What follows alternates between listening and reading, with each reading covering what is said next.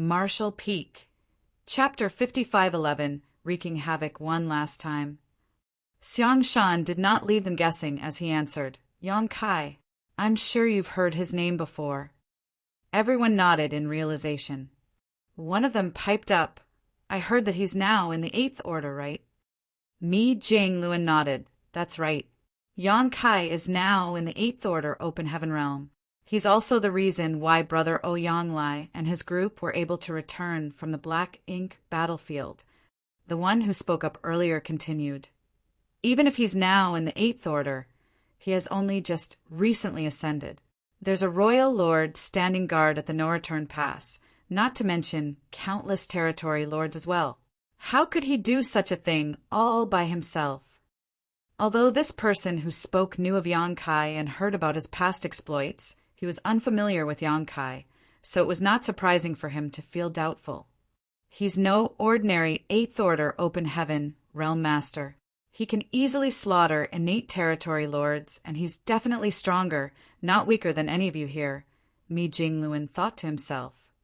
Ouyang Lai had told Mi Jingluan some astonishing things, but as this information involved other matters as well, Mi Jingluan had classified the reports to prevent information leaks. Not many people knew of these things now, especially regarding just how strong Yang Kai was. This was a way of protecting Yang Kai to prevent him from getting exposed to the Black Ink clan and being targeted as a result. However, judging by what was happening now, even though Mi Jingluan wanted to protect Yang Kai was not someone who would keep a low profile. He has already run off to the No-Return Pass and destroyed high-rank Black Ink nests. The Black Ink clan surely view him as their highest priority target. After a moment of silence, Mi Jingluan said, perhaps it might be hard for him to accomplish this alone. But there's something you shouldn't forget, everyone. Even if he's acting alone, it doesn't mean he doesn't have help. The Small Stone Race Army. One of the 8th Order Masters exclaimed in realization. Mi Jingluan nodded. Exactly. Previously, Yang Kai traveled to various great territories and refined numerous universe worlds.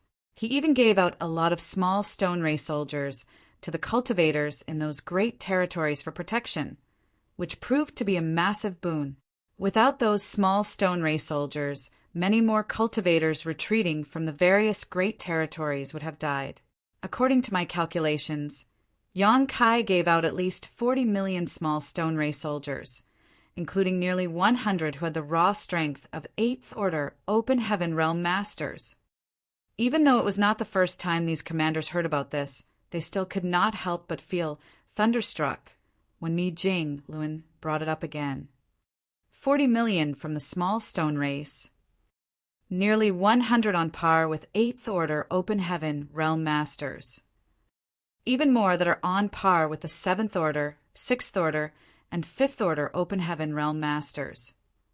They were all curious as to how Yang Kai cultivated so many small stone ray soldiers, creating a massive and powerful army all on his own.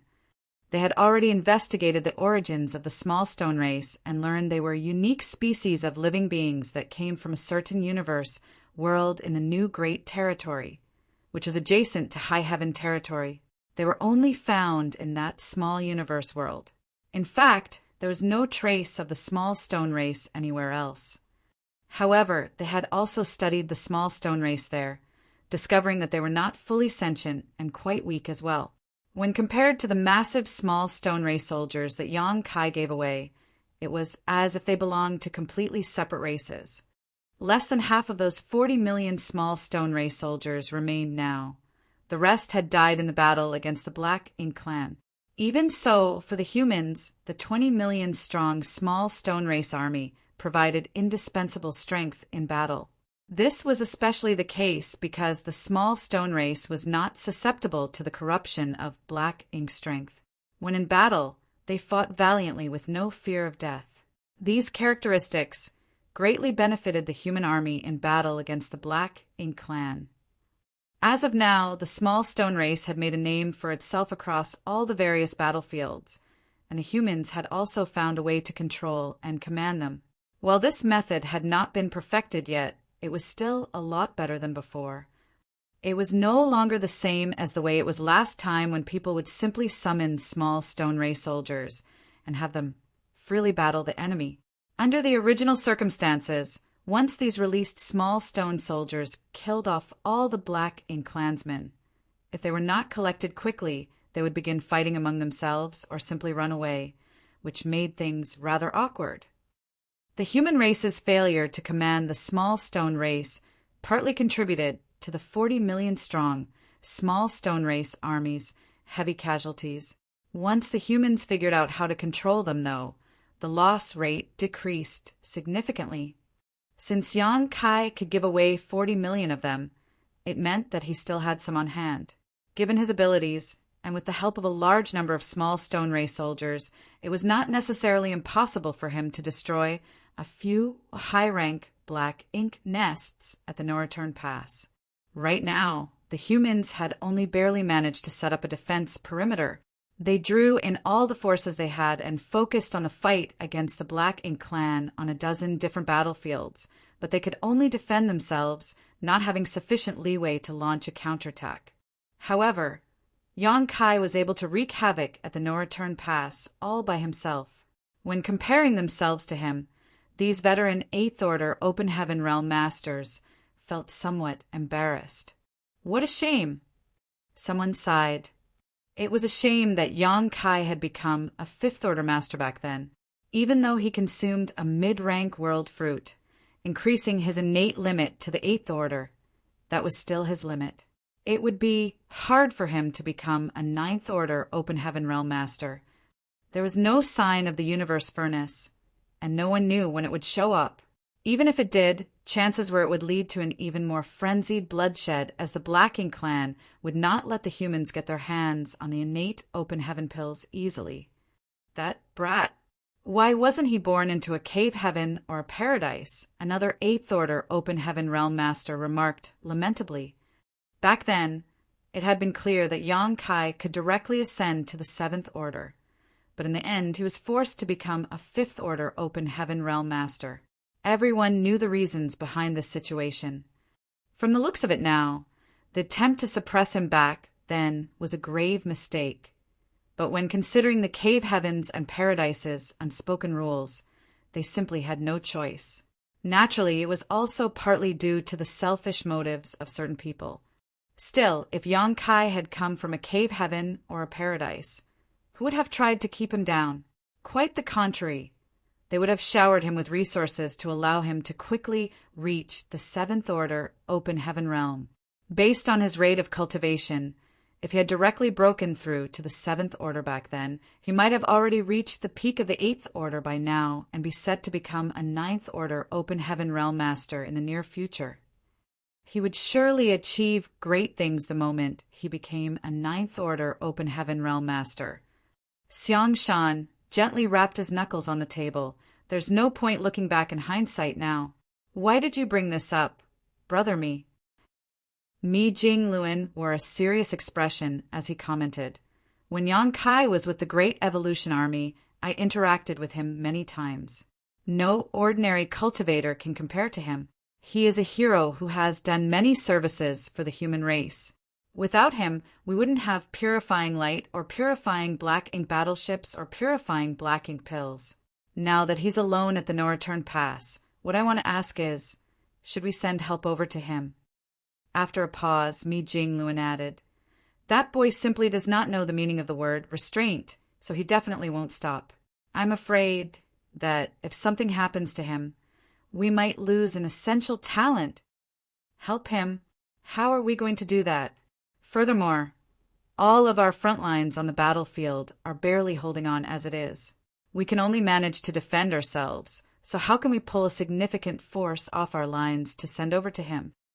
An 8th Order Open Heaven Realm Master immediately refuted Mi Jing Luan's idea. He was not trying to go against Mi Jing Luan on purpose, just stating the reality of their situation. The human race's defense lines had shrunk to a dozen great territories, but their situation still did not look too good either. Many of the others nodded in agreement.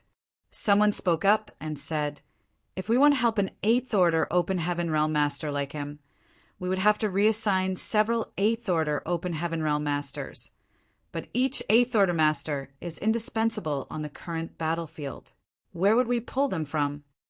Mi Jinglun stayed silent for a moment before saying quietly, "If we can't reassign anyone given our current defense perimeter, then why don't we give up one of the battlefields?"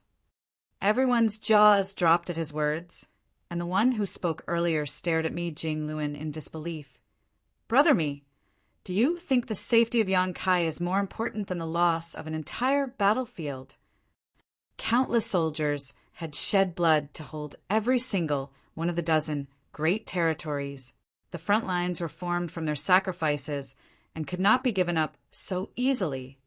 Mi Jinglun's suggestion shocked everyone to the core. Mi Jinglun shook his head. Giving up one of the great territory battlefields doesn't imply that Yongkai is more important than them.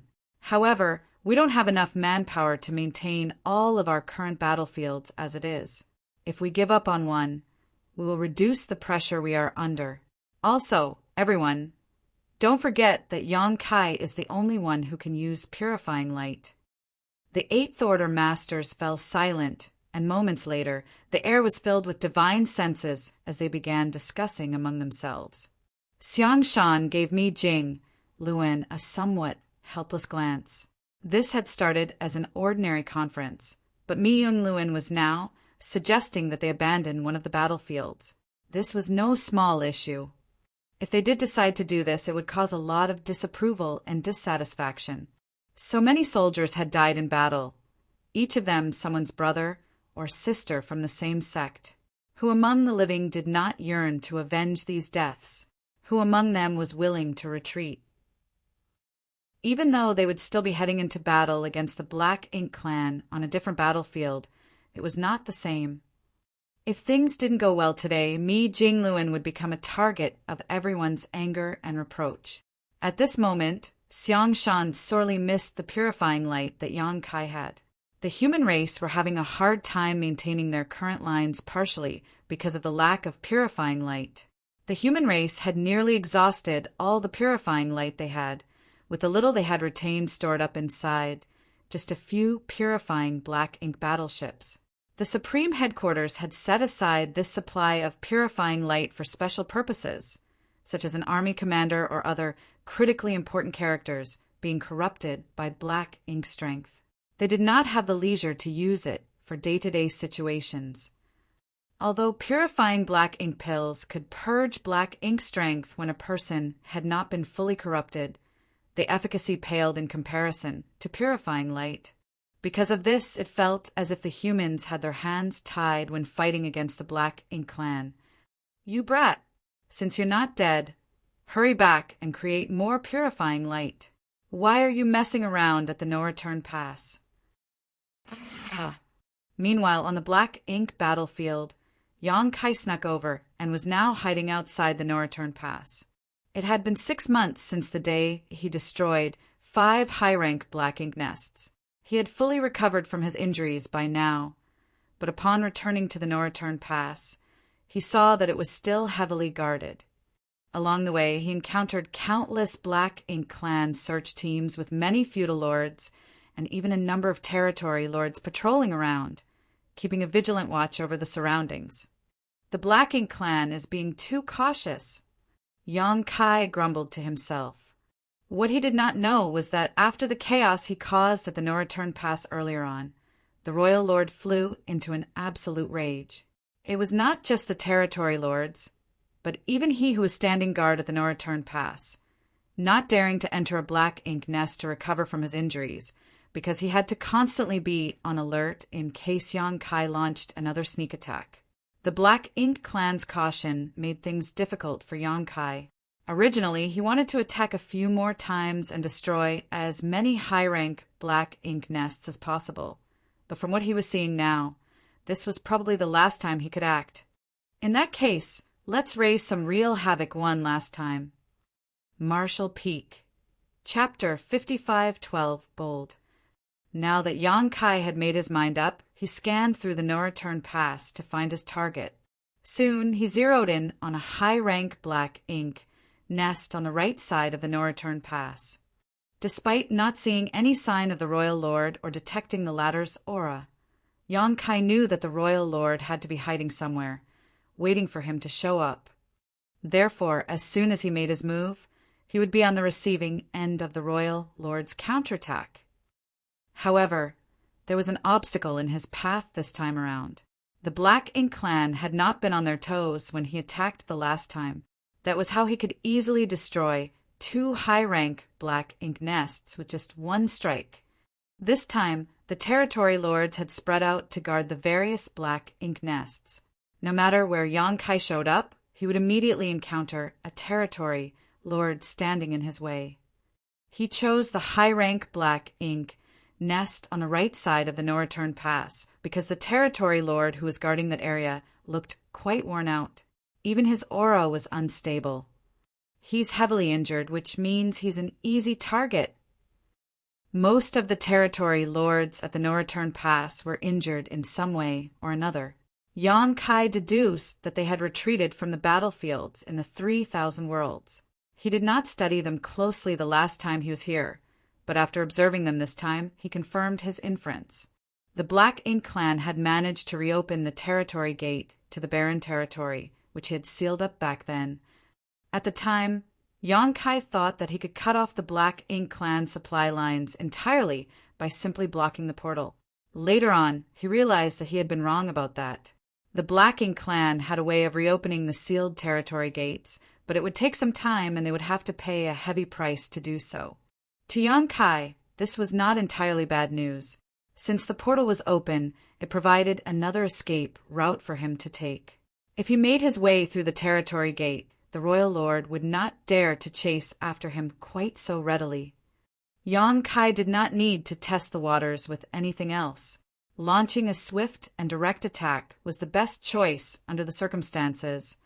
With that thought in mind, Yang Kai manipulated space principles, and in an instant he was above the high-rank Black Ink nest, and with a forceful thrust of the Azure Dragon Spear, he stabbed right at the territory lord who was standing guard here. Yang Kai also immediately used a soul-rending thorn for good measure. Soul-rending thorns were incredibly effective against the heavily injured territory lords around the no-return pass, as Yang Kai had found when he had a taste of the sweet victory the last time he was here. So he was not stingy this time. All he had to do was sacrifice a small piece of his soul, which was something he could bear. This territory lord was unlucky.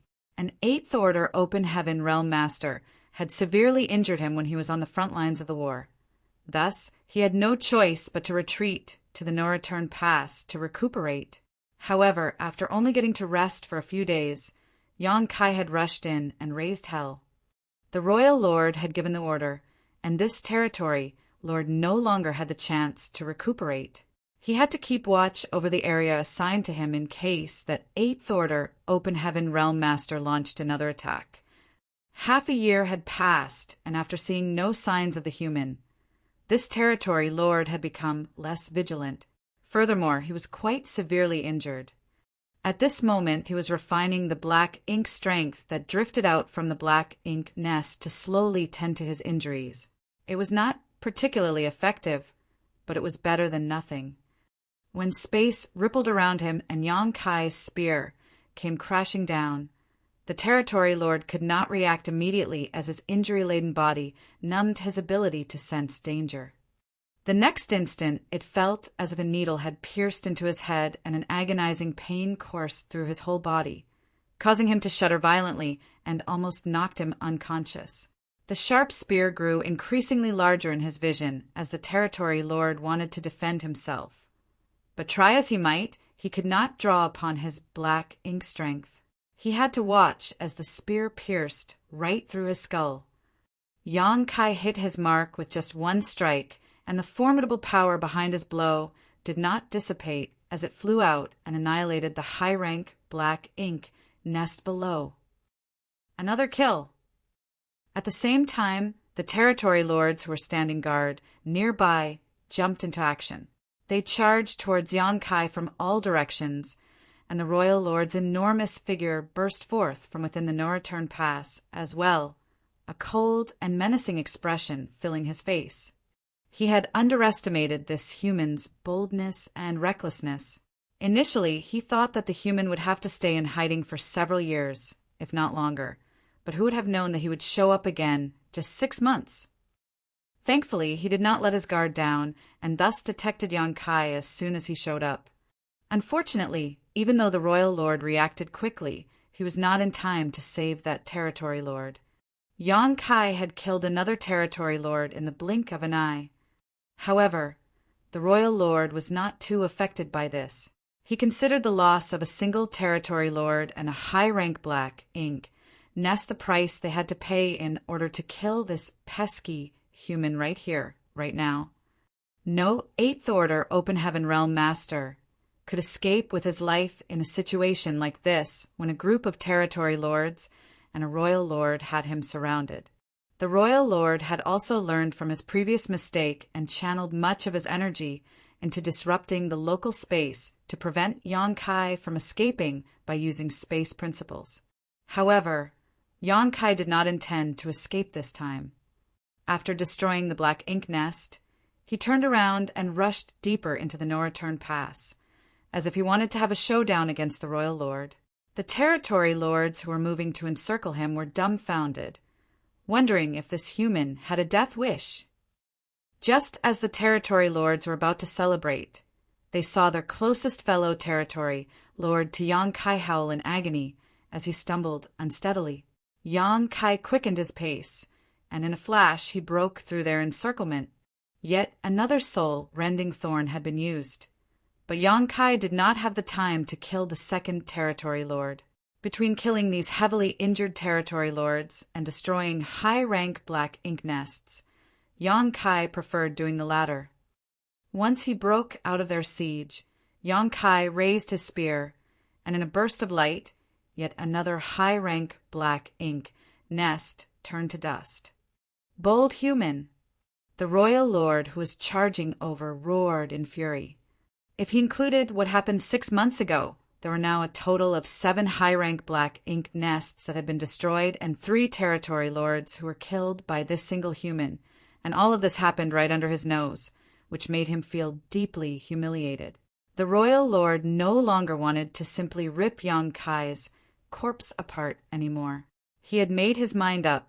If he managed to capture Yang Kai alive, he was going to extract Yang Kai's soul and refine it before torturing him until he begged for death. Even more territory lords stormed towards Yang Kai now, and their auras were all as sharp as knives as they sent a flurry of attacks towards him. The entirety of the no-return pass was in a frenzy, as if someone had dropped cold water into a boiling pot of oil. Even though a royal lord was charging over, Yang Kai's expression was still perfectly calm and tranquil. All of a sudden, he put away his azure dragon spear, and with a wave of his hands, 2 small stone race armies of over 1 million each appeared, one bearing the symbol of the great sun, and the other the symbol of the great moon. The sudden appearance of so many small stone race soldiers startled the black ink clansmen, but soon some of the territory lords recognized these strange beings. On the current battlefields, these beings fought against the Black Ink clan under the command of the humans. They did not fear being corrupted by Black Ink strength, nor were they afraid of death. As a result, the Black Ink clan suffered significant losses at their hands. That being said, what could these dregs do when faced with so many territory lords and even a royal lord? No matter how large their numbers were, these strange stone men were no better than ants. Under Yang Kai's command, the 2 small stone race armies charged towards the royal lord. However, as soon as they came into contact with his aura, they were ground to dust. Countless of them turned into rock fragments, as the royal lord was simply too powerful for the small stone race soldiers to even get close. Still, numbering 2 million in total, there were enough to swiftly bury the royal lord in bodies. At the same time, Yang Kai found himself completely surrounded by the territory lords who came at him from all sides. One of the territory lords tried to land a deadly blow immediately, and the concentrated black ink strength turned into divine abilities that charged straight at Yonkai. Even a Ninth Order Open Heaven Realm Master would not fare well if struck by such a ferocious attack, let alone an Eighth Order Master. However, it was as if Yonkai did not see the attack coming at all, as he simply stretched out his hands. The great sun and great moon marks on the backs of his hands started to burn before they lit up in conjunction with the two small stone race armies. The next instant, incredibly pure and concentrated great sun and great moon energy were drawn out and swiftly combined to form the purest light imaginable. The royal lord, who was surrounded by the small stone race, immediately had a bad premonition. The territory lords who surrounded Yonkai also felt greatly disconcerted for no apparent reason. A tiny sun that looked just like the real sun suddenly exploded outwards with pure, dazzling white light illuminating the entire Noreturn Pass. For a moment, several tens of millions of kilometers of the void seemed to glow with unimaginable white radiance. Countless lower-ranked black ink clansmen simply vanished under the intense light. Even most of the divine abilities and secret techniques, which were formed from black ink strength that came charging towards Yonkai, disappeared without a trace, leaving just a few dregs to hit Yonkai, causing him to stagger slightly. The territory lords all howled in pain as they felt their bodies being bathed in the most toxic poison in existence. Black ink strength sizzled as it flooded out of their bodies. The blinding light lasted for 10 breaths before it slowly faded away. However, by the time the dust settled, the casualties suffered by Black Ink clan both within and outside the Noreturn Pass had climbed to an uncountable height. Many new Black Ink clansmen had been born in the great passes nearest to where the light had shone, but now not even a tenth of them remained. Although things were a little better on the universe fragments and great passes that were further out, there were still significant losses there. Only the Black Ink clan masters who were on the outskirts of the great passes were less affected. The aura of over a dozen of the territory lords who were nearest to Yonkai plummeted, dropping down to the level of feudal lords in one fell swoop, damaging their foundations permanently and sending their minds and souls into disarray. The royal lord, whom the two small stone race armies had completely surrounded, was equally stunned and shocked by what just transpired. The two 1 million strong small stone race armies had all turned into shattered rocks, obscuring the royal lord's disheveled figure. He had been at the center of that explosion of purifying light, so he had naturally suffered the most. Even though he was a royal lord, his aura had been thrown into utter chaos. He knew about the existence of purifying light, but never thought that someone could unleash such a massive amount of it all at once. Even he would not be able to withstand a few more attacks of such intensity. The aura of those territory lords had dropped to that of a feudal lord because their heritage had been ground away, so naturally the royal lord did not escape unscathed either. Right now, about 10% of his foundation had been destroyed. While this was not enough for his cultivation to regress, even if the royal lord fully healed from his injuries now, he would no longer be as powerful as he once was and would need to cultivate for hundreds, if not thousands of years to return to his peak. If he was struck by another blast of purifying light of such might, he was not certain he could even remain a royal lord. Thus, once the light faded away, the royal lord instantly looked around to see where Yonkai was, deeply afraid that the latter would repeat this stunt. Soon, however, the royal lord turned towards the territory gate and saw pale-faced Yonkai standing at its edge, staring back at him with a look of provocation and condescension. Martial Peak. Chapter 5513 Restrained.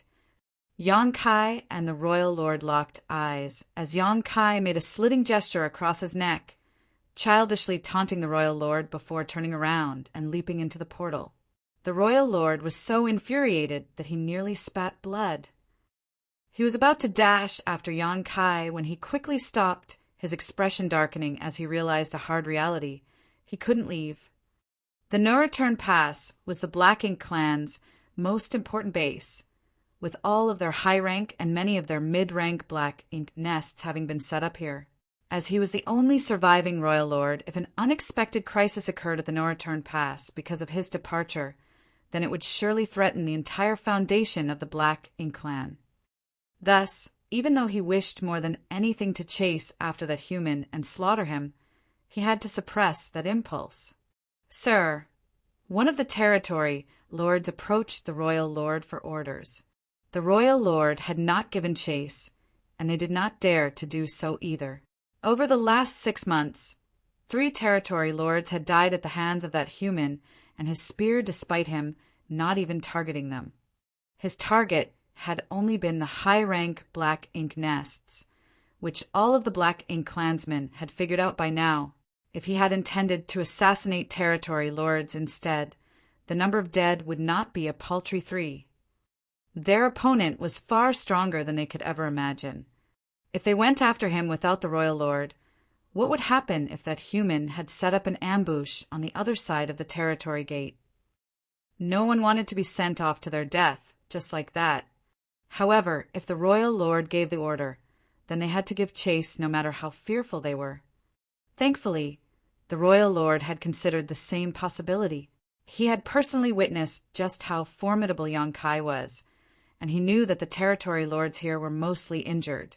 Therefore, after mulling it over for a brief moment, he quickly said, "Don't bother going after him." His words washed over the territory lords like a pardon from the heavens. Still, all of them were heavy-hearted. It could not be helped as they had lost too much. Not only did they lose another territory lord this time, but 4 high-rank Black Ink nests and over a dozen mid-rank Black Ink nests had been destroyed as well. Initially, that 8th Order Open Heaven Realm Master had only destroyed 2 high-rank Black Ink nests, but when the dazzling white light exploded around them, the Black Ink nests that were closest to the epicenter were shattered into dust as well, including 2 more high-rank Black Ink nests. Over a dozen territory lords had also regressed to feudal lords, while the others who were showered by the white light had their strength affected to varying degrees. Their fear and apprehension only increased when they noticed that even the royal lord's aura seemed to have weakened. 6 months ago, that human appeared out of the blue, destroyed 5 high-rank Black Ink nests, and killed 2 territory lords. Although he only destroyed 4 high-rank Black Ink nests and killed 1 territory lord this time, the total losses were actually more severe. And these losses did not even take into account the lower-ranked Black Ink clansmen, who were immediately vaporized when that burst of purifying light hit them. All of the Black Ink clansmen had one question in mind. What was that light, and why did it have such a horrifying effect on the Black Ink clan? All they saw was the humans summoning 2 small stone race armies, and then everything went white, literally. Now, the small stone race armies had turned into shattered rock and no longer existed.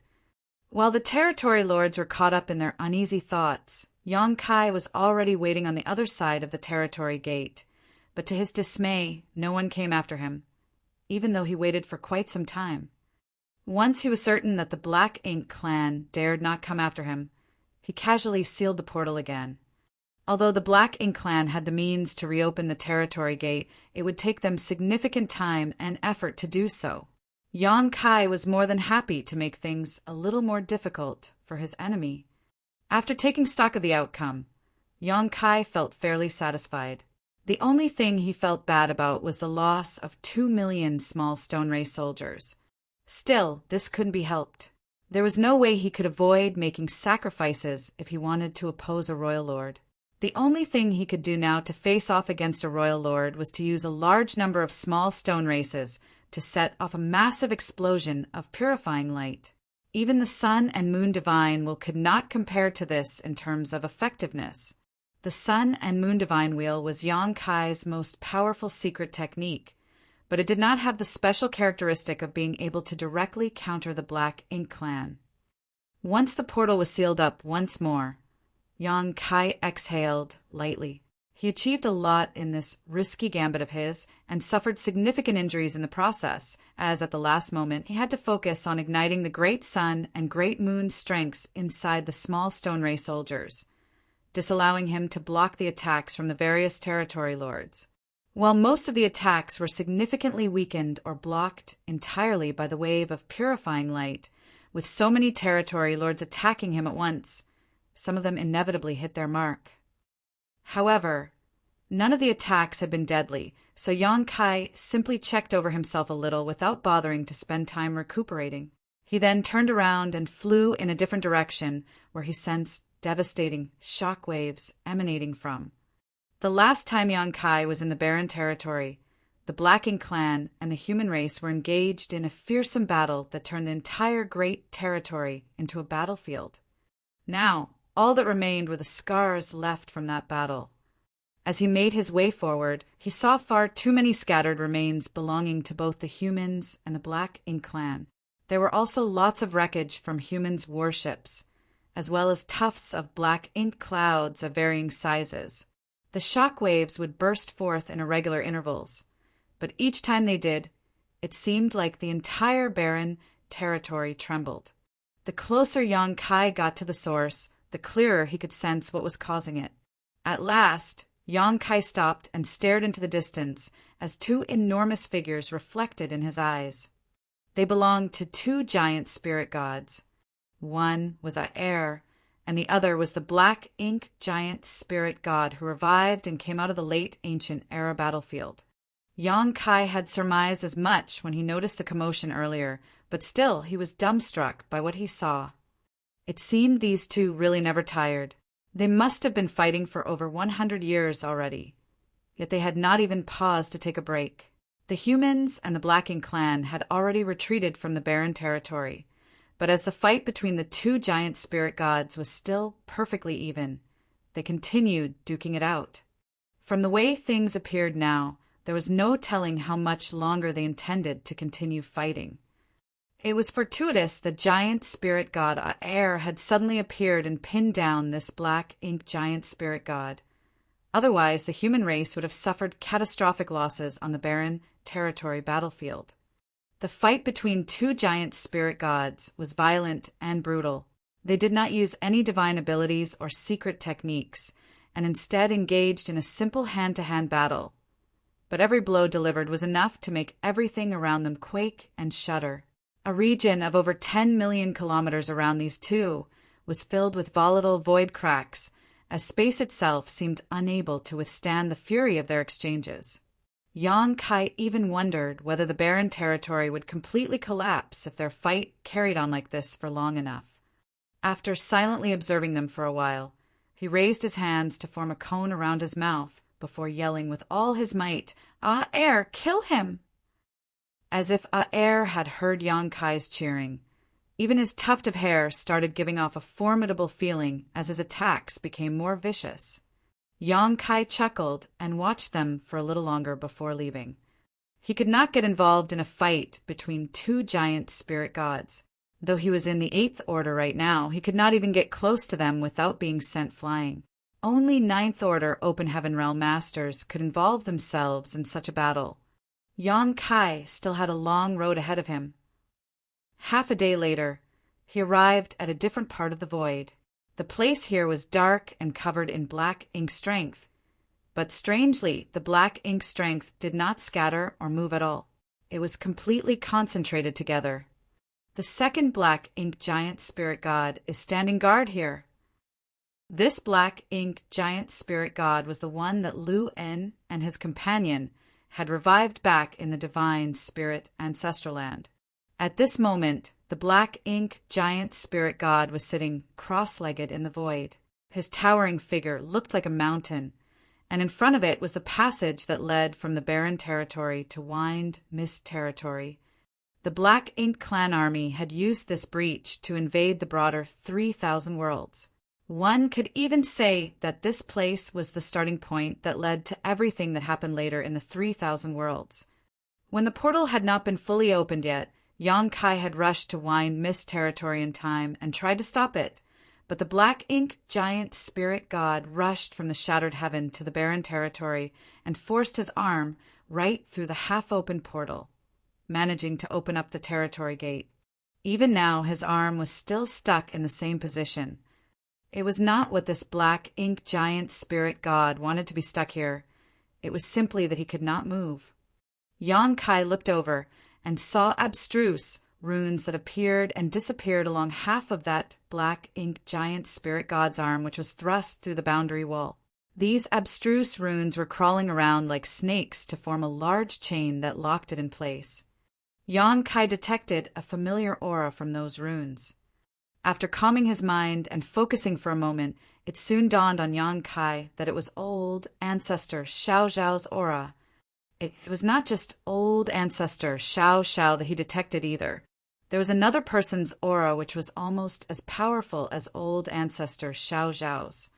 Wu Qing. Yang Kai's brow rose slightly. The humans only had 2 ninth-order old ancestors left. One was old ancestor Xiao Xiao, and the other was Wu Qing. This meant that the 2 ninth-order old ancestors were currently in Wind Mine territory and had used some sort of secret technique to restrain the black ink giant spirit god here. Naturally, these two were no match in a battle against a black ink giant spirit god. But Xiao Xiao and Wu Qing had chosen the best opportunity to make their move.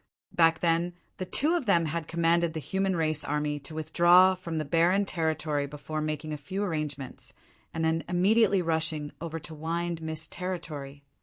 At that time, it seemed that in order to maintain the territory gate between the two great territories, the black ink giant spirit god could not retract his arm from the breach. The 2 ninth-order old ancestors arrived at Wind Mist territory before the Black Ink clan army had fully moved out, and then worked together to attach this chain-like secret technique to the Black Ink giant spirit god's arm. The Black Ink giant spirit god could have chosen to sacrifice his arm to free himself from these shackles, but he would lose a lot of his strength if he did so, and he was unwilling to do that. Therefore, for the past few decades, he had been engaging in a silent battle of patience with the 2 ninth-order old ancestors. The Black Ink giant spirit god sensed Yang Kai's arrival and was secretly shocked by the fact that the latter was still alive. At the time, a royal lord had specifically left the barren territory to hunt Yang Kai down. Yet here Yang Kai was alive and well. If Yang Kai was alive, though, then the fate of that royal lord was evident.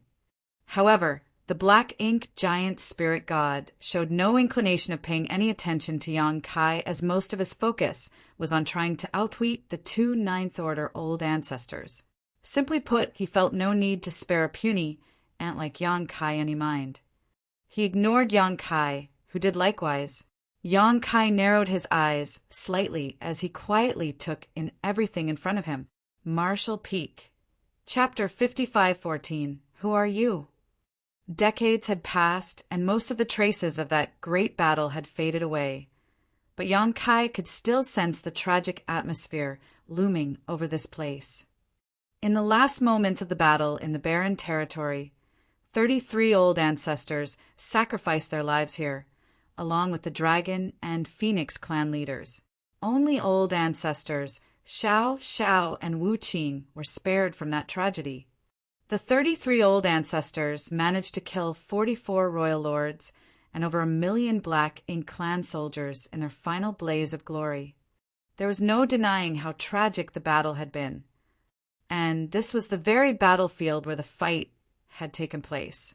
Even though Yang Kai was not present during that last battle and could not witness it, as he stood here now and took in the traces left behind, he could almost imagine what it was like then.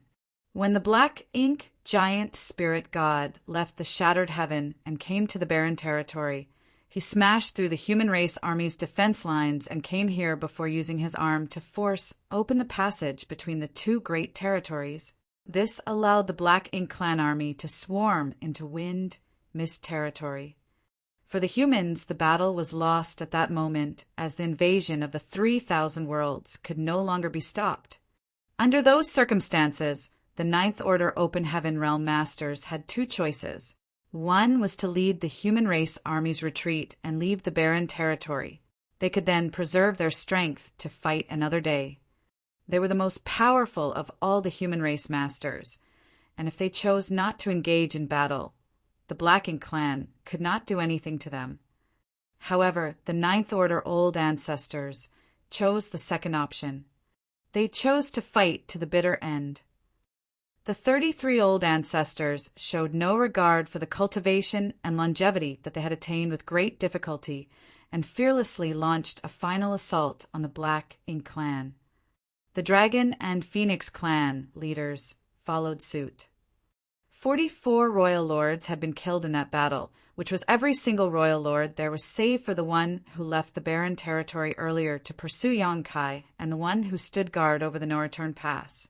Too much had been sacrificed in that battle, but it had also cleared the obstacles that stood in the way of the human race's future. The old ancestors had sacrificed their lives in exchange for giving the younger generation, including people like Yong-kai, time to grow stronger. It had been over 20 years since then, but as Yong-kai stood in this place, it was as if he had traveled back in time and witnessed the tragedies of that battle. His heart constricted and his dragon blood started to boil. When confronted with 33 old ancestors, along with the Dragon and Phoenix clan leaders, the Black Ink clan would have also put up a fierce resistance to withstand their sudden attack. Still, they could not resist the dying determination of these valiant souls. Once the royal lords had been wiped out, the surviving old ancestors did not retreat, though, and instead continued to attack the Black Ink giant spirit god who was pinned down here. In the end, none of them survived. What they had accomplished in that battle was still showing its effect now, as the Black Ink giant spirit god did not come out of the fight unscathed. His colossal body was covered in wounds that could not heal due to the many Tao strengths that crisscrossed around them. Black Ink strength kept leaking out of the wounds, but the Black Ink giant spirit god would absorb it back into his body, and the cycle repeated. This was most likely the reason why Xiao Xiao and Wu Qing could restrain the Black Ink giant spirit god from afar. If he was completely fine, then even if the two Ninth Order Open Heaven Realm had the advantage of making the first move, it would still be incredibly difficult for them to keep this Black Ink giant spirit god locked in place. It was the heroic sacrifice made by the old ancestors back then that allowed the current stalemate to exist. Yong-kai narrowed his eyes and looked over at the Black Ink giant spirit god as he coldly snorted, "Look at you now, Mo!" Every Black Ink giant spirit god was one of Mo's soul clones, but because Mo was so powerful and was already in the creation realm, his soul clones were also powerful beyond comparison. Mo could not be bothered to trifle with Yong-kai. He ran into this human boy when he awakened in the divine spirit ancestral land and knew that while he was a weakling, he was incredibly proficient when it came to escaping. It was not as if he did not want to kill this human back then, but the latter did not give him the chance to act. It was even more impossible for him to kill this human now that it was restrained and could not move. Thus, Mo did not wish to respond to Yong-kai's taunting. What it needed to do now was to build up its energy and break free from the two old ancestors.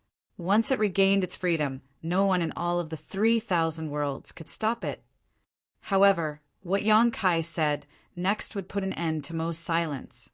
"Mo, I just came back from Primordial Heaven's Source Grand Restriction after bringing someone over there. Who do you think it was?"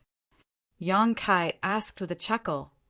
Mo finally glanced at Yong-kai before answering coolly, "It makes no difference who you send over there.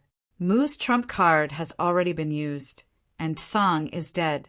When my true body awakens, the Primordial Heaven's Source Grand Restriction will easily crumble apart." Yong-kai slowly shook his head. "Don't be so sure about that. Since I sent that person over, it means I'm confident about this. After all, that person is an old friend of yours."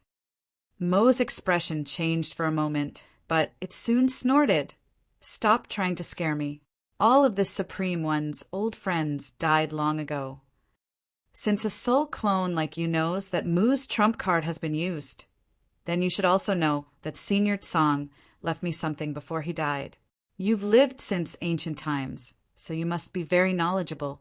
Why don't you try guessing what it was?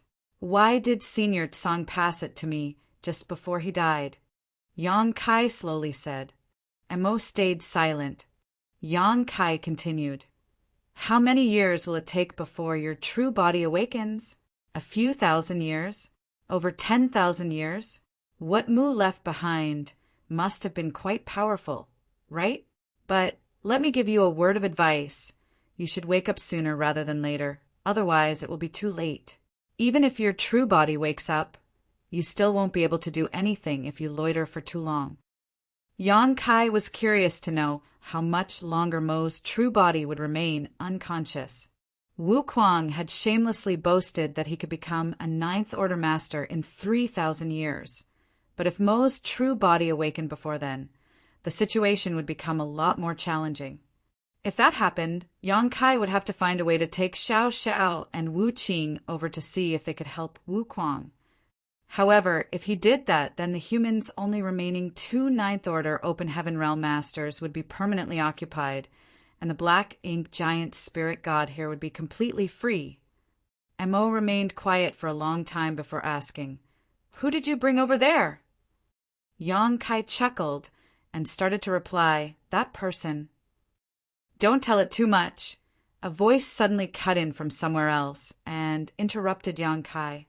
Yang Kai was startled at first, but he soon snapped out of it and asked hesitantly, "Old ancestor Wu Qing." Wu Qing did not respond. Instead, it was old ancestor Xiao Zhao's voice that rang out. "The Black Ink Giant Spirit God is exceedingly powerful. Be careful. It might try to corrupt you." Yang Kai was overjoyed. "How are the two of you doing, old ancestor? Is everything all right?" He never thought that Xiao Xiao and Wu Qing could communicate with him across the different territories.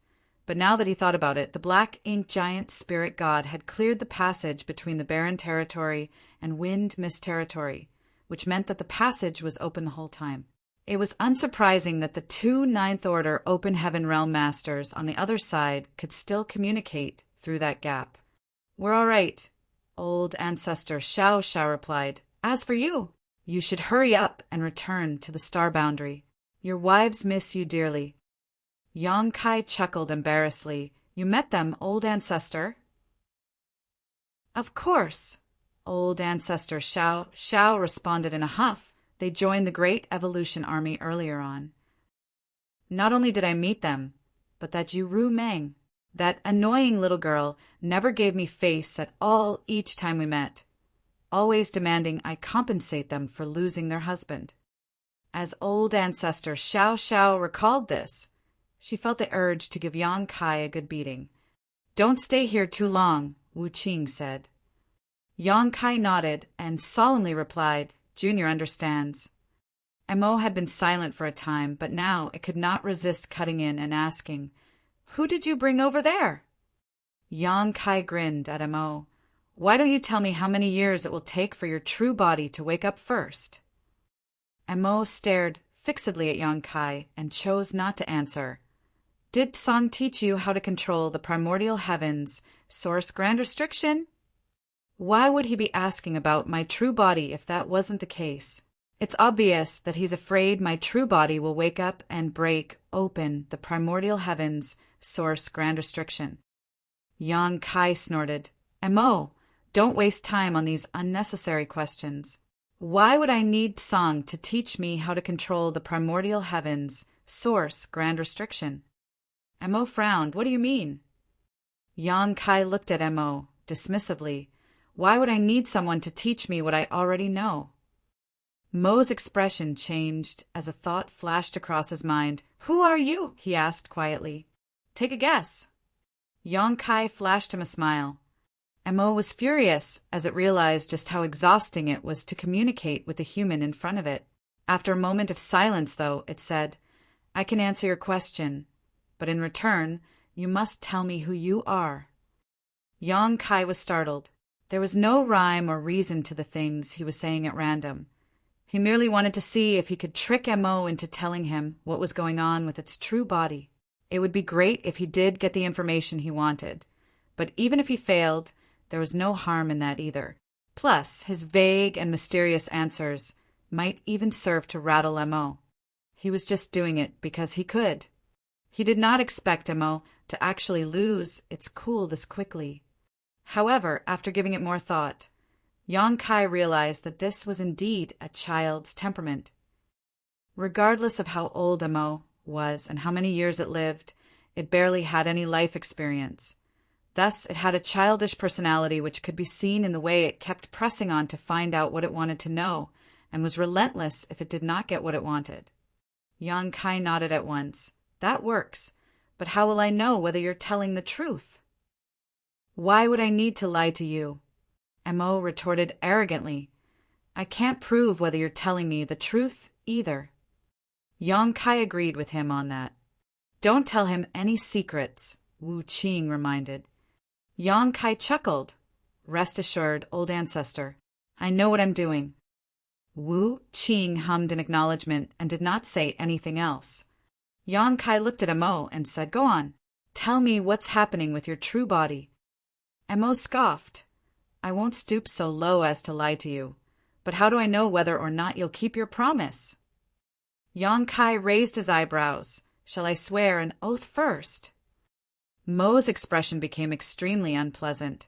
Humans' oaths are all worthless. From the looks of it, it had been tricked by a human's oath before.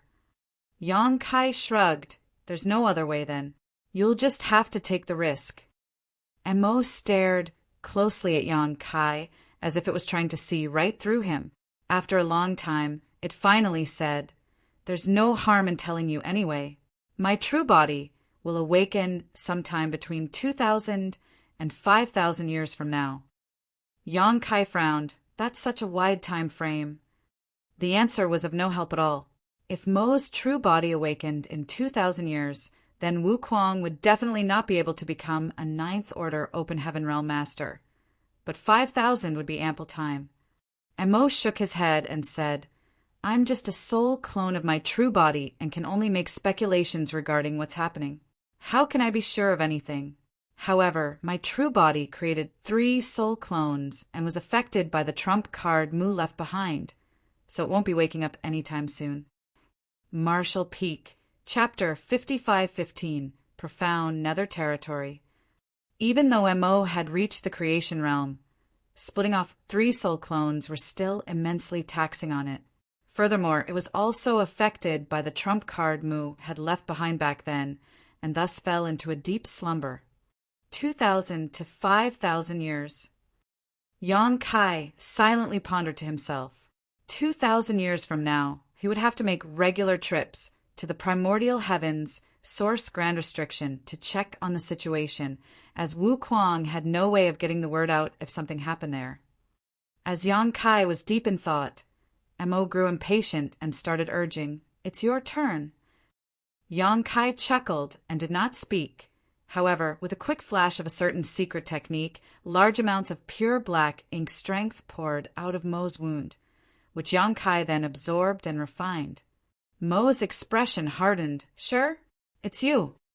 The heaven-devouring battle law was unique, so it went without saying that Mo recognized it at once.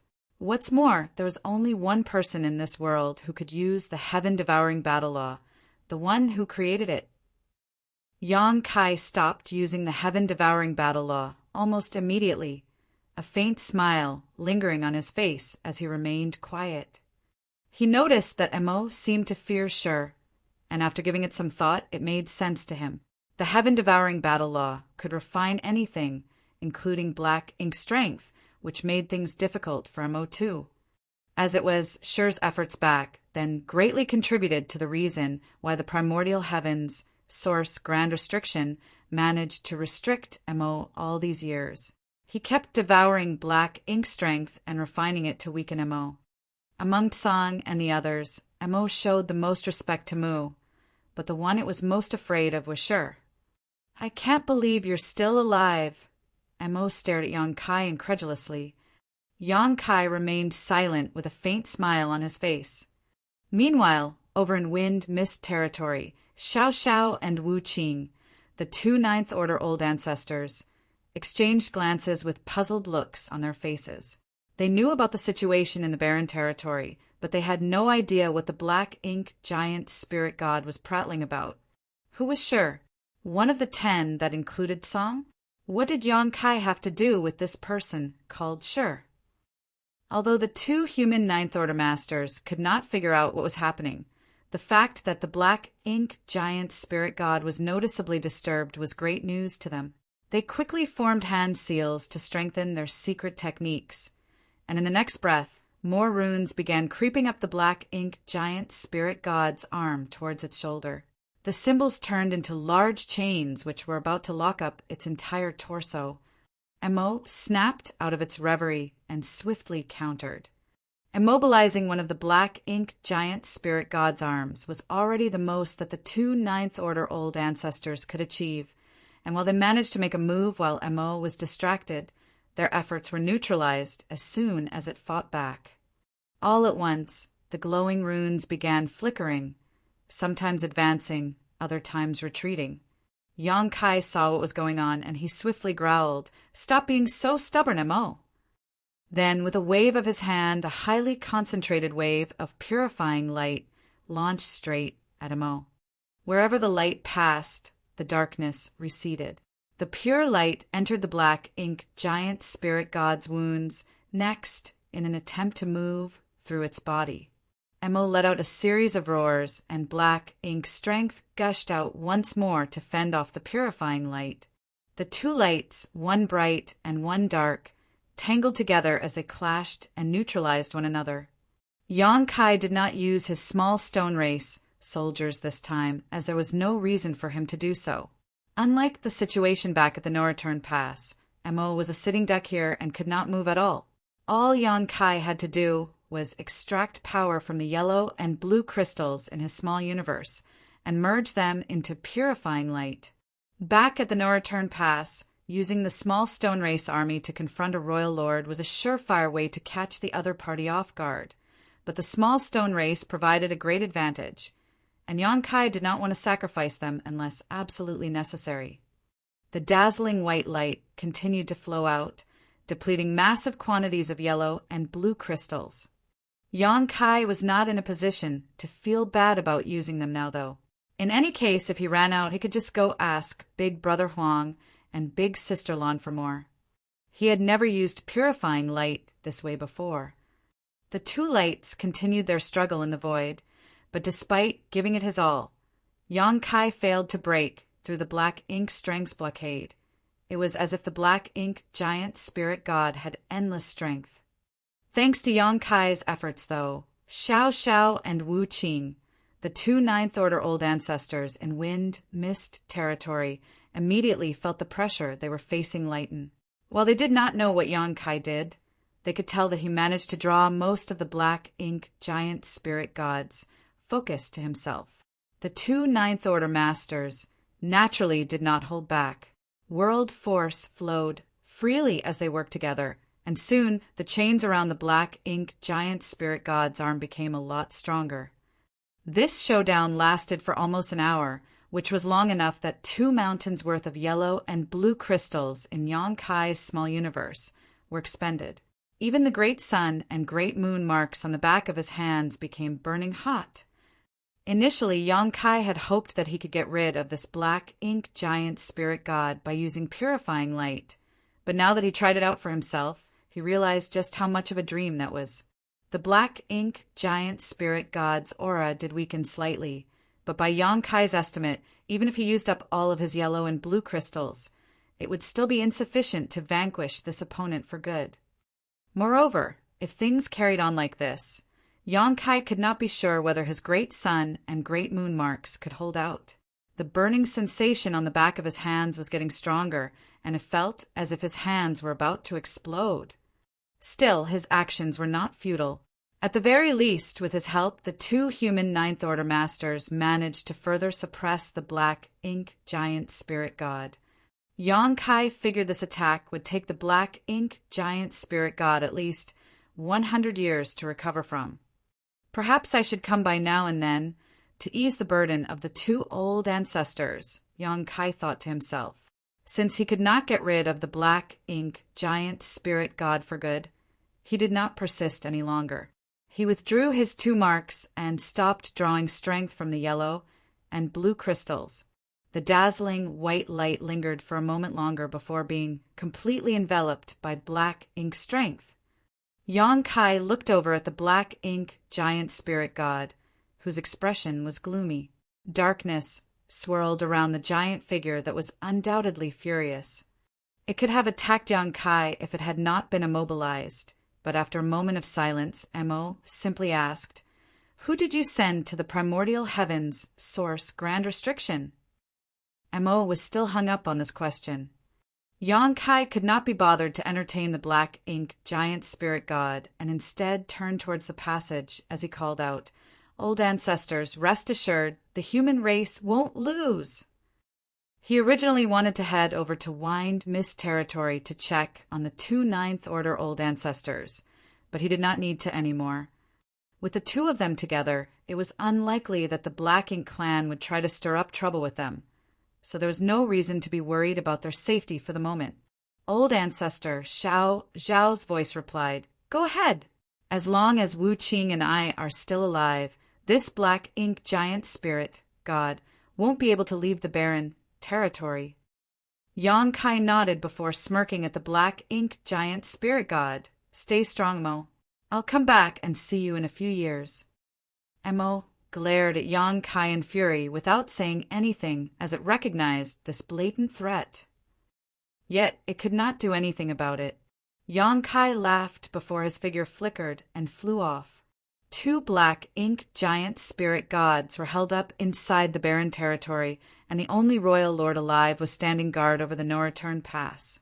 Thus, the strongest masters among the Black Ink clan now were merely innate territory lords. The humans suffered heavy casualties throughout the many years of crusades, but the Black Ink clan fared no better. Many of the Ninth Order Open Heaven Realm masters had readily chosen to sacrifice their lives for the sake of clearing the way for the next generation. Their sacrifice had given the human race a chance to grow stronger. The younger generation would inherit the responsibility of the older generation, and all would work selflessly towards their common goal. Such was the human race's determination. With such will, how could they possibly lose? Furthermore, Yong-kai now had 2 World Tree clones with him. If he could find a suitable place to plant them, the humans would then have 2 more star boundaries. In the future, the 3,000 worlds would surely belong to the human race. There would come a time when the Black Ink clan was completely wiped out, and order would be restored from chaos. Yong-kai firmly believed this and was eagerly anticipating that day's arrival. Profound Nether Territory was one of the dozen or so frontline great territories where the humans were now fighting the Black Ink clan. This great territory was named for Profound Nether Sect, a second-class great force. In the 3,000 worlds, Profound Nether Sect was not a prominent one. In fact, it was not even as powerful as the Profound Abundance Sect that Yong-kai went to previously. The Profound Abundance Sect once had 2 Fifth Order Open Heaven Realm Masters among their ranks, but Profound Nether Sect only had 1 Fifth Order Open Heaven Realm Master. However, based on the way the great forces in the 3,000 worlds are classified, Profound Nether Sect was considered a second-class great force and thus had the right to claim hegemony over a great territory. If a sect did not possess sufficient strength, then the great territory that belonged to that sect would not be much either. Although there were quite a number of universe worlds within Profound Nether Territory, few were suitable for human inhabitation, and those that were did not have very flourishing martial daos. Second-class great force was a general term, and there was a wide disparity between those that fell under this classification. The top second-class great forces would all have multiple Sixth-Order Open Heaven Realm Masters, while the weakest of the second-class great forces might only have 1 Fourth-Order Master. Strong great forces naturally claimed the best great territories, so the weaker ones could only choose the places that few others wanted as their base.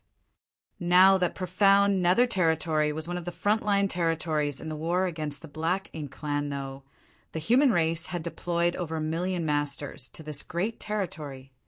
This was an alarming number, as the over 1 million fighters were all Open Heaven Realm masters. Anyone below the Open Heaven Realm was simply not capable of fighting the Black Ink clan and did not enter the battlefield. Even if a few overeager Emperor realm cultivators tried to force their way in, they would only end up becoming meaningless sacrifices. On the Black Ink battlefield, there were usually 30,000 to 40,000 soldiers posted at each great pass, all of them fifth-order masters and above, which was simply incomparable to the grand human army in profound nether territory.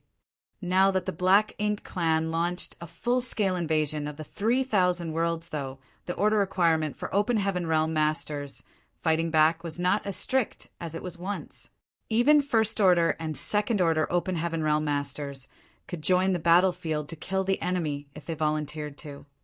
Naturally, this decision came with its own set of risks as well. The lower the cultivator's order was, the easier it was for Black Ink strength to corrupt them and turn them into Black Ink disciples, which would only benefit the enemy. However, purifying Black Ink pills greatly decreased the chances of this happening. As long as a purifying Black Ink pill was consumed before one fought the Black Ink clan, then before the medicinal efficacies wore off, even First Order and Second Order Open Heaven Realm masters would not be corrupted by Black Ink strength. While this meant that the demand for purifying Black Ink pill ballooned, it was still good that more cultivators could join the fight. As of now, the human race were mainly focusing on defending against the Black Ink clan's onslaught, unable to go on the offense. This was the same across all the great territory battlefields. Here at profound nether territory, the humans' forward outpost was set up right in front of the rear territory gate. This way, it was convenient for them to guard the territory gate and prevent the Black Ink clan from sneaking through. Apart from that, in the event of a defeat, the human army in profound nether territory could still retreat through the territory gate and avoid being completely wiped out. It could not be denied that such an arrangement had been done with a sense of sorrow and helplessness. Marshall Peak, Chapter 5516, Unwilling. Alas, such was the situation that the humans were in now. As things became more and more serious on the various battlefields, those at the Supreme Headquarters could not avoid planning for the possibility that the humans might be defeated. Thus, having the forward outpost right outside the territory gate was the best strategy. Among the dozen or so great territory battlefields, the fight between the humans and the Black Ink clan in profound nether territory was not the most intense, but it was still fraught with tension. The 1 million strong army's defense line had been quite long at first, but as the Black Ink clan army continued to press forward over the recent years, the front shrunk as well. Right now, the region that was under the humans' control was less than 30% of what they once had. Once the human race army retreated to a certain point, they would have no choice but to consider retreating from the territory altogether, regardless of how reluctant the humans in profound nether territory were. It would not be easy to organize the evacuation of over 1 million soldiers. The human race had to prepare their exit strategy in advance, or else, if they showed any signs of disorder, the Black Ink clan would surely pounce and inflict massive losses. Compared to the battles between the human race and the Black Ink clan on the Black Ink battlefield, the Black Ink clan's invasion now had led to battle between the two sides becoming far more frequent and fierce. Fights big and small broke out at every moment, and during each clash, both sides continued to suffer casualties. At the moment, somewhere less than half a day's journey away from the humans' forward outpost, the humans and the Black Ink clan were engaged in a relentless battle around a large universe fragment. The human race had 300,000 soldiers stationed at this universe fragment, which was covered in countless arrays and artifacts to aid them against the Black Ink clan's attacks. This battle had carried on for 3 months already. Thanks to the arrays and artifacts installed on the universe fragment, as well as a steady stream of reinforcements from the rear, the human race had managed to fend off the Black Ink clan's attacks over 100 times and killed countless Black Ink clansmen. That being said, just like the human race had reinforcements, the Black Ink clan did too, and their numbers were far greater. As of now, the Black Ink clan occupied nearly all of the great territories in the 3,000 worlds and had planted Black Ink nests in all of their conquered land. As a result, the Black Ink Clan army had an endless stream of new soldiers to throw into the war. Even though many hunters moved through these great territories and destroyed numerous black ink nests, this barely made a dent in the number of black ink nests there were. No matter how many low-rank black ink nests they destroyed, it was no use if the humans did not destroy their source, which were the mid-rank black ink nests. Each time the human race destroyed one low-rank nest, the Black Ink Clan would immediately regrow another, so it was merely an exercise in futility that wasted resources. For the Black Ink Clan, who currently occupied basically all of the 3,000 worlds, they did not lack resources, and furthermore, they were receiving more from the Black Ink battlefield as well. The battle was particularly fierce just outside the universe fragment. Scores of human warships flew about as the light from spirit arrays and secret techniques shot out to push the Black Ink Clan army back. Atop the universe fragment, an imposing middle-aged man dressed in a set of golden armor sat cross-legged as he stared out into the battlefield with a look of concern. The situation in profound Nether territory did not look good, but the human race could not afford to lose this battle in particular. If they did, then the profound Nether army would have no other place to retreat to. They would have to give up the entire profound Nether territory, and the human race would lose yet another one of their front lines against the Black Ink Clan. This outcome was hard for the human race to stomach, and a defeat here would surely cause a precipitous drop in morale. However, the difference in strength between the human race and the Black Ink Clan was clear, so how were they supposed to hold onto profound Nether territory? The middle-aged man had no answer. He was not an expert in military strategy. What he excelled at was charging in and wreaking havoc. Yet the situation was deeply worrying right now. Although he wanted to join the fight, his injuries were severe enough that he needed to rest and focus on healing right now, so he had to quell his itch to fight. All of a sudden, a figure fell from the sky and landed near him. The man stumbled and coughed, blood dripping from the corner of his lips. The middle-aged man turned to look, and the newcomer grinned. "Tending to your injuries, old Wei. Isn't that obvious? Why would I be sitting here if I wasn't tending to my injuries?" Wei Junyang snorted to himself, but as they were old friends, there was no reason to stick to formalities. After thinking briefly, Wei Jungyang said, "Brother Ouyang, just focus on healing yourself. Don't force yourself to keep up." The person flashed a stubborn smile. "Don't just pay attention to my injuries. That territory lord isn't having a good time either. I was so close. I nearly bashed his head apart. Alas, what a shame." However, he did sit down cross-legged and stuffed a pill into his mouth.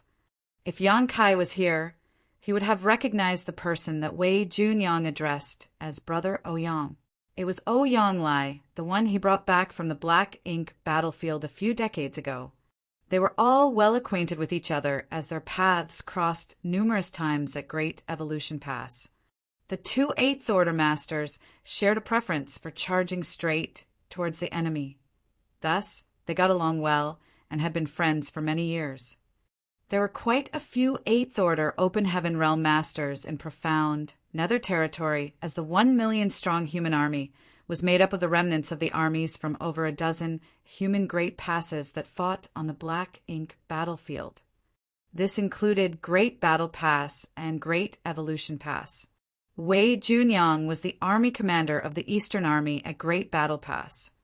Over the past 500 or so years, the human race armies of the various Great Passes had gone through battles at the Primordial Heavens Source Grand Restriction, the No Return Pass, and the Barren Territory. These three major wars greatly depleted the human race's reserves. Thus, when the human race retreated to High Heaven territory and the Star Boundary, the various Great Pass armies were disbanded and reorganized into armies named after the dozen or so great territory battlefields. The army here at profound Nether territory was the profound Nether army. If they failed to hold their ground in profound Nether territory, then the profound Nether army would be broken up and redistributed to the other armies. Right now, Wei Yungyang and Ouyang Lai were both commanders in the profound Nether Army. As long as no Ninth Order Open Heaven Realm Master showed up, the veteran Eighth Order Army commanders would remain in charge. They were not the only army commanders here, though, as there were several other Eighth Order Masters who held such a rank. After quietly tending to their injuries for a while, Ouyang Lai abruptly said, "It's hard to fight against these innate territory lords."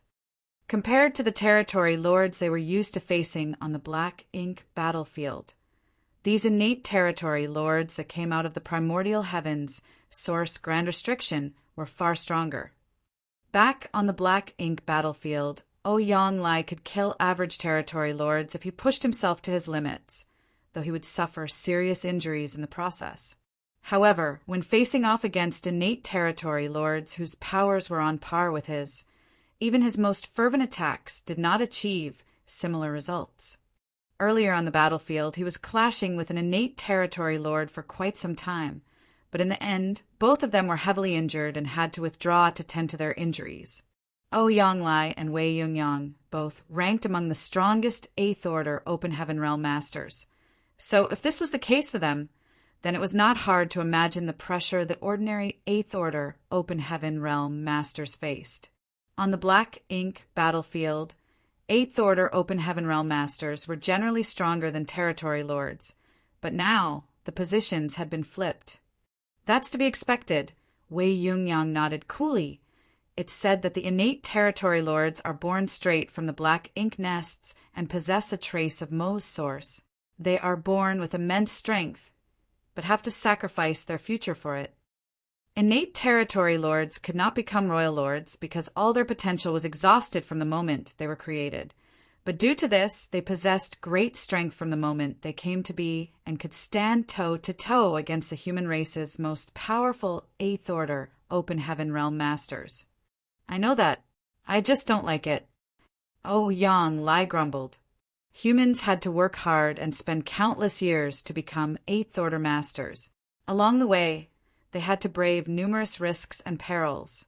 However, the Black Ink clan did not have the same problem. A high-rank Black Ink nest could give birth to numerous innate territory lords. All they needed was sufficient resources. Although Ouyang Lai considered the Black Ink clan his mortal enemy, he had to admit that their method of creating new masters was an unsolvable conundrum. After a moment of silence, Ouyang Lai asked, "What did those at the Supreme Headquarters say?" Wei Junyang sighed. "They said that if the profound Nether Army can't hold out against the enemy, we need to start making preparations to evacuate." "Retreating again." Ouyang Lai's expression hardened as he snarled, "We've gone from the primordial heavens, source, Grand Restriction, to the no-return pass. From the no-return pass to the barren territory, and then from the barren territory to here. Why are we retreating further still? Will there be any space for the human race to survive in if we keep retreating like this? What are Big Head Me and Big Head Xiang doing? Aren't they supposed to be the best strategists? Can't they think of a way to ease the situation here? Sooner or later, I'm going to tear their heads off and kick them around like a ball."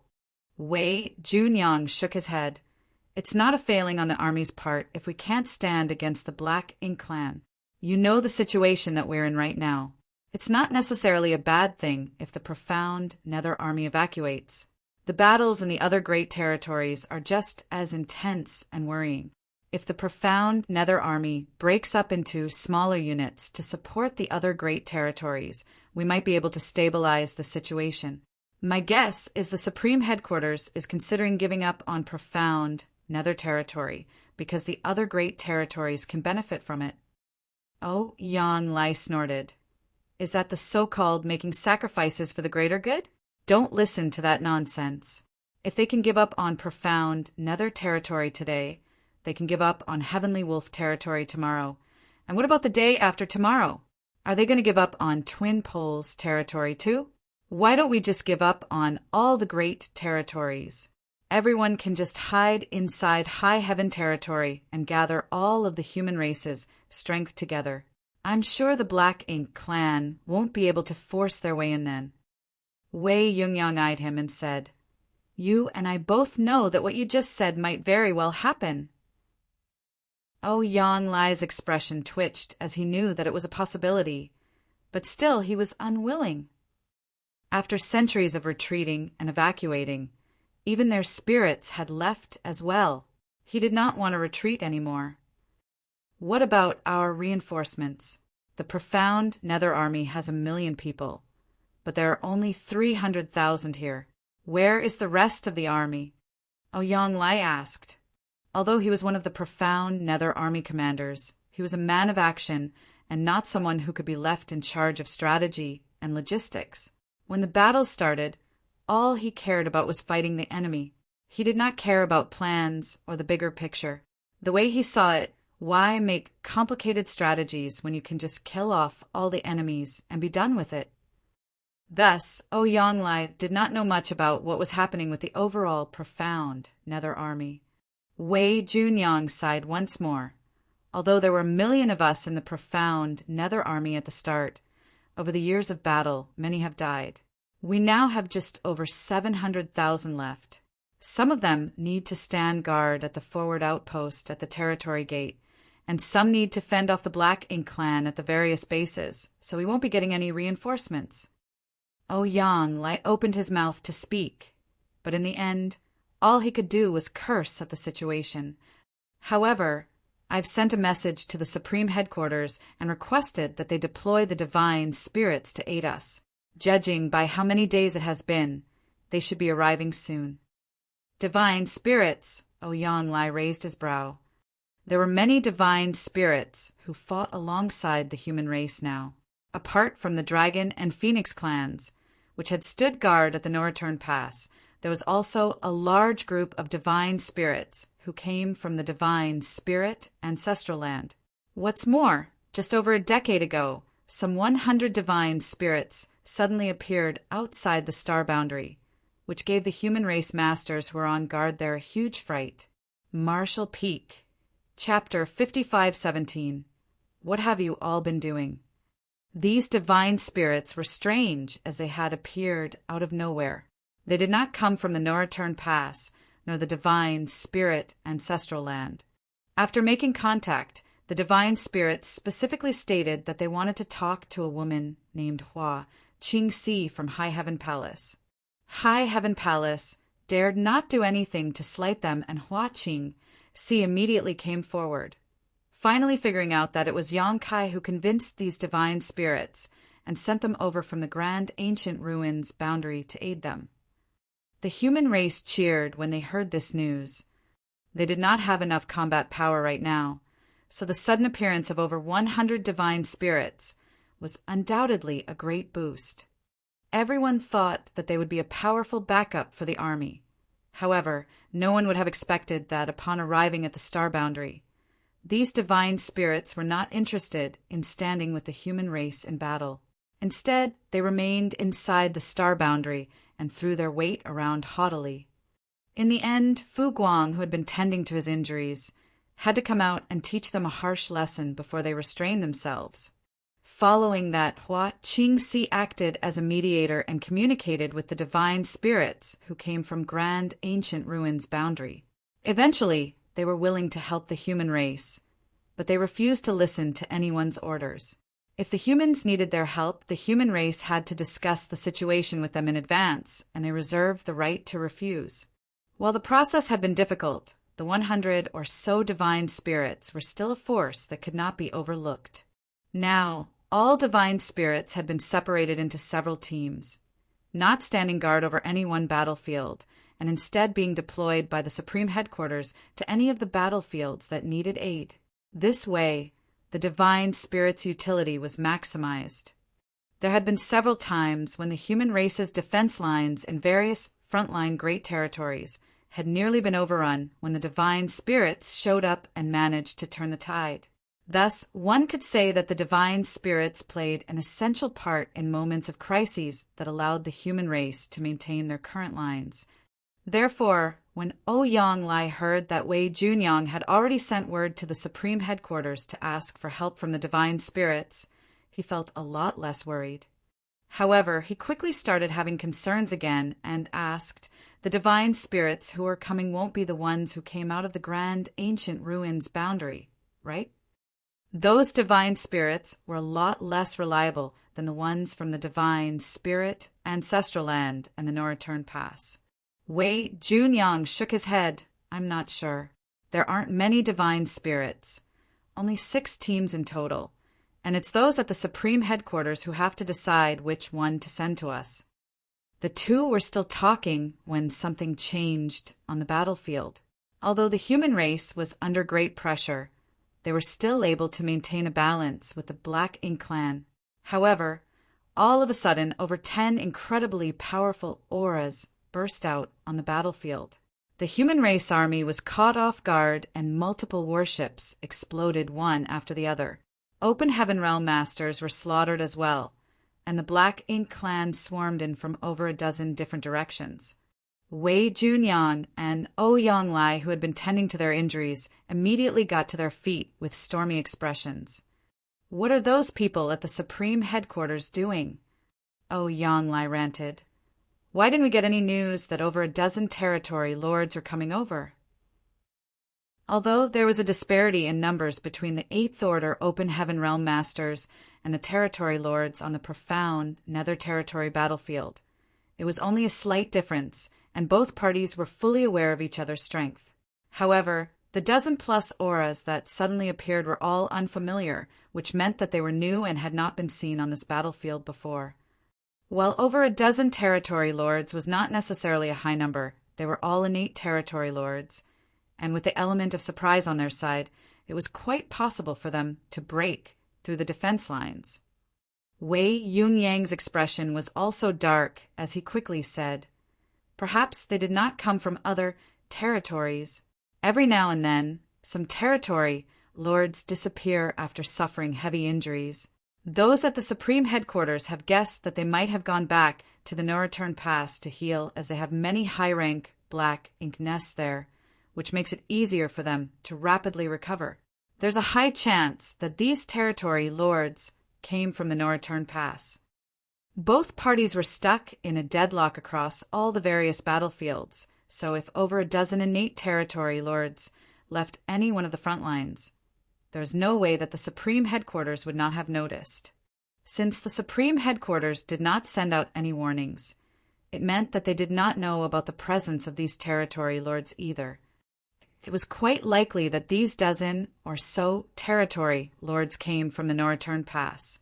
It was clear that they swarmed here because they wanted to break the profound Nether Territory's defense perimeter and claim the whole great territory for themselves.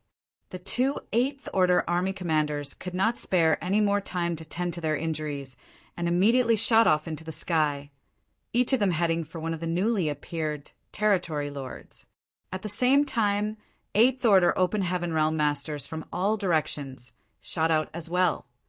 Both Wei Junyan and Yonglai knew full well that this might very well be the end of the battle here in profound Nether Territory. The support of over a dozen innate territory lords was enough for the Black Ink clan to overrun the profound Nether army's defense lines. Under these circumstances, the profound Nether army could not even retreat, for if they did, the newly reinforced enemy would surely hit them from behind and inflict heavy casualties. Their only option now was to push back the Black Ink clan at risk of their lives, trying to open up a window to evacuate. This time, it had to be a fight to the death. The human race had encountered this situation far too many times, though. Thus, even though the crisis had been sudden, the human army did not panic or back down. In the next instant, masters from both sides began clashing. With the support of a dozen more territory lords, the Black Ink clan army instantly gained the advantage and began pushing into the human lines. Countless flashes of light sparked across the void in bursts of varied colors. In less than half a day, 30% of the 300,000-strong human race army had died, and 2 8th Order Open Heaven Realm Masters had died as well. Although the 2 8th Order Masters had given it their all before their death, they only managed to severely wound their opponents. None of the innate territory lords had died. The loss of the two Eighth Order Open Heaven Realm Masters sent the human race army into a frenzy. Somewhere on the battlefield, Ouyang spat out mouthfuls of blood, but he showed no signs of retreating. He kept attacking again and again. However, he was already injured and could not exert his full strength, so how could he best an innate territory lord? Fortunately, Ouyang ferocity managed to make the innate territory lord he was facing somewhat hesitant. If that had not been the case, the latter would have killed Ouyang by now. That being said, the territory lord was in no rush. The humans were on the verge of collapse, and the Black Ink clan was sure to come out victorious, so the territory lord had no reason to risk his neck in this fight against Ouyang. Even if he just dragged the fight out, his side would still win. Not to mention the fact that there were more territory lords than there were Eighth Order Open Heaven Realm Masters. The Black Ink clan had the absolute advantage here. After more fierce battling, the territory lord abruptly shot a menacing smirk at Ouyang, whose heart jolted at the sight as he had a foreboding feeling. Just then, a piercing murderous intent came at him from the side, and the territory lord in front of him charged towards him as well. At this life-or-death moment, Ouyang did not choose to back away. He charged forward and spat a mouthful of blood essence on his weapon, which instantly glowed brightly. As the two passed each other, blood spewed out of Ouyang chest, and at the same time, a deep gash appeared on the territory lord's neck. It was so deep that bone was visible, and Ouyang sword intent lingered around the wound. The territory lord's expression darkened. Earlier, he had nearly died to his opponent's blade. It was true that the Eighth Order Open Heaven Realm Masters could not be underestimated.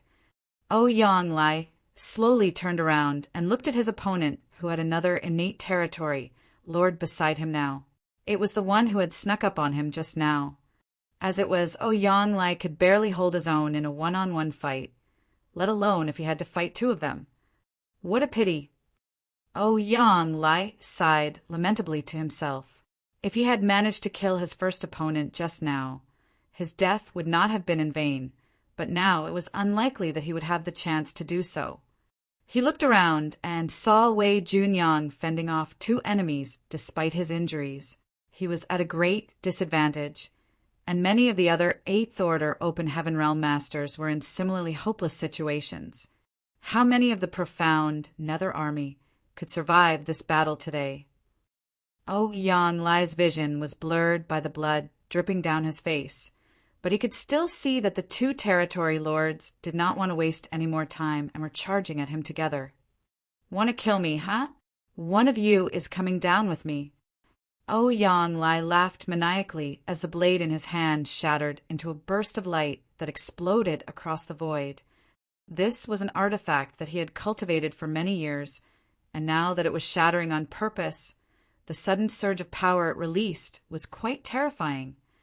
The two territory lords who were charging at Ouyang sensed danger and immediately moved backwards while he seized this chance to go forward. He had his eye on his first opponent and launched a flurry of attacks that left his opponent in tatters. Alas, that was all he could do. After his attack, Ouyang strength swiftly diminished, and the very next moment he was a shadow of his previous imposing self. The two territory lords noticed this and knew that their opportunity had come. Both began unleashing their secret techniques, and a series of terrifying divine abilities came straight at him. Ouyang body moved slightly as he wanted to avoid the attacks, but did not have the strength to do so. He could only sigh and resign himself to this. In a way, this was preferable for him. Over the last few centuries, the human race was forced to retreat again and again, driving him to the limit of his tolerance. Perhaps dying in battle was a better option than slinking away in defeat. The constant overexertion had left Ouyang in a bit of a daze, so when a voice called out from nearby, he wasn't sure if he was hearing things or not. Exile. A deep voice rang out, and Ouyang figure became hazy as if he no longer existed. The two innate territory lords' attacks flew straight through Ouyang body, and the enormous strength shook the void, causing Ouyang-Lai to cough up a mouthful of blood, but he was not dead. As the territory lords reacted in shock, a dense murderous intent fell over them. A great distance away, a golden light broke through the void like a shooting star, weaving through the battlefield from the rear of the Black Ink Clan army. And wherever it passed, the Black Ink Clan lines collapsed. In the blink of an eye, the golden light was right in front of them. Profound and mysterious strength swirled as the glow of a spear swiftly enlarged within the vision of one of the territory lords. The territory lord was terrified by the murderous intent that enveloped him. He wanted to fight back, but all of a sudden he felt a piercing pain in his head. Pain racked his entire body as his black ink strength no longer circulated properly. In the next instant, the spear covered in multicolored light pierced through the head of the powerful innate territory lord, causing his life aura to immediately swell up before bursting apart and dissipating. All of this only took a single breath, causing the other territory lord's expression to stiffen. He looked over and finally saw a young man with a cold look in his eyes withdrawing his spear. At the same time, the air seemed to quiver, and the Eighth Order Open Heaven Realm Master, who had been on the verge of death, immediately disappeared, seemingly sent off somewhere. The territory lord locked eyes with the young man, who snapped icily, "What have you all been doing while I was gone?" While he spoke, space seemed to freeze, and the innate territory lord felt as if he was about to meet his doom. A Ninth Order human master. Wasn't it said that the only two left were held up somewhere else? Where did this Ninth Order Open Heaven Realm Master come from? However, upon closer inspection, the territory lord noticed that his opponent only had the aura of an Eighth Order Open Heaven Realm Master, which only confused him further. After all, how could a mere Eighth Order human kill an innate territory lord in one blow? Marshall Peak. Chapter 5518. How Useless. Ouyang-Lai suddenly appeared on top of the universe fragment at the front lines of profound nether territory, covered in blood and in complete disarray. Even his aura was in total disorder. The intense battles against the innate territory lords seemed to have exhausted all of his energy. His mind was dazed and his head felt heavy. He was on the verge of losing consciousness at any moment, and he figured it would take over a year for him to recover from his ghastly injuries. He should be celebrating his escape from the clutches of death, but he had no clue how he managed to survive and why he ended up here. However, a theory soon formed in his mind when he recalled the familiar voice he heard earlier. Thus he gathered all the strength he could muster and looked out into the void. Immediately, he saw a familiar figure who was battling the innate territory lord who had snuck up on him earlier. It really is that brat. Ouyang-Lai was thunderstruck. Moments ago, he had already come to terms with his impending death, yet in that life and death moment, space around him warped. He sensed that he had somehow merged with the void at that instant, allowing him to survive the attacks from two territory lords. Space secret technique. He knew that Yang Kai was the only one who could do this. Yang Kai also had to be the reason why he suddenly appeared on this universe fragment. That brat must have used his space secret technique to move me here. It's good that he came. Ouyang-Lai exhaled slowly before collapsing to the ground, no longer able to hold himself up anymore. All his strength seemed to evaporate at that moment. As he watched the innate territory lord scrambling around the battlefield to dodge Yang Kai's fierce attacks, a strange feeling formed in his heart. When did I start feeling a sense of relief whenever this brat shows up? It felt as if the humans would surely emerge victorious if Yang Kai was here. Ouyang-Lai chuckled at the thought of how old men like him seemed so useless, despite their millennia of cultivation. In the end, they had to rely on a younger generation when it came down to it. Yang Kai had saved him twice now, if he included what happened back at the No Return Pass. "Honored Master, take this pill." All of a sudden, a voice called out behind Ouyang-Lai. Yang Lai turned around and saw his treasured disciple limping over to him with a bottle raised, one that contained valuable spirit pills. Gong Lien was severely injured as well. There was a large gash across his abdomen that had nearly cut him in half. He would not have retreated from the fight if it had not been for such grave injuries. Yang Lai glanced at his disciple's sorry state before glancing at Yang Kai's magnificence on the battlefield and could not help but exclaim with a sigh, "How useless!" This disciple of his was someone whose talents surpassed many others. He would not have taken Gong Lien in if that had not been the case.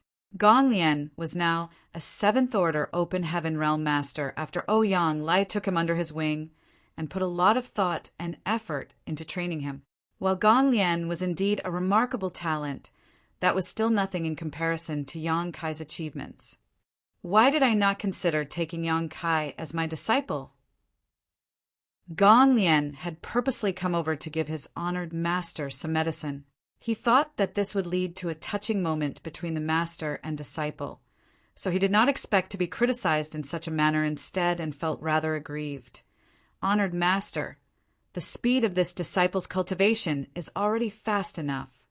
It took him 200 years to become an emperor, another 100 years to condense his Tao seal, and yet another 100 years to break through directly to the 6th Order Open Heaven Realm Master. Then, in less than 1,000 years, he became a 7th Order Open Heaven Realm Master. All in all, he had only been cultivating for about 1,500 years. Few people in all the 3,000 worlds became 7th Order Open Heaven Realm Masters at such a young age. However, Gong Lien's honored master just called him useless. The comment made him feel as if he had been stabbed in the heart. Never mind. Not everyone is a freak like that brat. I can't demand it of you. Yang Lai sighed once more before taking the spirit pill from Gong Lien and consuming it. If his disciple was considered a genius, then Yang Kai was the most extraordinary genius among all geniuses. Gong Lien eked out a faint smile, but he felt even more crushed on the inside. Just then, they sensed the death of yet another innate territory lord. Yang Lai turned to look before loudly exclaiming, "Astonishing!" As expected, Yang Kai had killed the innate territory lord who snuck up on Yang Lai earlier. It had not even been 30 breaths of time since Yang Kai's appearance, but in that short span he had killed 2 powerful innate territory lords. Yang Lai had a feeling that Yang Kai was even stronger now than he was back when they met at the No-Return Pass. "Look over there, honored master." Gong Lien noticed something unusual and pointed it out. Yang Lai followed Gong Lien's gaze and noticed that the rear of the Black Ink Clan army was in chaos. A series of great suns and great moons illuminated the darkness. Under the glare of these lights, countless strange creatures were attacking the Black Ink Clan army from the back, which caused their formation to crumble. Small stone race.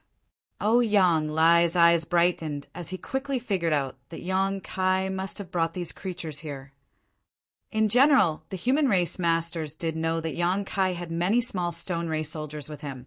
After all, the small stone race found in all the various battlefields were handed out by Yang Kai previously.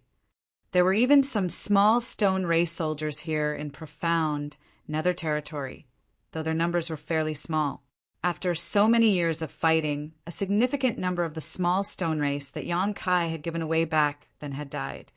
The small stone race was useful when it came to dealing with the Black Ink Clan, but they had their weaknesses too. They were hard to control and varied greatly in strength. Based on the fighting prowess of each of the race's armies, when the numbers were equal, the humans were stronger than the Black Ink Clan, but the Black Ink Clan was a lot stronger than the small stone race. Therefore, although the number of small stone race was tremendous, many were sacrificed in each battle. Those at the Supreme Headquarters ran the numbers half a year ago. In total, Yang Kai had given away approximately 40 million small stone race soldiers. However, only about 17 million of them were still alive right now. The remaining 23 million had been slaughtered by the Black Ink Clan. The loss of 23 million in just a few decades of fighting was deeply alarming. The human race would have long been driven to extinction if they suffered such casualties. There were just over 1 million small stone race soldiers in profound nether territory. Thus, including the 1 million strong human army, there were about 2 million soldiers. That being said, only 400,000 of the small stone race were deployed to the front lines of the battlefield, while the rest were spread out across the various auxiliary fronts, including the forward outpost. If that had not been the case, just the 300,000 humans here might not have been enough to hold the front lines of the battlefield.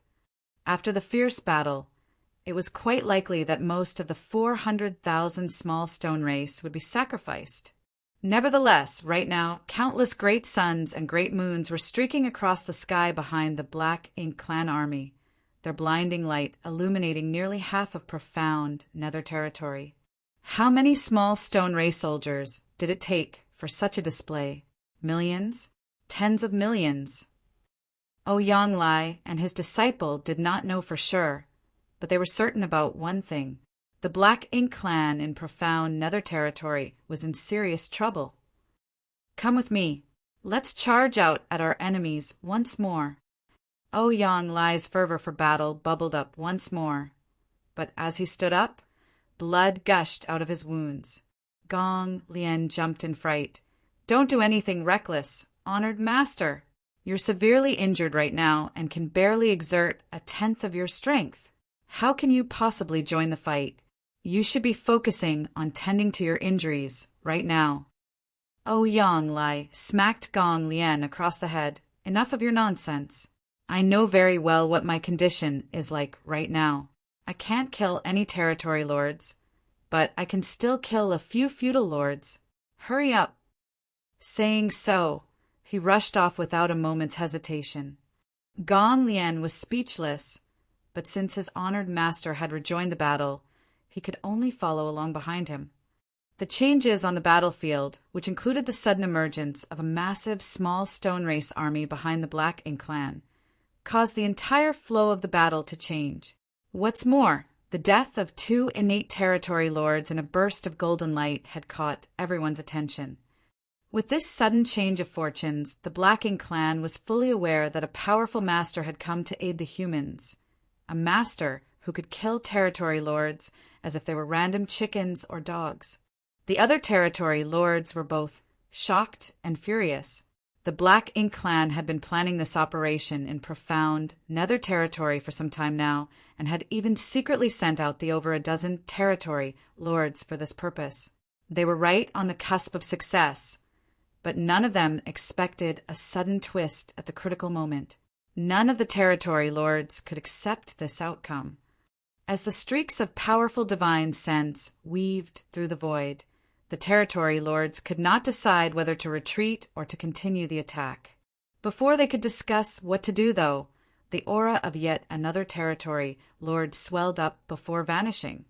When they looked at where the aura had vanished, they saw the same 8th Order master standing tall with his eyes sweeping across the battlefield condescendingly. A 3rd territory lord had been killed. All 3 territory lords had been killed in less than a half cup of tea's time. The territory lords could not hesitate any longer. They were deathly afraid that they would be the next to fall, so they immediately shouted for their forces to retreat. After receiving the order from the territory lords, the Black Ink Clan army started withdrawing. Naturally, the experienced human race army could tell what was happening, so even without an 8th Order Open Heaven Realm Master's command, the soldiers began chasing down the retreating enemy. All at once, the Black Ink Clan army was in the unfortunate predicament of being sandwiched between the human and small stone race armies. Yang Kai's figure continued, flickering across the battlefield as well. Wherever his spear passed, Black Ink Clan soldiers met their demise. He no longer targeted the territory lords, not because he did not want to, but because he could not. Yang Kai had already reached his limit after using soul, rending thorns thrice in a short span of time. Right now, his soul was cracked and in great agony. If he tried to use another soul-rending thorn, he could very well lose consciousness, just like he had back at the Great Sea, celestial phenomenon. if he did not use a soul-rending thorn. Then, with his current strength, it would be hard for him to kill an innate territory lord who was determined to escape. Since that was the case, he started slaughtering the other Black Ink Clan soldiers instead. Attacked from two sides, the Black Ink Clan army suffered calamitous casualties. But since the small stone race only acted according to their instincts, while they were courageous on the battlefield, they employed no form of strategy. It was fairly easy for the Black Ink Clan army to break through the small stone race's siege with just a few sacrifices. The tides had changed in a flash for the human race who were on the brink of doom just moments ago. The void was thick with world force as the light from all sorts of divine abilities and secret techniques blazed across the battlefield. The human race were victorious in this battle. Now it was only a matter of how many of their enemies they could destroy today. The Eighth Order Masters were truly glad and relieved that victory was theirs. Just an hour ago, it seemed certain that the human race would lose. They were already considering sacrificing all the remaining small stone race soldiers to buy time for the human race's evacuation. But everything changed with the arrival of one person. In a flash, the human race army and the small stone race grouped together as they pursued the Black Ink Clan for several million kilometers, slaughtering them as they went. Suddenly, Yong Kai's heart jolted, and he turned his head as he sensed a familiar aura coming from a certain direction. He swiftly leapt across the void, and in the next instant he appeared before a certain warship. As he looked up, he was greeted by several familiar faces, including some that looked coquettish, some glamorous, and some dignified. Those on the warship had been alarmed by the sudden appearance of this figure, but once they took a good look at him, their hearts settled back into place. A gentle expression settled on Yong Kai's face as he smiled at these people. Marshall Peak. Chapter 5519. I'm back. The cultivators on board this warship were all women with not a single man in sight. They were a true female army, and most of them had intimate relationships with Yong Kai. Earlier on, he rushed over because he sensed their auras. All at once, Yong Kai's heart was flooded with yearning. His mind raced with all that he longed to say to them, but in the end, all he said was a simple greeting, "I'm back." Yes, he was back. It had been around 1,000 years since he left Black territory, and now he was finally back. It was nearly 5,000 years since then, if he included the time he spent in the Great Sea celestial phenomenon. While it was a pity that he did not return triumphant, at least he was back. Yong Kai dreamt of this moment countless times during the crusade against the Black Ink Clan on the Black Ink battlefield, and at last his dream had come true. Yu Ru Meng immediately rushed forward in agitation, and Yong Kai opened his arms as he waited for her to fly into his embrace. However, the charm demon saint simply brushed past Yong Kai and sent forth a divine ability that battered the fleeing Black Ink Clan soldiers in the distance. Yu Ru Meng's cultivation had reached the Seventh Order open heaven realm now. Enough of that nonsense. Our priority now is to kill the enemy. Yong Kai wore the most awkward expression possible as he stood frozen on the spot with his hands outstretched. This was not what he had been expecting. "It has been 1,000 years since your husband left. Now that he's back, shouldn't you all be crying tears of joy and throwing yourselves at me? Shouldn't we be enjoying the sorely missed warmth and loving embrace? What's going on? Why are you ignoring my presence instead?" Meanwhile, Su Yan and Ji Yao, who were in front of him, were frozen as well. Their eyes reddened, but before they could say anything, Yu Ru Meng called out firmly, "Su Yan, Yaoer, Luo'er, come with me. Yuer, Hua Shang, Waner, Chinger, you all will form a team as well. Proceed with caution." The women's expressions became solemn when they heard this, and the others swiftly rushed forward as the 8 women formed 2 groups before charging out of the warship. They formed 2 4-symbols formations, which was the simplest battle formation that was commonly used on the Black Ink battlefield, as all it required was sufficient numbers in the same order. Yang Kai had also used this battle formation with other 7th Order Open Heaven Realm Masters from dawn on occasion. While it was a simple battle formation, it allowed the cultivators to cover each other's backs and combine their strengths. Thus, it was incredibly useful in the chaos of the battlefield. There were only 10 people on board the warship, so now that 8 of them left, only 2 remained. "Greetings, Sect Master." Luan by Feng, one of the last 2, bowed elegantly.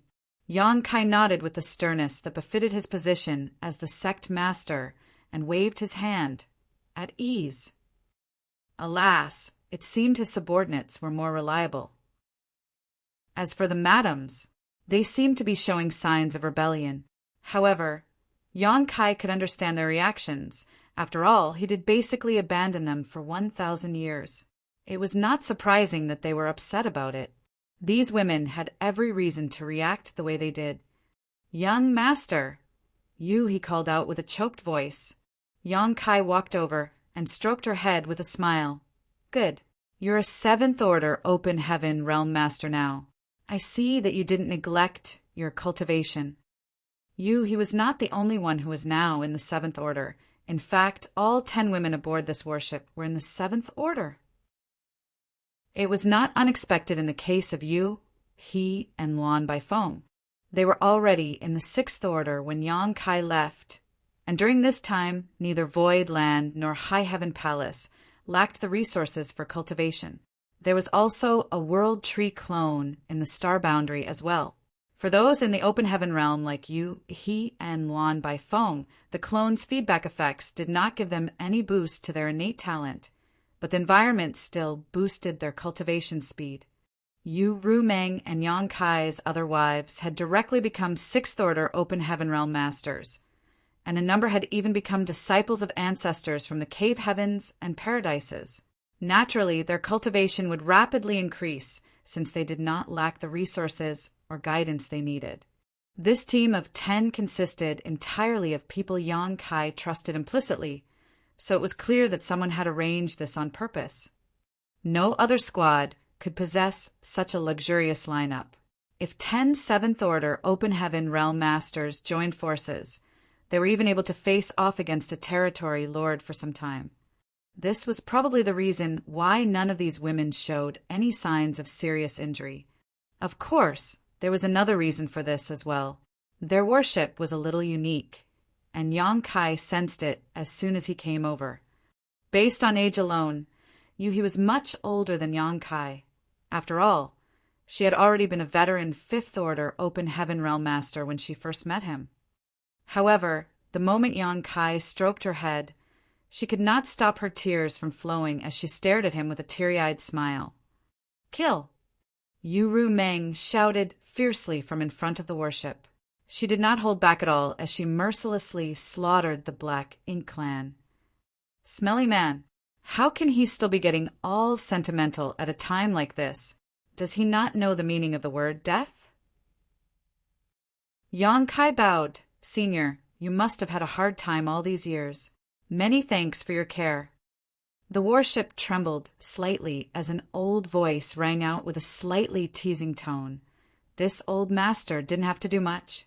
"You're the one who must work hard from now on." This was not a true warship, but rather one of Bai Shi's soul clones. Naturally, this clone did not possess the full strength of Bai Shi's true body, but it was similar in strength to a veteran 7th Order Master, so it was not weak by any means. Furthermore, Bai Shi was most proficient in defense. It would not be easy for Ru Meng and the rest to encounter any form of trouble as they had the protection of such a warship. These 10 7th Order Open Heaven Realm Masters were paired with one of Bai Shi's soul clones, and this combination was enough for them to fear nothing on the battlefield if they did not target the innate territory lords. Yang Kai did not know who the commanders were for the army here, but it had to be people who were well acquainted with him and knew about his importance. That was why they made these special arrangements for his family. Thus, Yang Kai made a note of the favor they had done for him. Yang Kai then turned around and said, "We'll catch up later. Please take over, Senior." That was all Yang Kai said before he rushed out in a flash. He did not focus on helping Yu Rumeng and the others, and instead charged forward with his spear in hand. Under the looming shadow of this spear, the Black Ink clan who were trying to flee were shredded like paper. Occasionally, some would survive the onslaught from Yongkai, but Yu Rumeng and the others who were following behind would easily deal with them. The human race army and the small stone race both chased down the retreating Black Ink clan, turning the once contested battlefield into a meat grinder filled with mournful screams and furious roars. "Withdraw!" All of a sudden, a piercing call echoed across the battlefield. The humans who had been fervently hunting down their enemies finally stopped. They could not continue chasing down the Black Ink clan anymore, lest they stretch themselves too thin and suffer serious losses from a sudden counterattack. Still, they had already dealt a crushing blow to the Black Ink clan army in profound Nether territory, making this a triumphant victory. They could not destroy the Black Ink clan in one blow, and if they forced the Black Ink clan into fighting back out of desperation, the humans would also suffer greatly. Thus, withdrawing after gaining some benefits was the optimal strategy. Yu Rumeng and the others swiftly returned to the warship, all of them breathing heavily and covered in sweat, with visible streaks of blood on their clothes. It was evident that they had suffered some injuries in this battle. No one could guarantee that they would remain unscathed in the chaos of the battlefield, as accidents would always happen. Yongkai did not return to the warship right away, and instead used his great sun and great moon marks to gather the surviving small stone race army first before rejoining the others. However, no one paid any attention to him. He wanted to talk to him, but a glare from Yu Rumeng forced her to remain still. All is not well within the family. Yongkai lamented to himself as he watched these women sitting down cross-legged, none of them showing any signs of wanting to talk to him. He could not help but miss his gentlest little senior sister. If little senior sister was here, she wouldn't ignore me like this. Although he did not see Xiaoning Chang, he knew that she would not be here on the battlefield, as her specialty was not fighting. Alchemy was her strong suit. The human race army's need for all kinds of spirit pills was enormous, so alchemists like little senior sister had to remain behind in safety to refine spirit pills for those on the front lines. The human race could not afford to lose such talents, so the higher-ups would never allow them to join the battlefield unless there was no other choice. As the army retreated, numerous Eighth Order Open Heaven Realm Masters passed by, but they merely nodded to Yongkai in greeting and showed no intention of coming over. It was clear that they knew what Yongkai's relationship with the women on this warship was. Since it was his first time reuniting with them, he would have a lot to talk about with his madams. They were not obtuse enough to disturb him now. However, they were also puzzled by what they saw. Something was amiss about the atmosphere on the warship. While there was no fighting, it felt as if the warship was a frigid purgatory, causing many of them to shudder lightly. They were also secretly exclaiming over the luck Yongkai had with love, for he had so many wives who were all high-rank Open Heaven Realm Masters. They were truly envious of him. Bai Shi's quiet chuckle sounded as if he was enjoying the show. Luan Bai Feng was also glancing around at the others as she stood by the side. She was the only outsider among this group, but she did not treat herself as one. Instead, she was taking in the strange atmosphere in amusement. Everyone else was tending to their injuries. Thus, Yongkai joined them awkwardly by sitting down cross-legged and stuffing a fistful of spirit pills into his mouth. He looked like an injured animal who was quietly licking his wounds, making for a pitiful sight. He felt a pang in her heart, but before she could do anything, Yu Rumeng's eyes flashed open and shot her a glare. He sighed. Although her heart ached for her young master, Madame Rumeng seemed to want to teach him a lesson, and it was best for her to stay out of these family issues. She knew that all the other madams followed Yu Rumeng's leadership and would go along with what she decided. After thinking about it, Yuhi figured that it was probably a good thing to teach her young master a lesson so that he would not keep running around all the time. Previously, it was a little better as he only left for a few decades at most. which could not be considered long for cultivators of their realm. Plus, regardless of where he was still within the 3,000 worlds back then. However, this time he left for around 1,000 years and had gone to an extremely dangerous place, constantly putting his life at risk. Amid the void, people were cleaning up the battlefield and retrieving the bodies of the fallen soldiers. This was done in silence as sorrow and grief spread through the area. While Yang Kai tended to his injuries, he checked with Bai Shi about the humans' current situation. After the battle at the primordial heavens, Source Grand Restriction, Yang Kai spent several centuries running around without even stopping for a moment. He did not partake in the battles at the No Return Pass and the Barren Territory either. Therefore, he knew nothing about the human race's present state. Now that he was back, the first thing he wanted to do was get some information. Bai Shi kept nothing from him. A long conversation later, Yang Kai had the gist of what happened with the human race in recent years. Back when the Black Ink clan broke through the passage between the Barren Territory and Wind Mist Territory, the human race began withdrawing and evacuating, with their end destination being High Heaven Territory, where the star boundary was located. Marshall Peak, Chapter 5520, just some minor injuries. Yang Kai knew about this in a general sense. He had helped the cultivators besieged in swallowing seas, territory, and several other great territories over the years.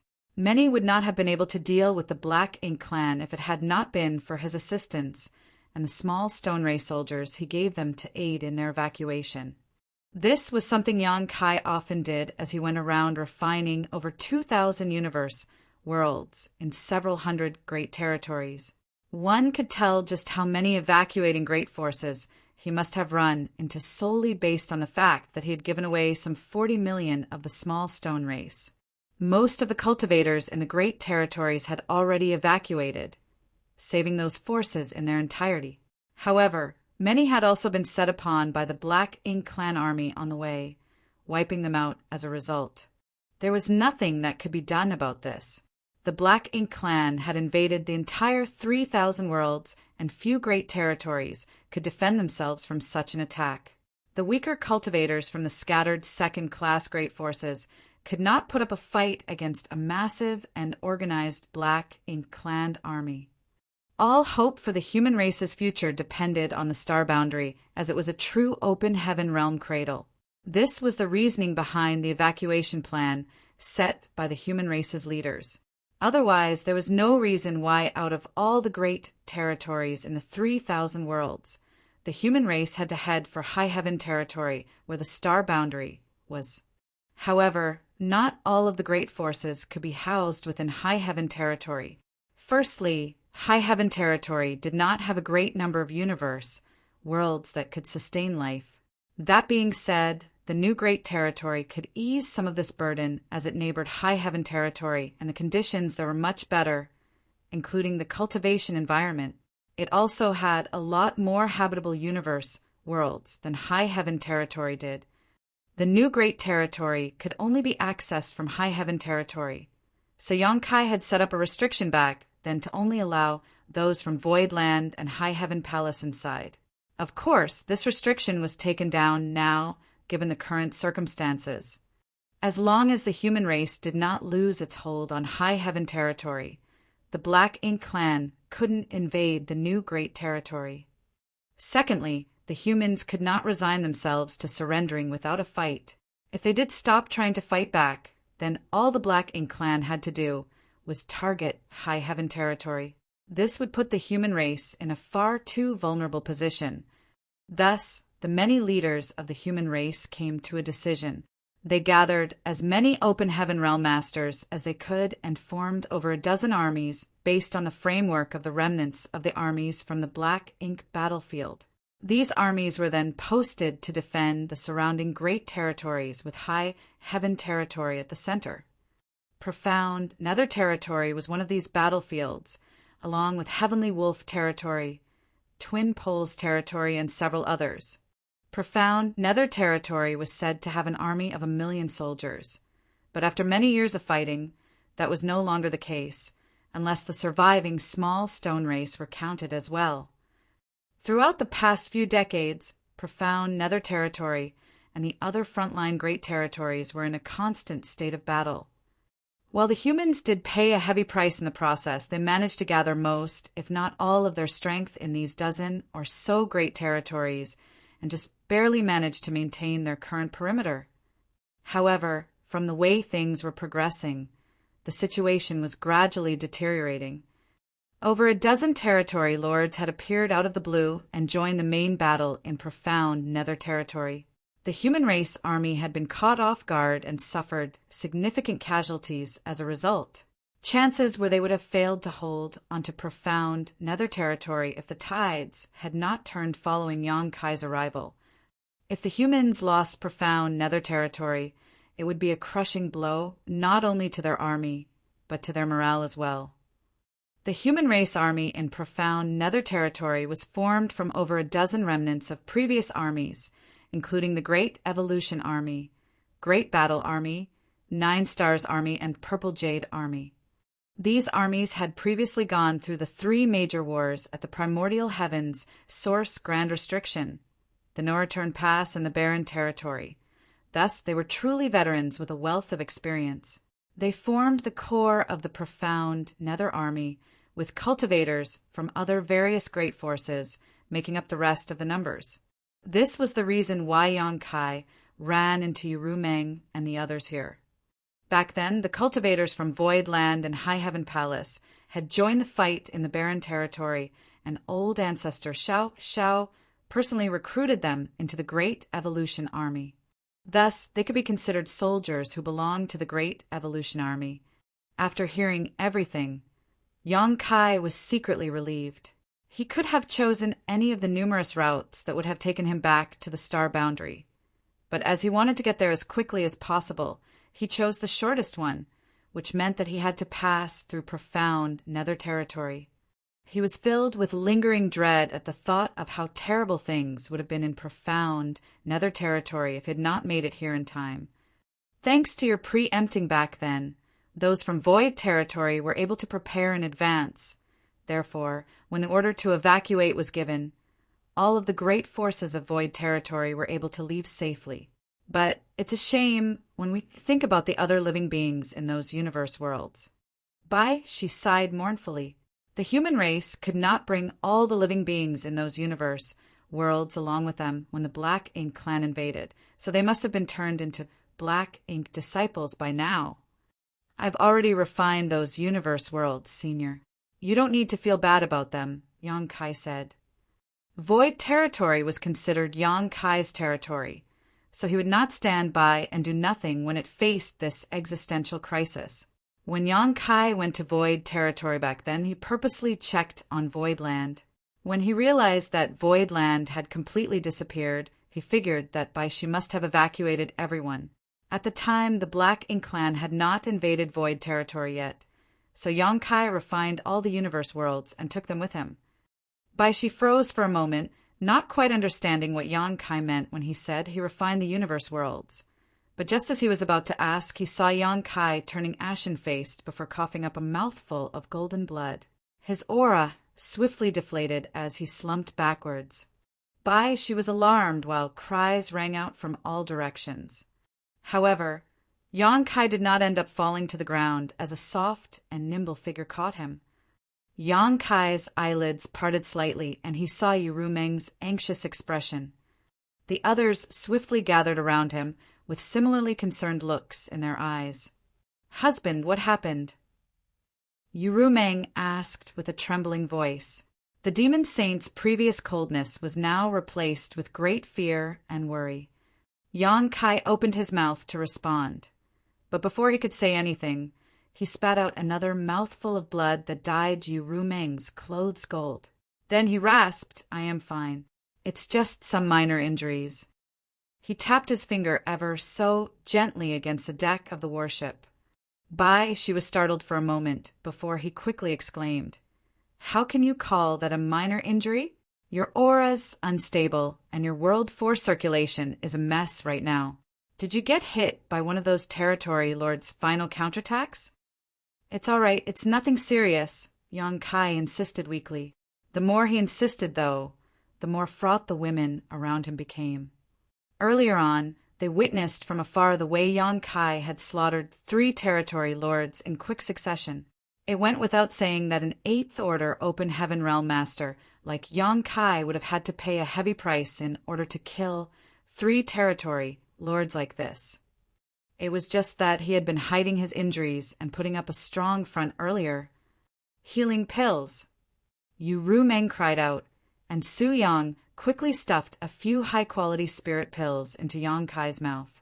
Shan Qing Luo quickly kneeled beside Yang Kai and grabbed his hand to check on his injuries. But a moment later, Luo frowned. She did not detect any trace of physical wounds. So she stared at Yang Kai in puzzlement and began to ask, "Husband, your injuries." Yang Kai forced out a weak smile. "My body's fine. It's my soul that's injured." "Soul rending thorns?" Zhu Qing asked grimly. Yang Kai was taken aback as he asked, "How did you know?" "Senior, Yang told us about them. He told us a lot about you, actually," Shuiyu explained softly.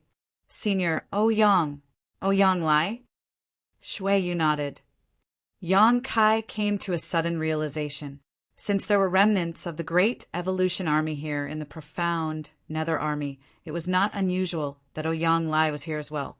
Yang Lai did know about the soul-rending thorns, as back then, outside Great Evolution Pass, all those years ago, Yang Lai was the one watching over Yang Kai.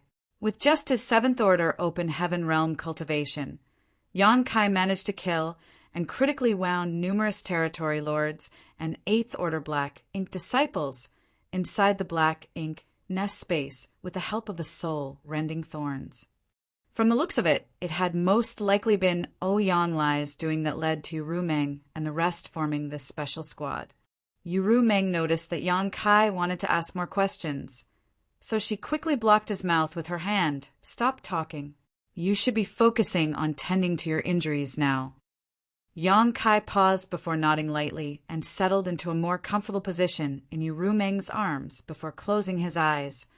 The women around him were all beside themselves with worry. Meanwhile, on the universe fragment at the front lines, the human army returned in victory and settled down to rest as well. However, the news that Yang Kai was seriously injured spread in next to no time. Therefore, quite a number of 8th Order Open Heaven Realm Masters wanted to visit him, with Yang Lai and Wei Junyang at the helm.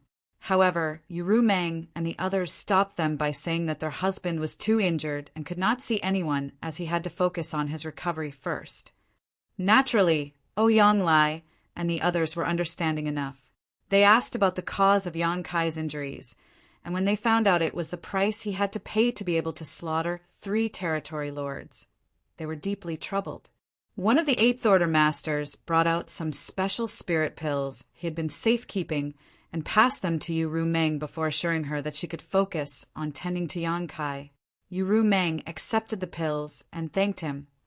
That boy killed 3 innate territory lords in less than an incense stick of time. He has grown too quickly. Wei Junyang turned back to glance at the warship that was formed out of Bai Shi's soul clone with an indiscernible expression. When Wei Junyang first heard about Yang Kai back then on the Black Ink battlefield, the latter had only been a 6th Order junior, yet Yang Kai had the same cultivation as him now.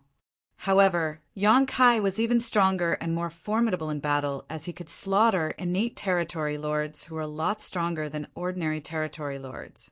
In a one-on-one fight, there was no guarantee that even peak 8th Order Masters like Wei Junyang and Yang Lai could kill an innate territory lord. Nevertheless, Yang Kai did just that, though it seemed that he had paid heavily in the process. "Have we grown too old?" Kong Chengda chuckled. He was originally the army commander of the 9 Stars Army's Southern Army. He and the other 8th Order Masters were some of the finest talents back in their day. They had cultivated for many years to achieve the strength they had now. But when they compared themselves to Yang Kai, who was generations younger than them, they could not help but feel somewhat ashamed of themselves. During the last battle in the Barren Territory, this old master didn't agree with the old ancestor's decision. One of the old men spoke up abruptly. It was Fei Yongzhe who was originally the army commander of the Purple Jade Western Army. The Ninth Order old ancestors are the backbone of our human race, our strongest and most experienced fighters. It's incredibly difficult for someone to become a Ninth Order master. Even after all these years, only a handful of Ninth Order masters existed. As long as we humans still had them, we would still have hope. And yet, during that fateful battle, the old ancestors boldly and without hesitation chose to sacrifice themselves in a battle to the death. This old master believed that the old ancestors made the wrong decision back then. They had been too reckless in entrusting the future of the human race to the hands of the younger generation. How about now? Kong Chang turned to look at him. Fei Yongzhe remained silent for a moment before saying, "Perhaps this old master was too conservative and narrow-minded. Let's see how things go in the future." His opinion had been shaken by the way Yang Kai slaughtered 3 innate territory lords in one go, but only time could tell whether the old ancestors had made the right decision back then. It was not something that he could determine just like that. Marshall Peak, Chapter 5521. Divine Spirits have come to assist. While the rest carried on with their conversation, Ouyang Lai was the only one who kept glancing behind him with a brooding expression, wondering, what the hell is that brat up to? The others might not be aware of how formidable Yang Kai was in combat, but the same could not be said for Ouyang Lai. Of all the 8th Order Open Heaven Realm Masters here in profound Nether Territory, he was the one who was most familiar with Yang Kai, as they had fought alongside each other for many years in the Great Evolution Army. Yang Kai was also the reason why he managed to make it out of the Black Ink battlefield and arrive at the Barren Territory. Of course, Yang Kai would not have come out of the battle unscathed after slaughtering 3 innate territory lords in such a short amount of time. So Ouyang Lai did not even need to check to understand he had used his soul, rending thorns.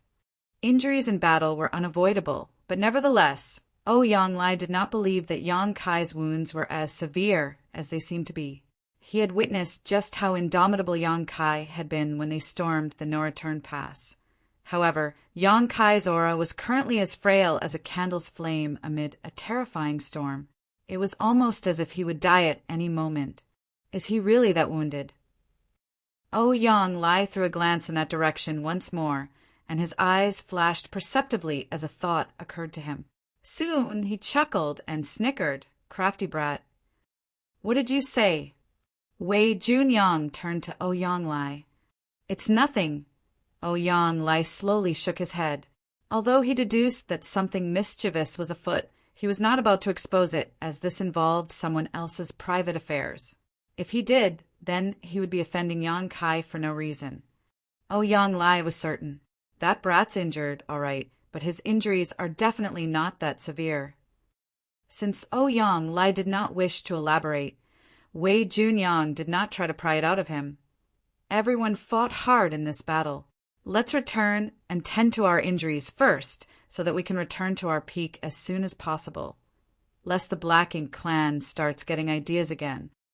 Everyone else nodded in agreement. The profound Nether Territory army suffered considerable casualties in this battle, including the loss of 2 8th Order masters.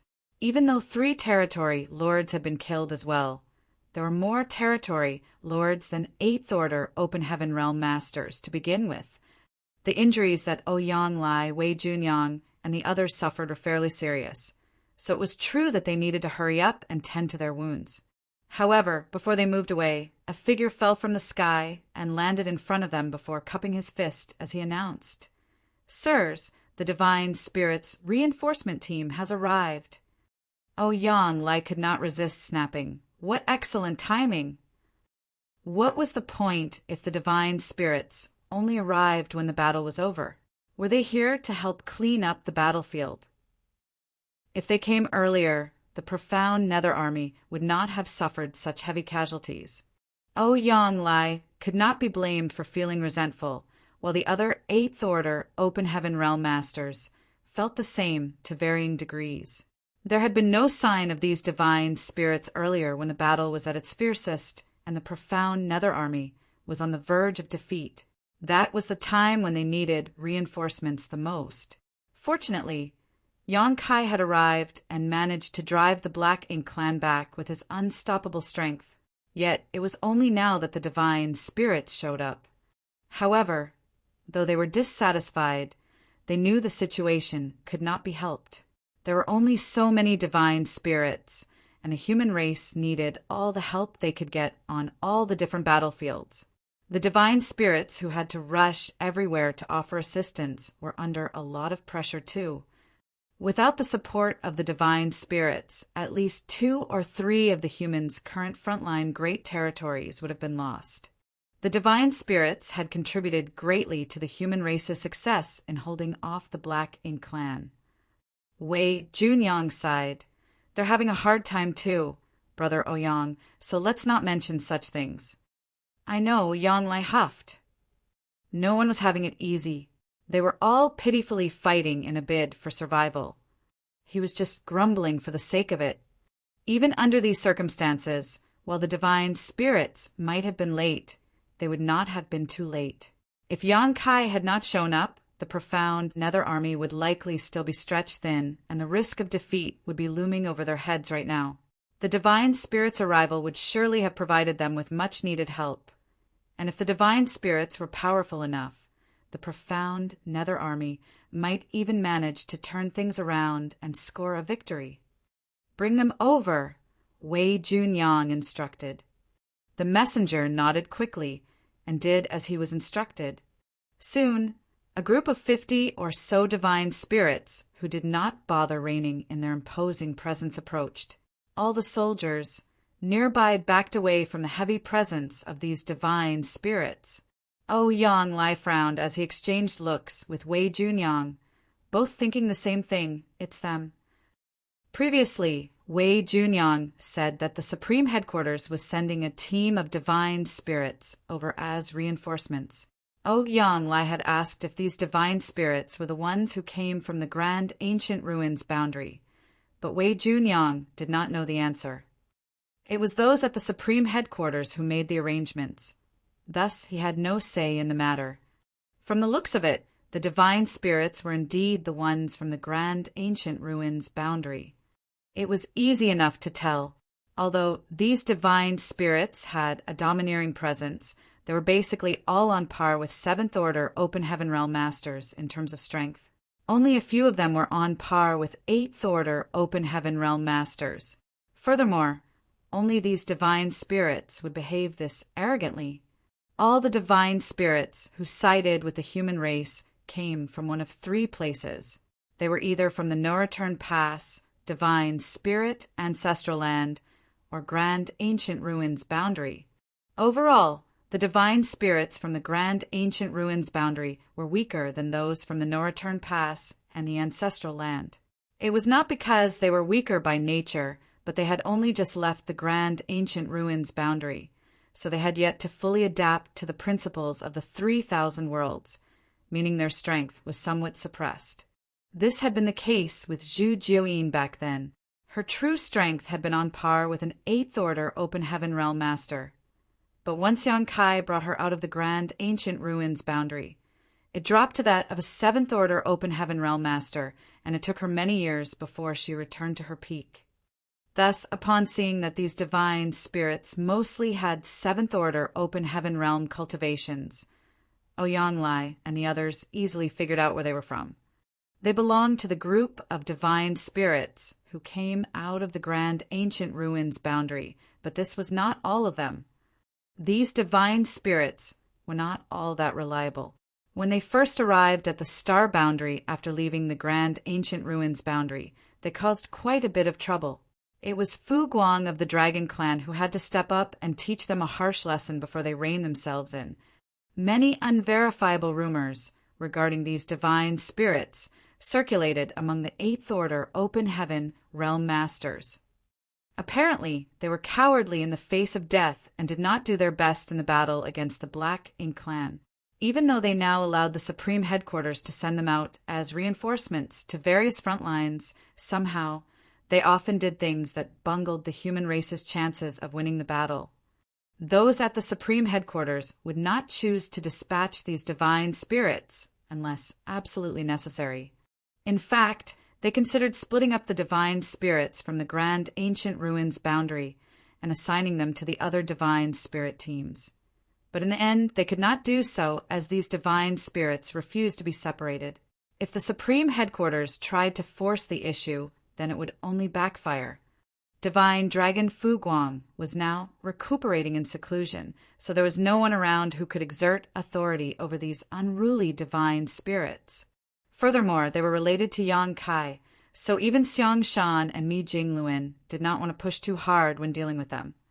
The reinforcements came in the form of roughly 50 divine spirits and one seventh-order human master. As a few unpleasant events had happened in the past, a human master was now assigned to accompany the divine spirits from the grand ancient ruins boundary whenever they were sent into battle. The human's role was ostensibly to lead the way as the divine spirits were unfamiliar with the 3,000 worlds, but in reality their job was there to keep an eye on them. Both sides were fully aware of this. No one knew which cave heaven or paradise this seventh-order master was from, but as he came over and looked around, his expression was as dark as night. Once he arrived in front of Wei Junyang and the others, he bowed and greeted.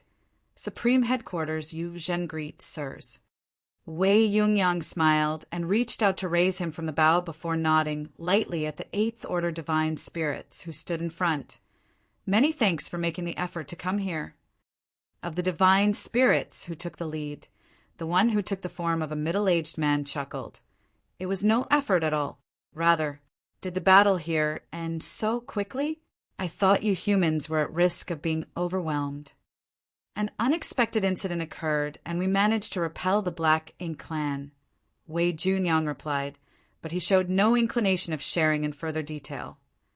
Naturally, the divine spirit did not bother asking either. "Oh," the middle-aged man said in acknowledgement before turning to Yu Zhen. "Since there's nothing left to do here, does this mean we can go back now?" Yu Zhen kept quiet, but his expression was icy. By now, everyone else could tell that Yu Zhen did not get along with these divine spirits. However, outsiders would not know what caused the rift between them.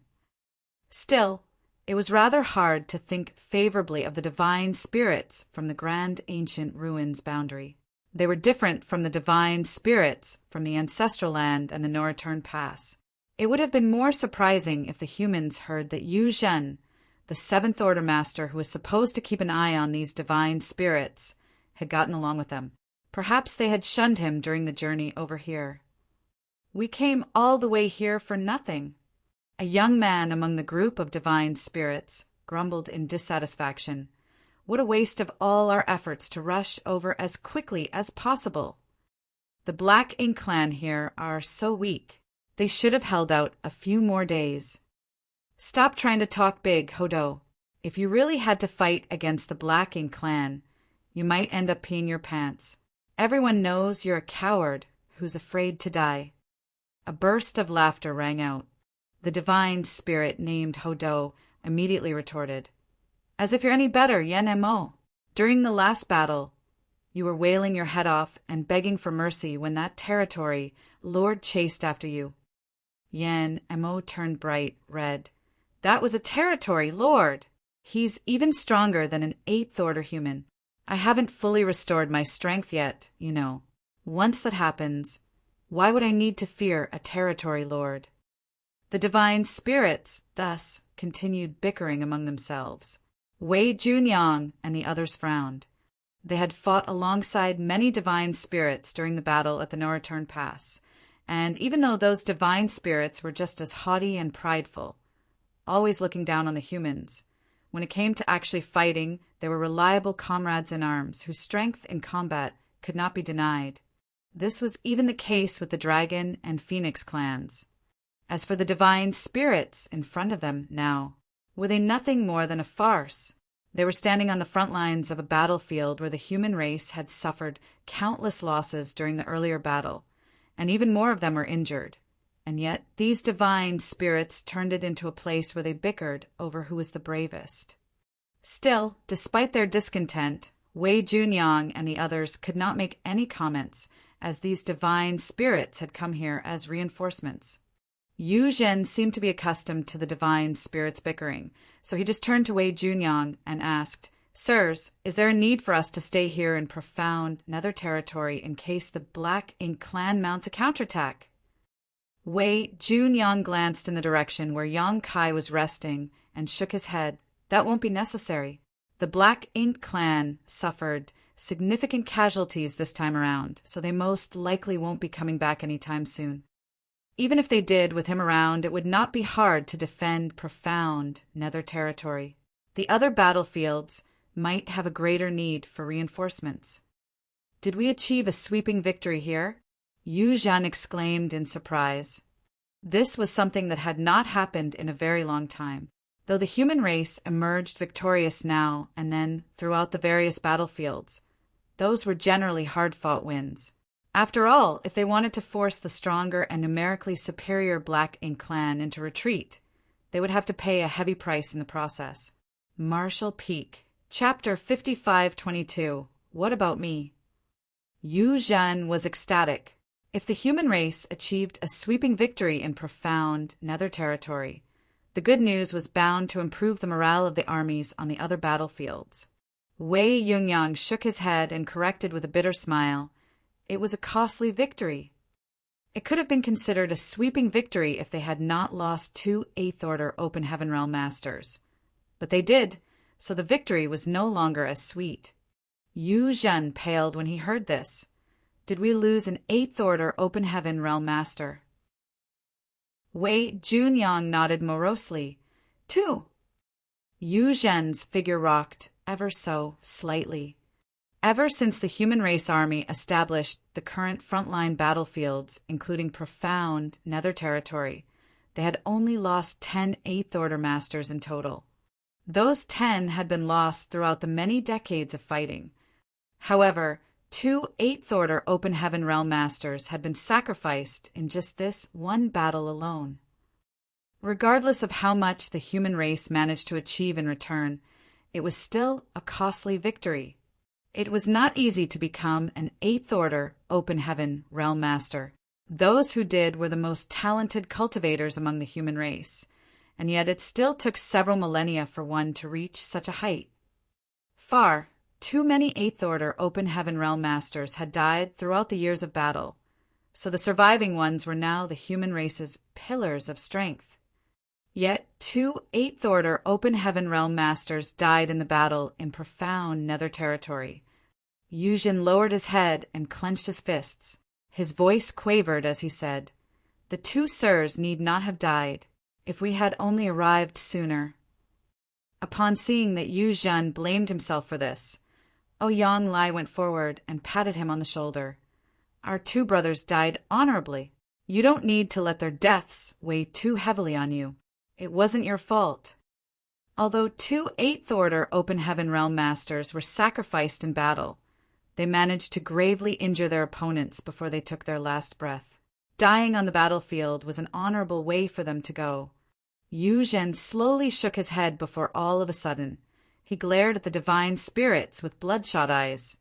"You were supposed to come here as reinforcements, but all of you kept causing undue delays. Your lack of urgency resulted in the death of 2 of the profound Nether Army's Eighth Order Division commanders. I will report this to the Supreme Headquarters and hope you can give a reasonable justification for your actions when the time comes." "What did you say?" Ouyang Lai and the others were shocked to hear this. Wei Junyang's expression was grim. "Undue delays? What happened?" When everyone heard Yu Zhen's statement earlier, they thought he was merely blaming himself for the situation. But from the looks of it now, it seemed that something else must have happened. All at once, the Eighth Order Open Heaven Realm Masters began staring at the divine spirits with sharp, piercing gazes. An undue delay was not something to be taken lightly, and as the one who was tasked with overseeing these divine spirits, Yu Zhen's words carried great weight. If it was just as Yu Zhen had said and the divine spirits did hinder military operations, then it was a serious matter. Wei Junyang and the others believed Yu Zhen's words without any hesitation or doubt, and they had a good reason for this, as the divine spirits from the grand ancient ruins boundary had done this in the past. It happened during the first time they were sent to aid the humans in battle. They took so long on the trip over that, by the time they arrived on the battlefield, the fighting was nearly over. As no human was keeping an eye on them at the time, there was no way of confirming whether or not the divine spirits had done this on purpose. Due to that incident, there was now always a human race master who accompanied the divine spirits from the grand ancient ruins boundary whenever they were deployed as reinforcements. Meanwhile, despite the Eighth Order Open Heaven Realm Master's gazes, the divine spirits were unperturbed. Some of them were on par with Eighth Order Masters, so they were not afraid of Wei Junyang and the other humans. Furthermore, the human race needed their strength. Even if the human race discovered anything in their investigations, they could not do anything about it. The middle-aged man who was in the lead chuckled as he began releasing his divine spirit presence to its fullest. Wei Junyang and the others were fairly injured in the first place, and now they became even paler. He looked at Yu Zhen and retorted coolly, "Watch what you say, boy. Ever since we received the command, we have done our best to rush over as soon as possible. How did we cause any undue delays?" The pressure from a mature divine spirit was directed fully at Yu Zhen, and it made him feel as if he was being crushed under a mountain. He could barely keep himself upright, let alone speak. Yu Zhen and the middle-aged man were an order apart in terms of cultivation. "What are you doing?" Wei Junyang fought back with an imposing presence of his own as he eyed that middle-aged man coldly. "Are you trying to start a revolt in front of the army? See if I don't cut your head off." The middle-aged man glanced at Wei Junyang before snorting, "As if you could." The two locked gazes as their imposing presence clashed, but it was clear that Wei Junyang was having a harder time as his complexion grew even paler. The middle-aged man looked around before declaring, "You should be honored that we divine spirits have come to help. However, not only did you not thank us, you even have the gall to spew such nonsense. Unbelievable. The losses you've suffered on the battlefield here have nothing to do with us. It's all because of how useless you are.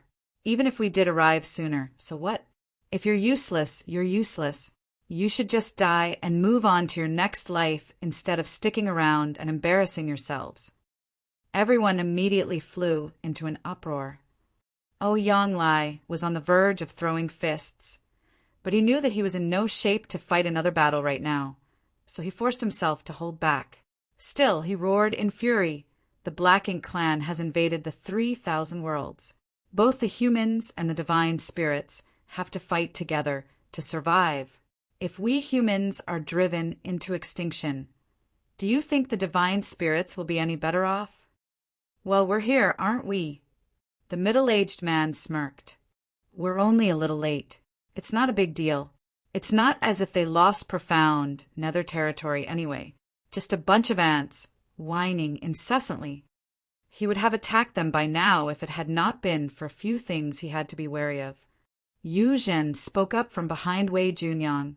"Either way, I will report this to the Supreme Headquarters. They will decide what's right and wrong." One of the divine spirits snorted, "Your Supreme Headquarters has no control over us. It's up to us whether or not we're willing to help the human race fend off their enemies." In other words, no one could do anything to them if they did not wish to fight. The humans were vexed to no end, and the veins along Yonglai's forehead were throbbing. 100+ divine spirits came out of the grand ancient ruins boundary, and quite a number of them were now as strong as Eighth Order Masters. What's more, within a few years, these divine spirits would only continue to grow stronger as even more of them regained their true strength. With the way things were going for the humans right now, no one wanted to offend a powerful group of allies. Even if this news reached the Supreme Headquarters, there was a high chance that nothing would come of it. Many of the divine spirits were snickering, while the middle-aged man in the lead stared at the humans haughtily. He dared to behave this belligerently because he was certain that the humans would not do anything to them. But suddenly a cold voice sounded.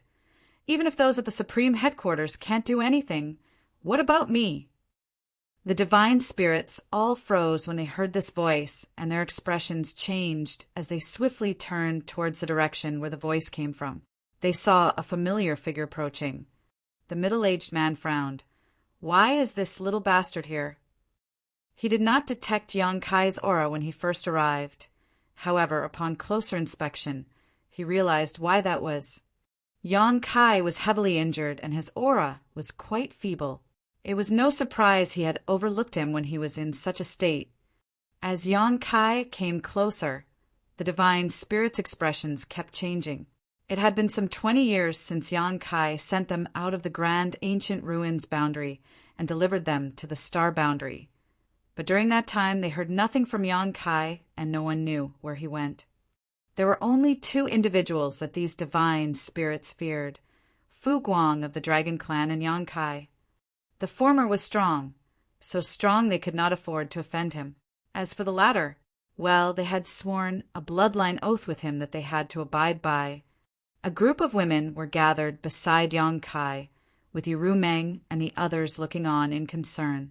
They knew how serious their husband's injuries were. He should be focusing on his recovery right now, so why was he running over here and involving himself in this mess? That being said, it was not as if they could talk Yang Kai out of it, so they came along to protect him. Soon, Yang Kai stood in front of the divine spirits as he eyed the middle-aged man frigidly. The latter forced himself to smile as he cupped his fist and greeted, "Sir." The divine spirits quickly followed suit, regardless of whether or not they were doing so willingly. After all, their bloodline oath was in place. They could leave the great ancient ruins boundary because they pledged their service and loyalty to Yang Kai for 3,000 years. After that, Yang Kai would grant them their freedom. Since they had to serve Yang Kai, it meant that there was a clear hierarchy. The divine spirits were under Yang Kai's command. At the time, Yang Kai wanted them to acknowledge him as their master, but the divine spirits were too proud. Even though he was of the Dragon Clan, the divine spirits were unwilling to bow their heads. They were only willing to pledge their loyalty and be of service to him for a fixed duration. Yang Kai did not mind this as to him. There was no difference whether they merely pledged their loyalty or considered him their master, as long as they helped the human race fight the Black Ink Clan. At the time, Yang Kai assumed that these divine spirits from the grand ancient ruins boundary would be a huge help to the humans, as a lot could be done with 100 mature divine spirits. He never thought it would lead to such aggravating matters instead. As a result, he was beginning to regret bringing them out. He witnessed this today, but what about all the things that happened without him knowing? Yang Kai stared at the middle-aged man. He did not say anything, but he recognized that this was the human form of the divine spirit Tao Wu. Tao Wu could be considered an ominous beast like Tao Tai and Cheung Chi. The ancestors of these ominous beasts had done things to harm the 3,000 worlds in the past, so that was why the old tree caught them and kept them locked up inside the grand ancient ruins boundary. Most of the ancestors of the divine spirits inside the grand ancient ruins boundary were those who had committed great evils. They were lawless and bloodthirsty, and although the crimes of the ancestors had nothing to do with the current generation, the divine spirits that Yang Kai had brought out had more or less inherited the callousness and brutality of their predecessors. These divine spirits were completely different from those that came from the ancestral land and the No-Return Pass. Yang Kai turned around and looked at the Seventh Order Open Heaven Realm Master, who came with the divine spirits, before nodding at him. "Greetings, Brother Yu." "You are?" Yu Zhen queried doubtfully. "Great evolutions. The star boundaries, Yang Kai." The Great Evolution Army had been dissolved and was now part of the profound Nether Army, so he could not introduce himself by his previous title anymore. "So it is Sir Yang," Yu Zhen exclaimed in realization. He had long since heard about the immensely talented human from the star boundary who took less than 1,000 years to go from 5th order to 8th order. He initially thought it was just an exaggerated story, but upon seeing Yong-kai now, he realized that it was true after all. He's really an 8th order Open Heaven Realm Master now, though his injuries seem quite serious. Yu Zhen knew that Yong-kai had to be a lot younger than him, but he addressed Yong-kai respectfully anyway due to the latter's higher cultivation. Martial Peak, Chapter 55-23. For those who hinder military operations, the sentence is death. Yong-kai nodded and asked, "Brother Yu, I heard you saying there were undue delays along the way. What happened?" Before Yu Zhen could answer, Tao Wu quickly cried out, "That's just a misunderstanding, sir." Yong-kai glanced at him. "I didn't ask you." Tao Wu tried to explain himself anyway, but Yong-kai cut him off with a cold stare. "Say one more word and I'll relieve you of your head." Tao Wu turned red with fury, but he dared not speak up again. The divine spirits behind him became restless too.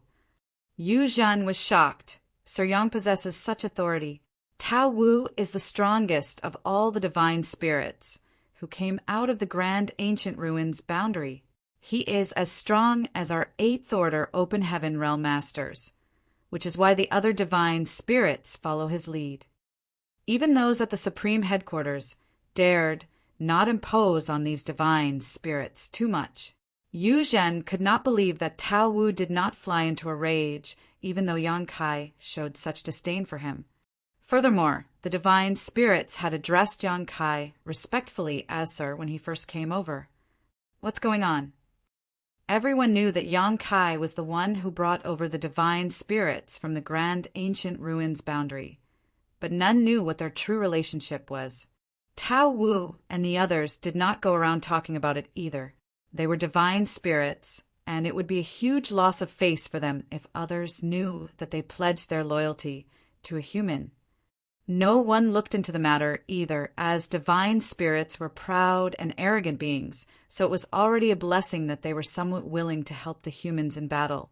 Talking about these unnecessary things would only serve to offend the divine spirits.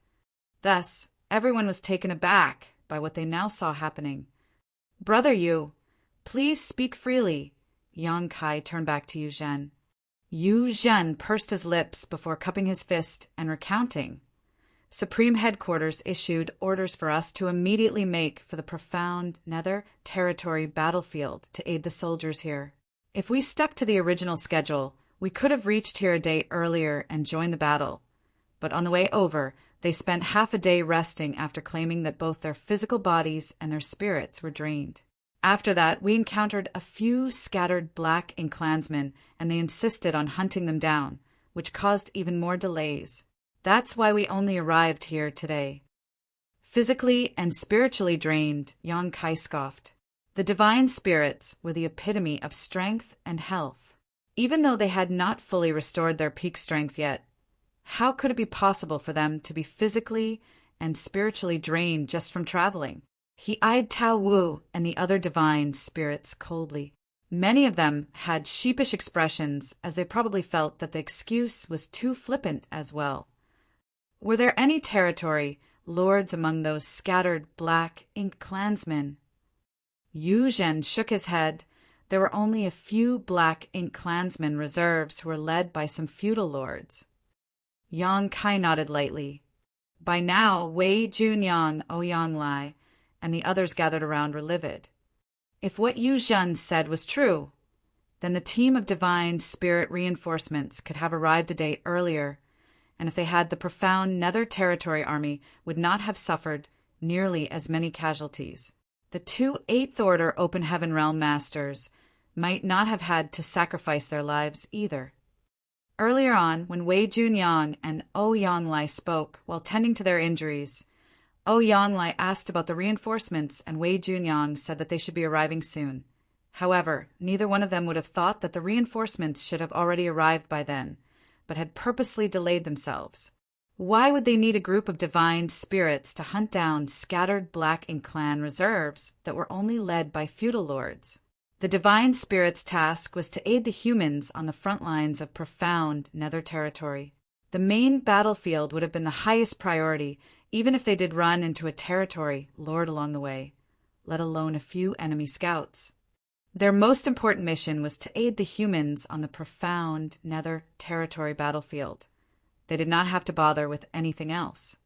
The Eighth Order Open Heaven Realm Masters were beside themselves with rage and couldn't help cursing the Supreme Headquarters for assigning the wrong team to this task, though they knew full well that the Supreme Headquarters would not utilize these divine spirits unless they had no other choice.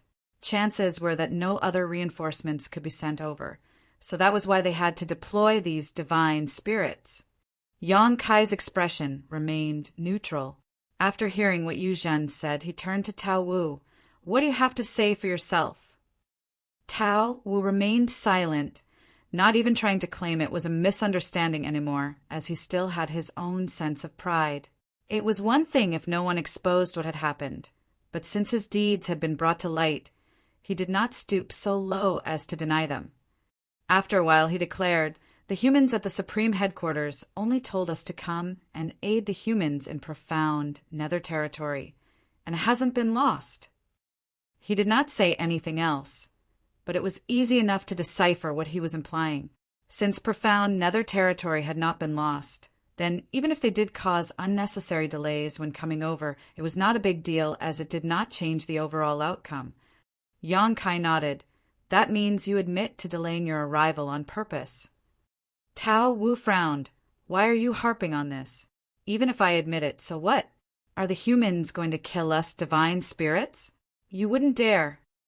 The humans were already having a hard time holding their front lines and were stretched thin as they tried to fend off the Black Ink clan. They were not in a position to make new enemies. Regardless of everything else, the divine spirits from the grand ancient ruins boundary provided indispensable combat strength. "Very good." Yang Kai's icy gaze fixed on Tao Wu before all of a sudden he growled, "Senior Ouyang, what are the rules of the human race army?" Ouyang Lai stepped forward and rattled off. "When the army is in battle, the punishment for desertion is death. For those who disrupt morale, the sentence is death. For those who hinder military operations, the sentence is death." He spat out the last few words venomously. Yang Kai raised his hand and summoned his azure dragon spear. With the tip of the spear nearly pressing against Tao Wu's head, Yang Kai asked through gritted teeth, "Do you understand now?" The air was filled with murderous intent. Yuru Meng and the other women began circulating their world force in preparation for what was to come. They would take their husband's side no matter what he did, even if he chose to join the Black Ink clan, so there was no need to hesitate at this juncture. On the other hand, Wei Junyang and the others froze in shock. Although they found these divine spirits reprehensible and deserving of death, it would not be easy to settle the situation if it got too far out of hand. After all, the human race still needed these divine spirits' help. The Eighth Order Masters had long since outgrown the age of holding onto grudges. They held important positions and had to act in the human race's best interests. What's more, it was not just 1 or 2 divine spirits here, it was 50 of them. There were also another 50 on a different battlefield. The divine spirits were alarmed by Yang Kai's aggressive approach and could not help but unleash their divine spirit pressure as well. In a blink of an eye, the atmosphere grew tense. Many of the human race masters who had been observing in secret noticed the change and quickly flew over from all directions. They too began exerting their presence to challenge the divine spirits. Yu Zhen was dumbstruck as he never thought things would come to this. He resented these divine spirits and was going to report their misconduct to the Supreme Headquarters. But he knew full well that the Supreme Headquarters could not do anything about it. At most, the Supreme Commanders would reprimand the divine spirits, but in the end, they would have to smooth things over without making a huge fuss. Division Commander Yang is so brave and decisive. His spear is almost stabbing into the divine spirit's face. It could not be denied that the sight the humans saw now was incredibly satisfying. The anger that welled up inside them previously was now appeased. However, after a momentary bout of gratification, they started worrying. How were they going to settle the situation if it went any further? We can't let it come to blows, right? The divine spirits from the grand ancient ruins boundary are firm about sticking together. So if a fight breaks out, it's our side that will suffer losses. How ironic it would be if they survived the onslaught from the Black Ink Clan army, only to die at the hands of these divine spirits. Many others shared Yu Zhen's worries, and a few veteran 8th Order masters were frowning hard as well. Yang Kai's still too young. Doing this may feel satisfying for now, but it won't resolve the issue. If things went too far, it would fall on them, the older ones, to clean up the mess, so why even bother? With such thoughts in mind, they started communicating with Yang Kai as they reminded him to focus on the bigger picture. However, Yang Kai's expression remained indifferent, as if he did not hear them. Tao Wu seemed to have noticed their transmissions. Just moments ago, his expression was grim, but now he abruptly laughed and said to Yang Kai, "Do you want to execute me, sir?" "Why wouldn't I execute you?" Yang Kai replied, "You're their leader, the one who decides what they do, so you should take responsibility for everything." Tao Wu shook his head. "If you insist, sir, then I have nothing to say." However, he paused and chuckled. "If you're going to attack me, sir, then I will respond in kind. This does not go against the oath." They were not in the grand ancient ruins boundary anymore. While there, the divine spirit's strength had been suppressed, and they could not stand against Yang Kai, resulting in Zhu Jian and the others being soundly defeated. As Yang Kai was able to take them out of the grand ancient ruins boundary, they willingly made a bloodline oath to pledge their loyalty to Yang Kai for 3,000 years. No one could break a bloodline oath, so they had to abide by its conditions. But if Yang Kai tried to kill them, they had the right to defend themselves. After all, they had pledged their loyalty to him, not their lives.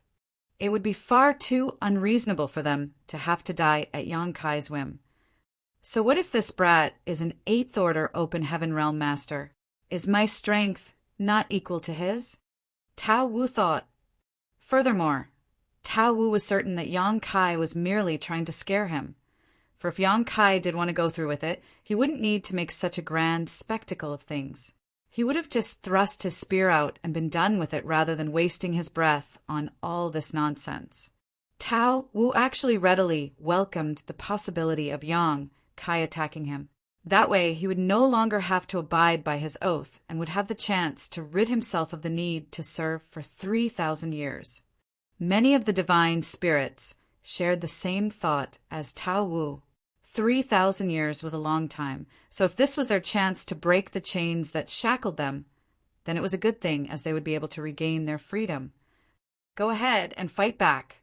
See if I manage to kill you or not. Yang Kai retorted coolly. Quite a number of the 8th Order Open Heaven Realm Masters were still secretly trying to dissuade Yang Kai when all of a sudden, a powerful force was unleashed from Yang Kai's spear as it thrust towards Tao Wu's head. "If any of you want to attack, then go ahead," Yang Kai bellowed. "Let's see whether it's you or me who dies." The human race masters were thunderstruck. The divine spirits were stunned as well. Even Tao Wu gawked in disbelief. Yang Kai did make the first move, and it was a deadly blow. It's not an act. He wants to take my life. Tao Wu was enraged. He was a mature divine spirit on par with an 8th Order human master without a 9th Order old ancestor around. He was one of the strongest beings in all the 3,000 worlds. Yet this brat wanted to kill him just because he was a bit tardy today. Tao Wu hated being constrained by the bloodline oath to begin with, so now that Yang Kai was attacking him, while he did feel angry, he was also thrilled to have the chance to obtain his freedom. Although Yang Kai's attack was sharp and powerful, Tao Wu knew it was not enough to take his life. After all, he had been keeping his guard up as Yang Kai's spear had been pointed at his head the whole time.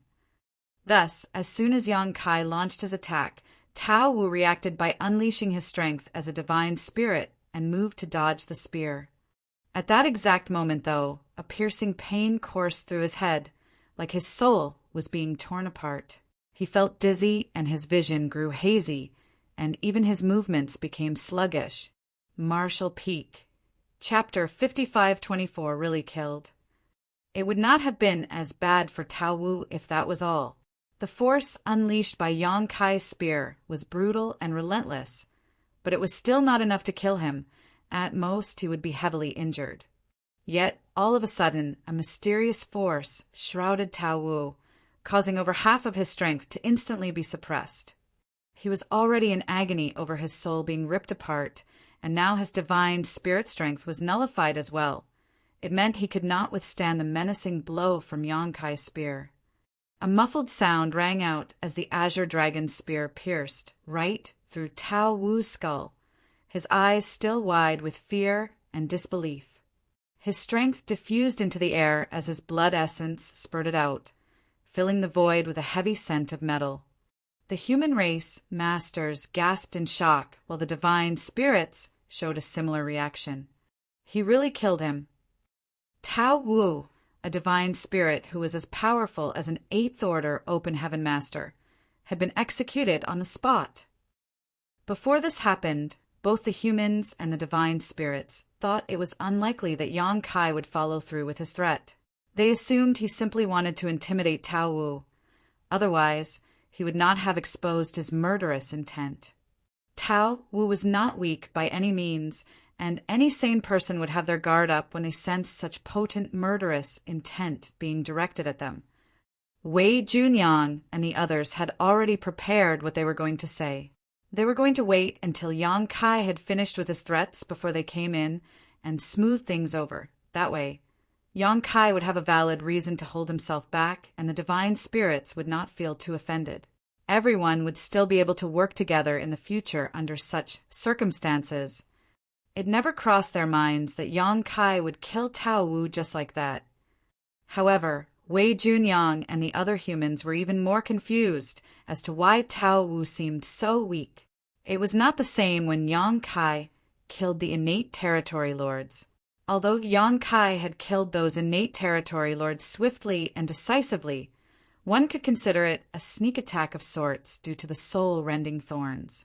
Firstly, Yang Kai was powerful, and he was also willing to sacrifice pieces of his soul to use the soul-rending thorns. Even an innate territory lord would be caught off guard by such an attack, and therefore it was not surprising that Yang Kai could seize the opening to kill them off. In return, Yang Kai had to pay a heavy price. After all, they saw that Yang Kai stopped attacking any other territory lords after killing 3 of them. They knew it was not because he did not want to continue, but because he could not. If innate territory lords could be killed off that easily, then Yang Kai could have dealt with all of them by himself, and the human race would not have to be in such a difficult predicament. But then, what happened to Tao Wu? Yang Kai kept his azure dragon spear pointed at Tao Wu's head for several breaths of time. But even so, Tao Wu still died after a single blow. Weren't divine spirits supposed to be as strong, if not stronger than humans in the same realm as them? Did that not apply to the divine spirits who came from the grand ancient ruins boundary? The human race masters were confused, but they were still quick to react. All of them began condensing their world force as they warily eyed the divine spirits in front of them. The divine spirits from the grand ancient ruins boundary were a closely knit bunch who stuck together no matter what. Now that Yang Kai killed Tao Wu, there was no way of guaranteeing that these divine spirits would not rebel. However, even after a few breaths, the divine spirits showed no signs of acting, still just stuck in their state of shock. Tao Wu's dead. Yang Kai said he would kill Tao Wu, then he did just that. In an instant, the divine spirits were filled with trepidation after witnessing Yang Kai's merciless act. The human race masters saw Yang Kai killing Tao Wu with ease and assumed that Tao Wu was too weak. They did not notice much else, but the divine spirits did. At that very moment when Tao Wu was killed, a strange force emanated from Yang Kai that suppressed all of their divine spirit bloodlines. When that happened, the divine spirits felt as if they were being crushed under the weight of an entire universe world, making it difficult for them to even breathe. What kind of power was that? Most of the divine spirits had no clue, but a few of the strongest seemed to have sensed something and stared at the back of Yang Kai's hands in shock. There seemed to be some kind of mysterious imprints that glowed momentarily, but they disappeared too quickly, so none of them got a clear look at them. Was that the source of that suppressing power? The divine spirits were shaken. If Yang Kai had the power to completely suppress their bloodlines, it was not a shock that Tao Wu died. Nevertheless, what was it that enabled him to do so? Even a master as strong as Tao Wu could not resist it. These divine spirits left the grand ancient ruins boundary not too long ago, so they had no clue that Yang Kai possessed the great sun and great moon marks. As it was, not many people knew about these two great marks. Only the human race's highest authority figures did. They knew that these two great marks gave Yang Kai the ability to use purifying light. Without them, it was impossible to extract power from the yellow and blue crystals and then merge them to form purifying light. However, only one or two others knew that purifying light was not the only thing these two great marks were capable of.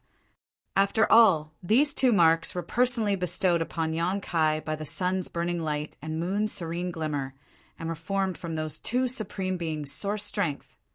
Even though Big Brother Huang and Big Sister Lan denied being the progenitors of the divine spirits, they were still connected to them somehow. On top of that, their bloodlines surpassed those of all divine spirits, so their source auras alone were enough to suppress divine spirits by force. It was similar to the Dragon Clan's bloodline suppression. Those of the Dragon Clan with pure dragon veins had the natural ability to suppress those whose bloodline wasn't as pure. Back then, when Yang Kai headed for the no-return pass on old ancestor Xiao Zhao's orders, Ji Lao San showed up to challenge him. In just 2 strikes, Yang Kai easily managed to subdue Ji Lao San. Even when Ji Lao San assumed his dragon form, Yang Kai was able to smack him back into his human form with just a casual slap. What Yang Kai relied upon at the time was not his strength or his dragon vein, as Ji Lao San's dragon vein was not any weaker than his, but rather the great sun and great moon marks. Even Ji Lao San's Dragon Clan bloodline was suppressed to the point where he could not fight back. So how could Tao Wu fare any better? How could Tao Wu possibly survive a sudden attack in the form of a soul-rending thorn, combined with the suppression from the source of the two great marks? Yang Kai withdrew his spear and turned to the other divine spirits. Earlier, when he attacked Tao Wu, a few divine spirits surged their strength, as if they wanted to help the latter. But the two great marks nullified everything, and before they could come to their senses, Tao Wu was dead. Now that Yang Kai was eyeing them coldly, the divine spirits turned pale and held their breaths in fear that Yang Kai would attack them next. Even Tao Wu had died without being able to fight back, so the rest knew they were no match for Yang Kai. Thus, a strange scene played out in front of everyone. The humans were grim and alert as they were afraid that Yang Kai's act of executing Tao Wu would lead to a frenzied response from the divine spirits. If that happened, it would undoubtedly lead to a fierce battle, and many more humans might die. If that was indeed what was to come, then the irony of the situation could not be missed. However, the divine spirits showed no signs of wanting to avenge Tao Wu. Rather, they were cowering in fear and did not even dare to speak up. Why did they look so terrified?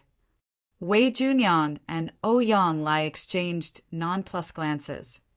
Were the divine spirits from the grand ancient ruins boundary that afraid of Yang Kai? Though it was their first time interacting with these divine spirits, they heard a lot about them. These divine spirits were a lot haughtier than the ones from the ancestral land and the no-return pass. During their time in the star boundary, they stirred up quite a lot of trouble, and High Heaven Palace had to keep cleaning up the mess they left behind. Thankfully, they were not completely lawless and never did anything that led directly to the death of others. Otherwise, the human race would not be cooperating with them now. In contrast to the divine spirits from the ancestral land and the no-return pass, the divine spirits from the grand ancient ruins boundary only had a loose relationship with the humans. They aided the human race to secure the front lines of various battlefields, but they did not come under the human race's command structure. This was the reason why those at the Supreme Headquarters were reluctant to send out these divine spirits. There was no way of guaranteeing what they would do. The Supreme Headquarters would not have sent them over this time if it had not been, because there was literally no one else they could send. However, the human race masters exhaled in relief. They were thankful that a fight did not break out, and there was still the chance of peacefully resolving this situation.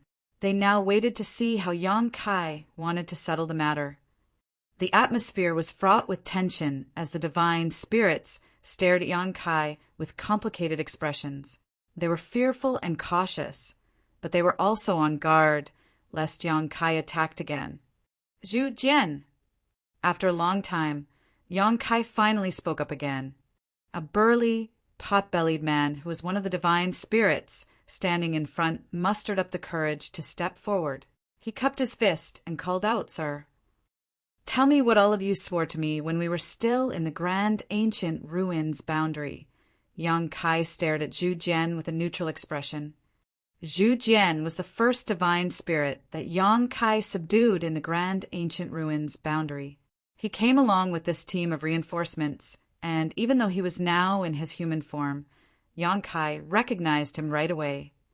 Zhu Jian started quaking when he heard Yang Kai's question, as he still remembered that Yang Kai had originally wanted to roast him alive before eating him. He would not still be breathing now if he had not choked down his pride and surrendered back then. He had already been fearful of Yang Kai before, and now that Tao Wu was killed so easily, he was even less inclined to behave insolently. He respectfully replied, "We swore a bloodline oath that pledged our loyalty to serve for 3,000 years." The human race masters were dumbfounded when they heard this. This was their first time hearing that such a relationship existed between Yang Kai and the divine spirits from the grand ancient ruins boundary. Pledging loyalty was no joking matter, especially when it involved these haughty divine spirits who were all masters in their own right. No one of such strength and pride would easily serve another, even if only temporarily. The humans were filled with curiosity as to how Yang Kai managed to make the divine spirits from the grand ancient ruins boundary submit to him, as this was not something strength alone could accomplish. "I thought you'd all forgotten," Yang Kai sneered. Zhu Jian lowered his head. "We wouldn't dare to. No one would dare to desecrate the sanctity of a bloodline oath." "Good. Now, what were my orders when I sent you all out of the grand ancient ruins boundary?" Zhu Jian instantly replied, "To head directly to the star boundary, find Hua Qingxi, and obey her commands." This was the command Yang Kai had given them, so naturally, Zhu Jian still recalled it clearly. In fact, all the divine spirits present remembered these exact words. Yang Kai narrowed his eyes and snorted coldly. "Did you tell her that?" "Well," Zhu Jian mumbled awkwardly. After noting Zhu Jian's hesitation, Yang Kai knew that he guessed correctly. Hua Qingxi probably had no idea that he had sent these divine spirits over to be under her command. Otherwise, why would the divine spirits from the grand ancient ruins boundary be able to act in such an unbridled manner? "Do you want to die?" Yang Kai's eyes filled with murderous intent again. Sweat flowed down Zhu Jian's forehead as he shouted. Tao Wu and the others said to Manager Hua that we've been sent over to help them, sir. It was true that Yang Kai had indeed sent the divine spirits over to help the humans, but the divine spirits had only relayed this information to Hua Qingxi in a vague manner. Marshall Peak. Chapter 55-25 Punishment. The divine spirits did not tell Hua Qingxi that they were supposed to be under her command. By only saying they were sent to help, they were able to decide what they wished to do. Their original orders were to be under her command, which meant they had to do whatever they were told to. It was clear that these were two vastly different situations. They had clearly twisted the truth on purpose. It was probably the result of their pride. Due to this, Hua Qingxi misunderstood the situation, as the human race were now dealing with a powerful team of reinforcements who were supposedly helping the human race of their own volition.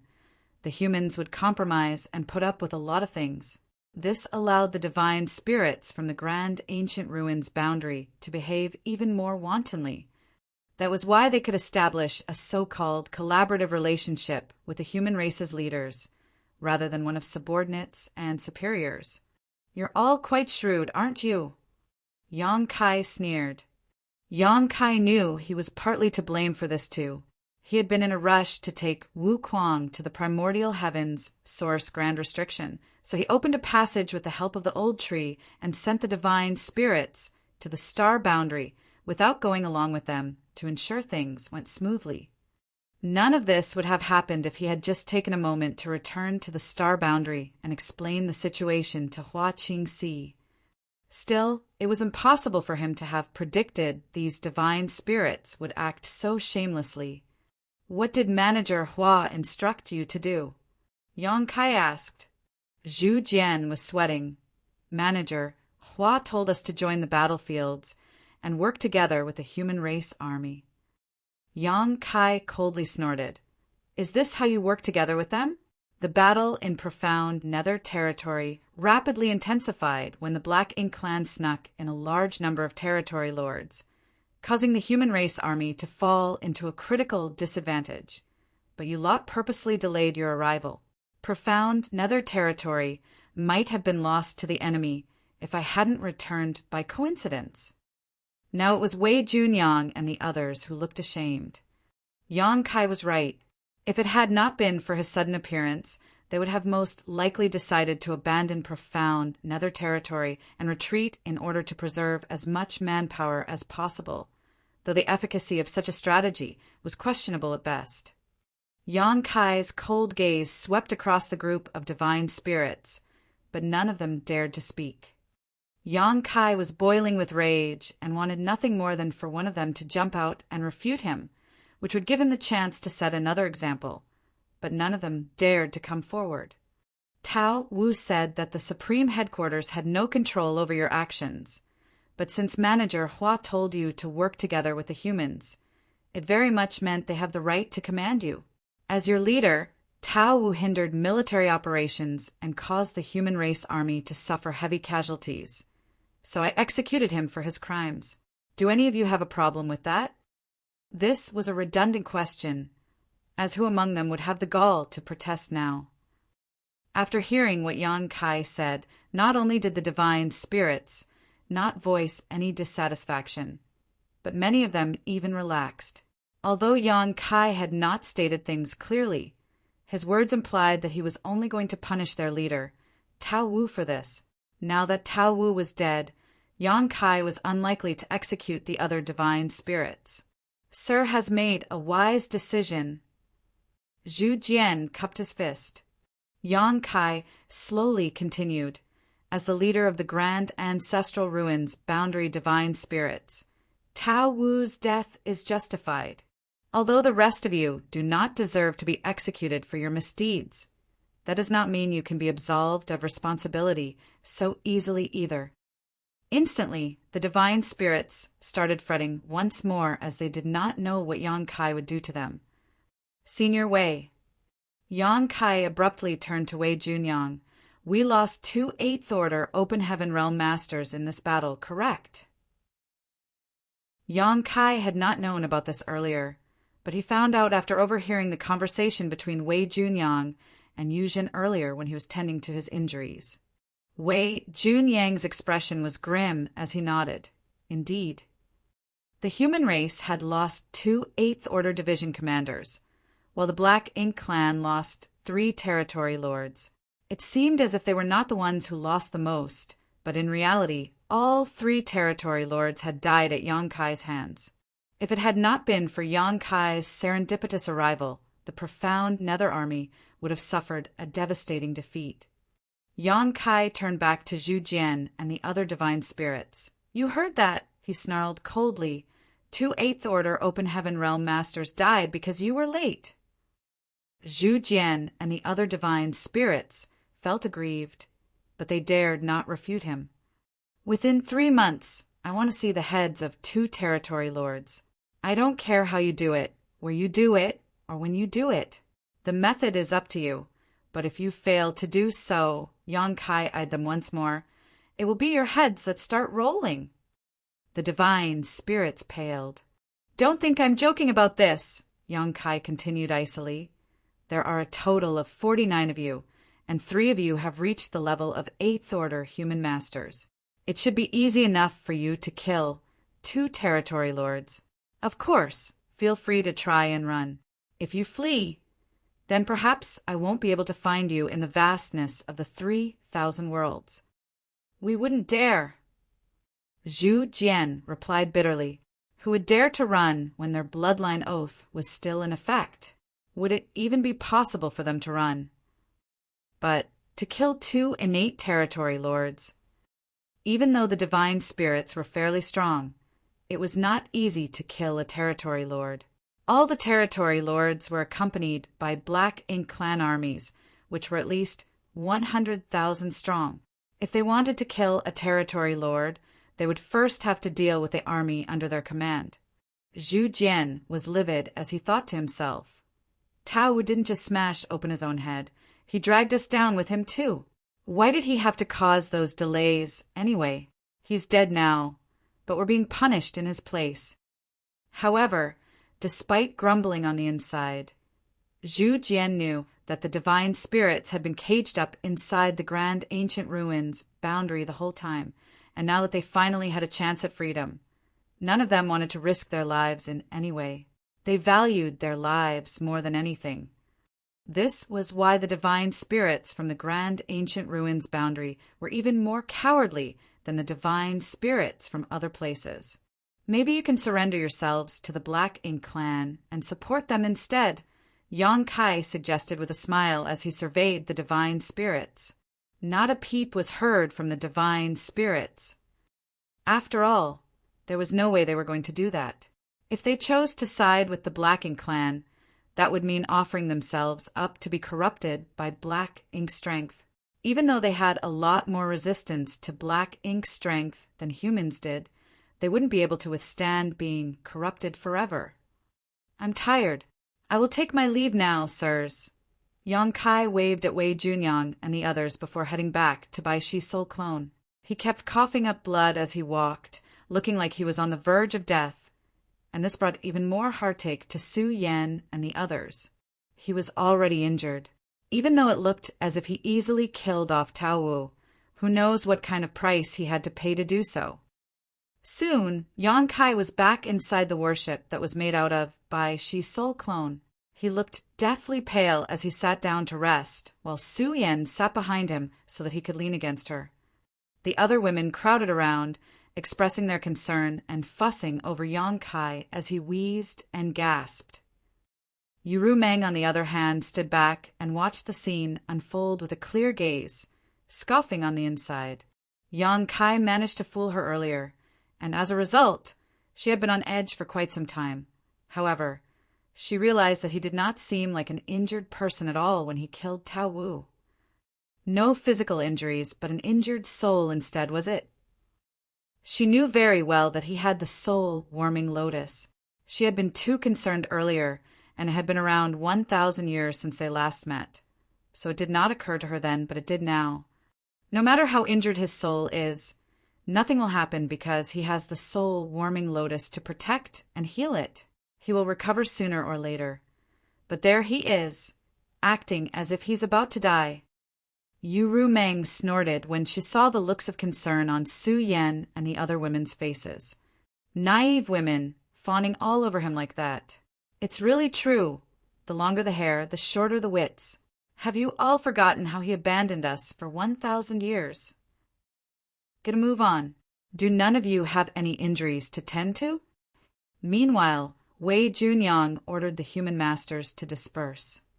They were still in a daze over the shocking turn of events, but after hearing Wei Junyang's order, They finally snapped out of it and moved away as they gleefully celebrated on the inside. They had long since heard about the abhorrent behavior of these divine spirits from the grand ancient ruins boundary. The latter's delayed arrival had also led to the sacrifice of two of the profound Nether Army's Eighth Order Open Heaven Realm Masters, as well as many lower order soldiers, resulting in a great deal of frustration and anger. Thus, they felt particularly gratified when Yang Kai executed Tao Wu. It was as if he had vented all their rage on their behalf. Yang Lai smacked his lips as he secretly lamented the loss of an Eighth Order divine spirit. Why kill him off just like that? It would have been better to throw him at the Black Ink clan army and have him kill them instead. With luck, he might have even taken down a territory lord. We could have extracted that divine spirit's blood essence and source and let the humans refine them too. It would have been a great help. Yang Lai thought Yang Kai was being too wasteful. He's never been an army commander, so he doesn't know how to make the best use of such resources. Once the crowd cleared out, Wei Yungyang looked at Yu Zhen and said, "Now that the battle in profound Nether territory has calmed for the moment, we have a lot of things to attend to here. You should report back to the Supreme headquarters first. I don't think we'll be seeing any battles here in the near future." "Yes, sir."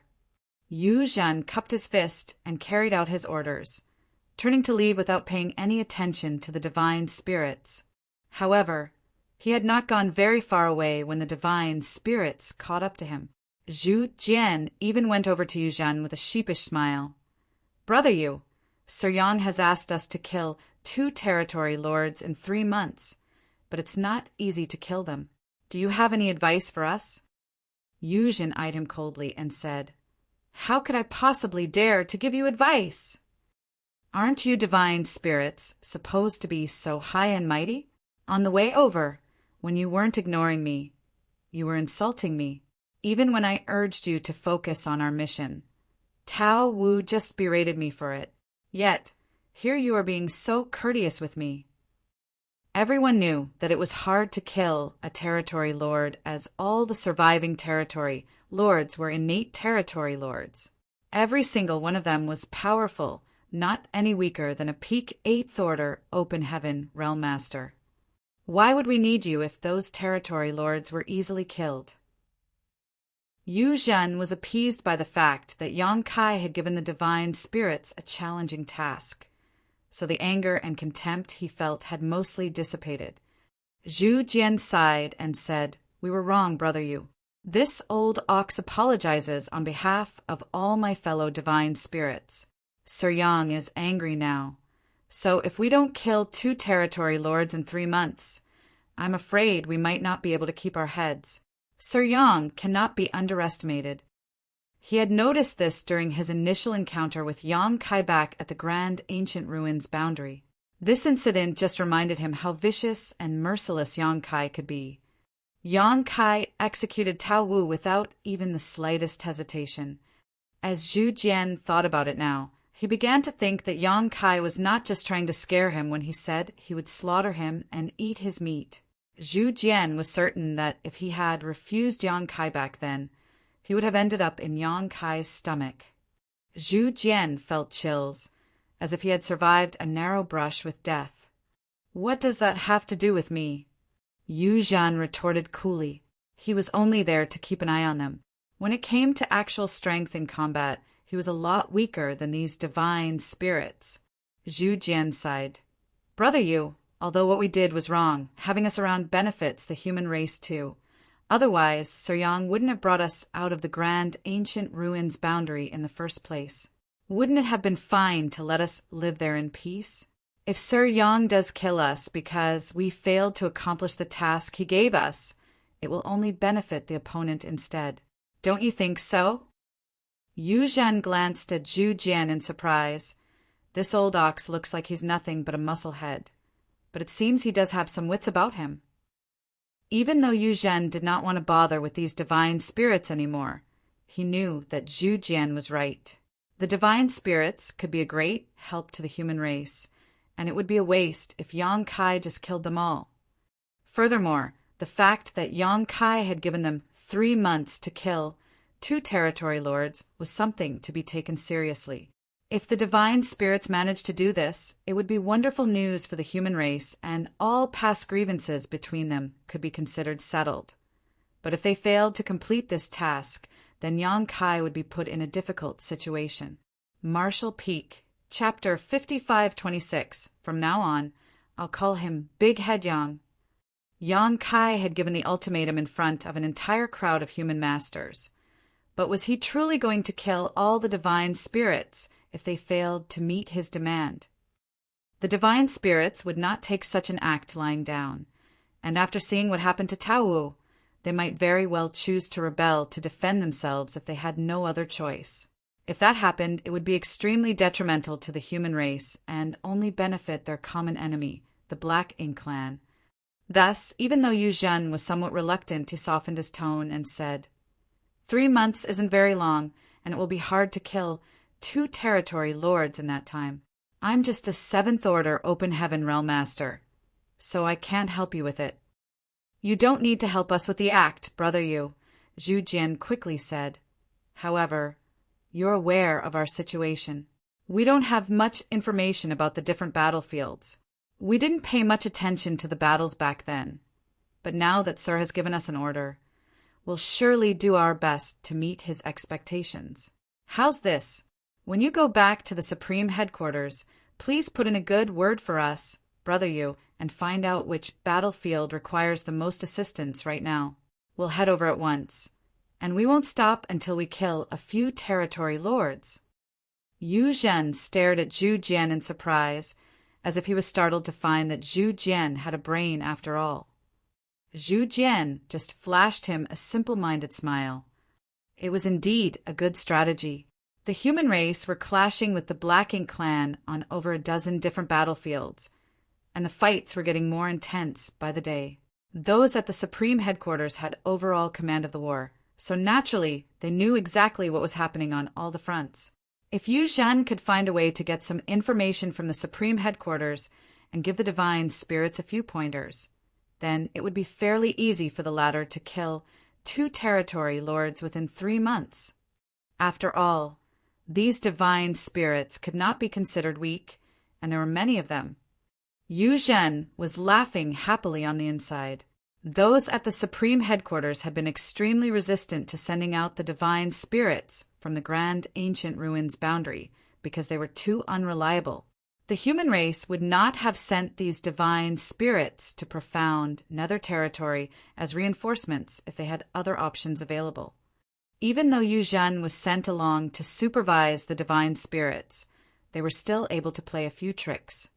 Well, now that Yang Kai has set an example by executing Tao Wu, I bet the divine spirits from the Grand Ancient Ruins boundary won't have the gall to disobey orders again. Yu Zhen nodded and said, That's not a problem. I'll help you get this information. Zhu Jian quickly cupped his fist. Many thanks, brother Yu. Zhu Jian finally exhaled, feeling like a weight had been lifted off his chest. With Yu Zhen's help, they would most likely be able to overcome this challenge. But in the process of killing 2 territory lords, who knows if we might suffer any casualties? Zhu Jian shuddered when he recalled the way Yang Kai executed Tao Wu. He made up his mind to talk to the rest of the divine spirits from the Grand Ancient Ruins boundary and warn them to do as told, lest they follow in Tao Wu's footsteps. Brother Ouyang, how do you feel about all of us coming together and submitting a request to the Supreme Headquarters for Yang Kai to become the army commander here and oversee profound nether territory? Wei Junyang abruptly asked from his spot on the universe fragment. Ouyang Lai was taken aback. Let him be the army commander of an entire battlefield? He's strong enough, but not experienced enough, don't you think? I can't believe Wei Junyang would even suggest that. No one could deny Yang Kai's strength. Even after killing 3 territory lords in a row, he could still kill the divine spirit Tao Wu with a single thrust of his spear despite being heavily injured. Based on strength alone, None of the Eighth Order Open Heaven Realm Masters in profound Nether Territory were his match. However, Ouyang Lai did not think it was a wise decision to make Yang Kai the army commander of the profound Nether Army. Yang Kai was too young, still a rising star by all measures. There were many more experienced people above him, including Eighth Order Open Heaven Realm Masters who were even more experienced in strategy and command than Ouyang Lai and Wei Junyang. Although there were quite a number of Eighth Order Open Heaven Realm Masters on the profound Nether Territory battlefield, none of them was the actual army commander who presided over the entire situation. Wei Junyang was considered the leader, but he, Ouyang Lai, Fei Yongzhe, Kong Chengde, and 2 other Eighth Order Open Heaven Realm Masters all currently shared that responsibility among them. Whenever a decision needed to be made, the Eighth Order Open Heaven Realm Masters would come together and form a joint plan of action based on the directives set by the Supreme Headquarters.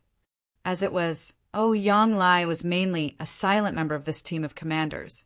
All he ever cared about was charging at the enemy, so he did not get involved in the day-to-day operations of the army. Even so, Ouyang Lai was shocked that Wei Junyang suggested having Yang Kai assume full command of profound Nether Territory. Wei Junyang was a powerful Eighth Order Open Heaven Realm Master and would not easily defer to someone else's authority, though this was not because he was wildly ambitious or power-hungry. It was simply because it was hard to be convinced by someone's leadership if that person was neither powerful enough nor experienced enough. "Do you think so highly of him, old Wei?" Wei Junyang eyed Ouyang Lai a little helplessly. Everyone else liked saying that he and Ouyang Lai were 2 peas in a pod, so that was why they considered each other confidants.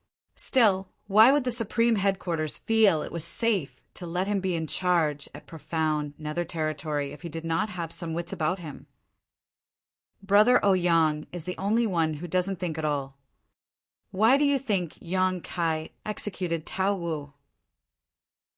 All of a sudden, Wei Junyang asked an off-topic question.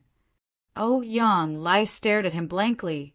He killed a divine spirit who hindered military operations. What other reason could there be? I knew you wouldn't have picked up on anything else. However, Ouyang Lai seemed to have an epiphany. That brat is young and impulsive. He doesn't have much tolerance and can't hold himself back. It wouldn't be good if he was put in charge of the profound Nether Territory battlefield. Wei Junyang smirked and shook his head. What you saw was only the surface intent. Don't tell me you think there was a deeper meaning behind Yang Kai's decision to kill Tao Wu, Ouyang Lai retorted, frowning before asking. What was he considering? Wei Junyang glanced at Bai Shi Soul Clone and said, It's true that he's young and impulsive, but I think he executed Tao Wu more to send a warning to the divine spirits from the grand ancient ruins boundary and to open up an opportunity for reconciliation between them and we humans. Ouyang Lai paused and thought. He was reckless. But that did not mean he could not think, he just couldn't be bothered to spend time mulling things over. However, now that Wei Junyang pointed this out to him, he had a vague idea of what Yang Kai's motives had been. The divine spirits from the grand ancient ruins boundary have a pretty bad reputation. However, they haven't committed any grave mistakes thus far, so those at the Supreme Headquarters can't be too harsh on them. This time around, though, their delay led to the deaths of 2 Eighth Order Open Heaven Realm Masters. If word of this got back to the Supreme Headquarters, Xiangshan, Mi Jingluan, and the rest wouldn't let it slide so easily. According to the rules of the army, Tao Wu would have to be executed, but could they do that? Perhaps it wouldn't have been difficult to kill Tao Wu, but it would mean offending all the divine spirits from the grand ancient ruins boundary, and they're a group with significant strength. Yet, if the Supreme Headquarters did not punish Tao Wu, how would they appease the rest of the human army?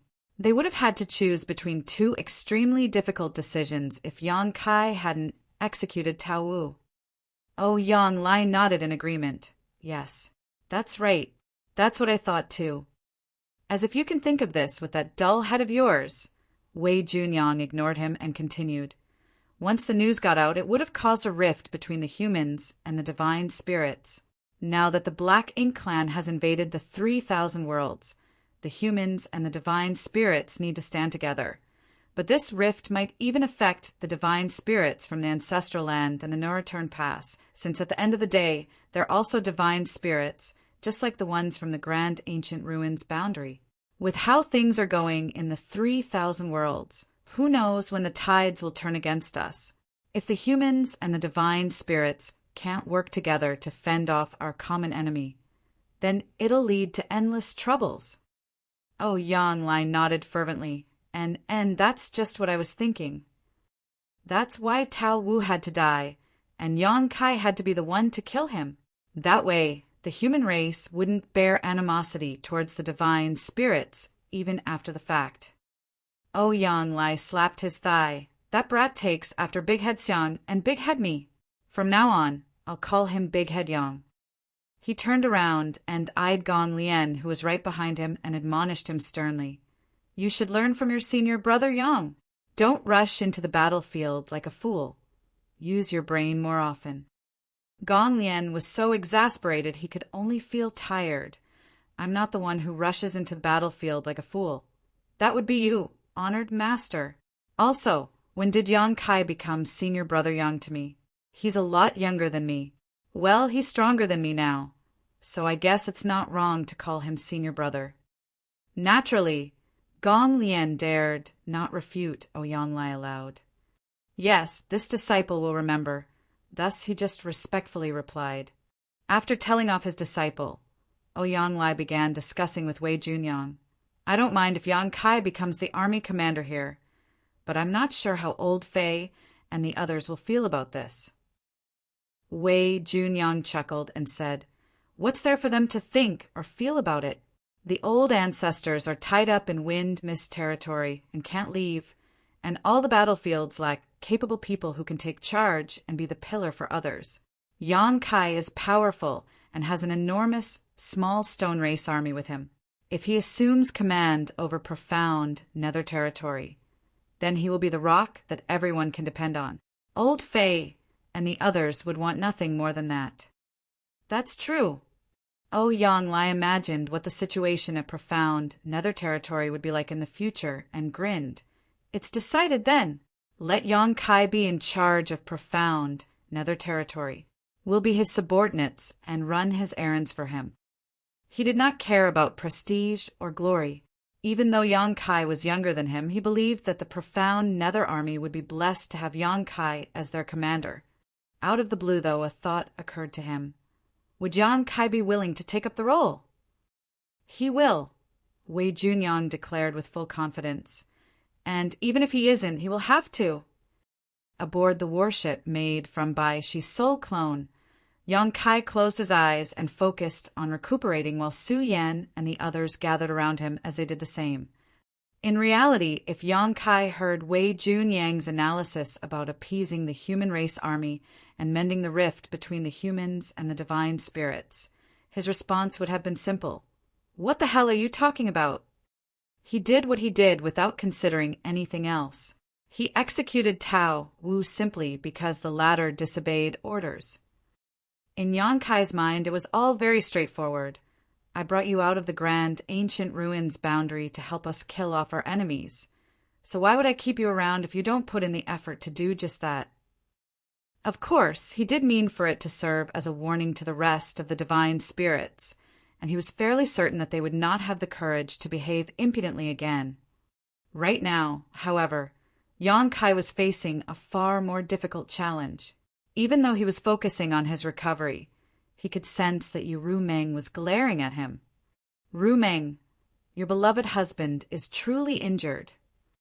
In total, Yang Kai used 4 soul rending thorn in quick succession, and his soul was heavily damaged. Thankfully, it had not been 4 times in a row, as there had been a short break before the last one was unleashed. He was fairly certain he would be unconscious right now if he had used those 4 soul rending thorn all at once. While Yang Kai had the soul-warming lotus, which meant that the core of his soul would not be affected.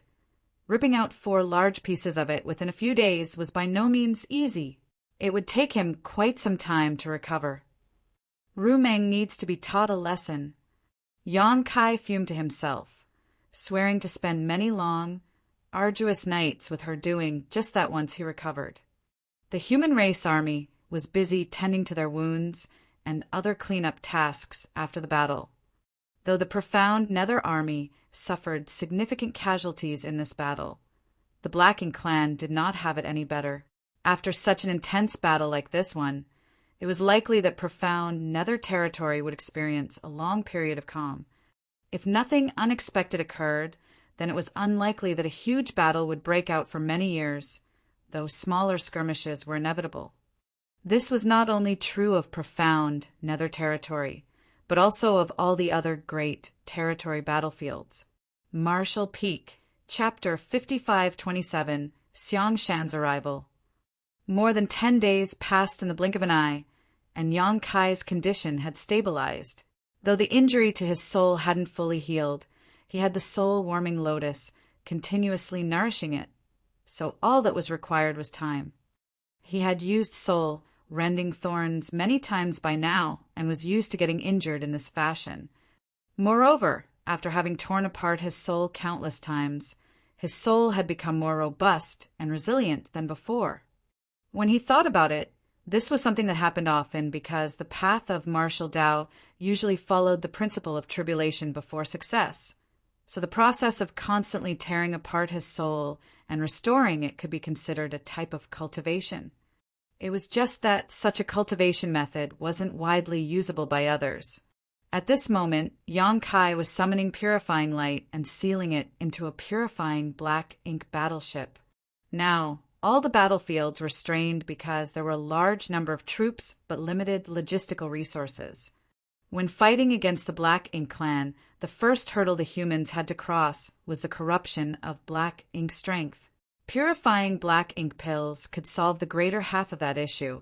However, with over a dozen battlefields and more than 10 million troops almost constantly engaged in battle, there was a huge demand for purifying black ink pills. Even after gathering all the alchemists in the 3,000 worlds and having them work without rest, there still weren't enough pills to satisfy the demand. Without purifying black ink pills to suppress the corruption of black ink strength, soldiers wouldn't be able to go all out when fighting the Black Ink clan and would lose about 30% of their combat efficacy. Back when they were on the Black Ink battlefield, the soldiers from all great passes had purifying light, but after so many years of battle, the purifying light from all those great passes had been depleted. Fortunately, Yang Kai had returned, and there was an abundance of yellow and blue crystals in his small universe, so they could have as much purifying light as they wanted. Moreover, Yang Kai was no longer the only one who could use purifying light. Sun Yin could as well. In the chaotic, dead territory, Yang Kai asked Big Brother Huang and Big Sister Lan to bestow him more great sun and moon marks because he was preparing for this moment. Previously, he was the only one who could summon purifying light, which was very inefficient, but now that Sun Yin also had the great sun and moon marks embedded on the back of her hands, she could help Yang Kai share the burden, so summoning purifying light had become less stressful. Not only that, but Yang Kai was preparing to pass out the remaining 9 sets of marks because once that was done, almost all the battlefields would have someone who could summon purifying light, which could greatly relieve the pressure the human race was facing. Of course, if one wanted to take on the great sun and moon marks, one had to have a divine spirit source and bloodline. The source strength from the burning light and serene glimmer was too powerful, making it impossible for those without bloodline ties to them to withstand, so only divine spirits could accept the 2 marks. Yang Kai had let Wei Junyang relay this message to the Supreme Headquarters. There were now more than a dozen battlefields, so the 9 remaining marks naturally couldn't be distributed evenly among them. As for how to allocate these personnel, that was a problem the Supreme Headquarters had to solve. After a long period of being constantly busy, Yang Kai finally had some time to rest. Since Yang Kai was now proficient in many grand daos, whether it be alchemy, artifact, refining, or arrays, he had some attainments in all of them. As the saying goes, those who are able could do more, so he naturally wouldn't have time to rest. Today, Yang Kai was repairing a warship, when a seventh order open heaven realm master flew over and landed in front of him before cupping his fist and said, "Sir, someone from the Supreme Headquarters has arrived. Senior Wei and Senior Ouyang have asked that you head over there and join the discussion." "Why do I need to head over there?" Yang Kai was a little taken aback. Though he was an 8th Order Open Heaven Realm Master and could count as a division commander, he hadn't received any official appointment from the higher-ups, so he was still quite free. However, Wei Junyang and the others asked him to head over to join their discussion, which meant they might have something planned for him. Yang Kai knew that very well because 8th Order Open Heaven Realm Masters were now the mainstay of the human race, so each 8th Order Master had to take on a leadership role. The main reason Yang Kai was reluctant to go over was that he felt he had the strength and ability but needed more experience, so if he was officially appointed as a division commander, it would be very stressful for him. Moreover, he still had something important he needed to do. If he were appointed as a commander, he might not have much time to do that. Cough. Yang Kai covered his chest and coughed a few times before speaking with a pale face. "Go back and tell Senior Brother Wei that my injuries have worsened, so I have returned to rest." While saying so, he didn't even bother about repairing the warship and turned around to leave in the direction of his temporary accommodations. Having just reunited with his many wives, Yang Kai had many things to say to them, so Yuru Meng and the others had transformed a small universe fragment near the front lines into a temporary palace. No one had said anything about their actions either. The 7th Order Open Heaven Realm Master let out a bitter laugh before dashing over and stopping Yang Kai in his path. He bowed and said, "Sir, it's an order from the higher-ups, so please don't make things difficult for me." Meanwhile, he was thinking, could this sir have discovered something? Otherwise, why is he trying to flee? With a bitter expression, Yang Kai persuaded the 7th Order Open Heaven Realm Master, "I'm not making things difficult for you. My injuries have indeed gotten worse." Saying so, he coughed a few more times and spat out a mouthful of blood. The 7th Order Open Heaven Realm Master was speechless. Isn't this a little too exaggerated? But seeing that Yang Kai had gone to such lengths to avoid going there, he couldn't say anything else. Just as he was about to leave, a majestic voice boomed from the main conference hall. "Smelly brat, get your ass over here!" Stunned, Yang Kai looked at the 7th Order Open Heaven Realm Master and asked, "Who is the person that came from the Supreme Headquarters?" With a slight smile, the 7th Order Master replied, "It's Senior Xiang Shan who personally came over." Yang Kai felt frustrated. Damn Big Head Xiang. Can't that bastard stay at the Supreme Headquarters to just oversee everything? Why come all the way here? While he was complaining inside, his pale face gradually returned to normal as he sighed and beckoned to the 7th Order Open Heaven Realm Master. "Come on, let's go." Since Big Head Xiang has arrived, I should at least give him some face. Thus, Yang Kai decided that he would go over, but would only listen and not make any comments during the discussion. After all, his goal was to have freedom, so they should just forget about appointing him to a post in the army. If I had known this would happen, I would have returned to the star boundary for a visit, because little senior sister is still there. "Sir, please." The 7th Order Open Heaven Realm Master gestured with a smile. His expression was obviously implying, why waste all the effort playing sick when you could have just complied? Soon, Yang Kai arrived before the main conference hall and looked up at its entrance.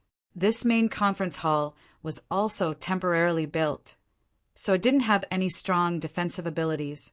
After all, they were at the front lines and might have to face an attack from the Blacking clan at any moment.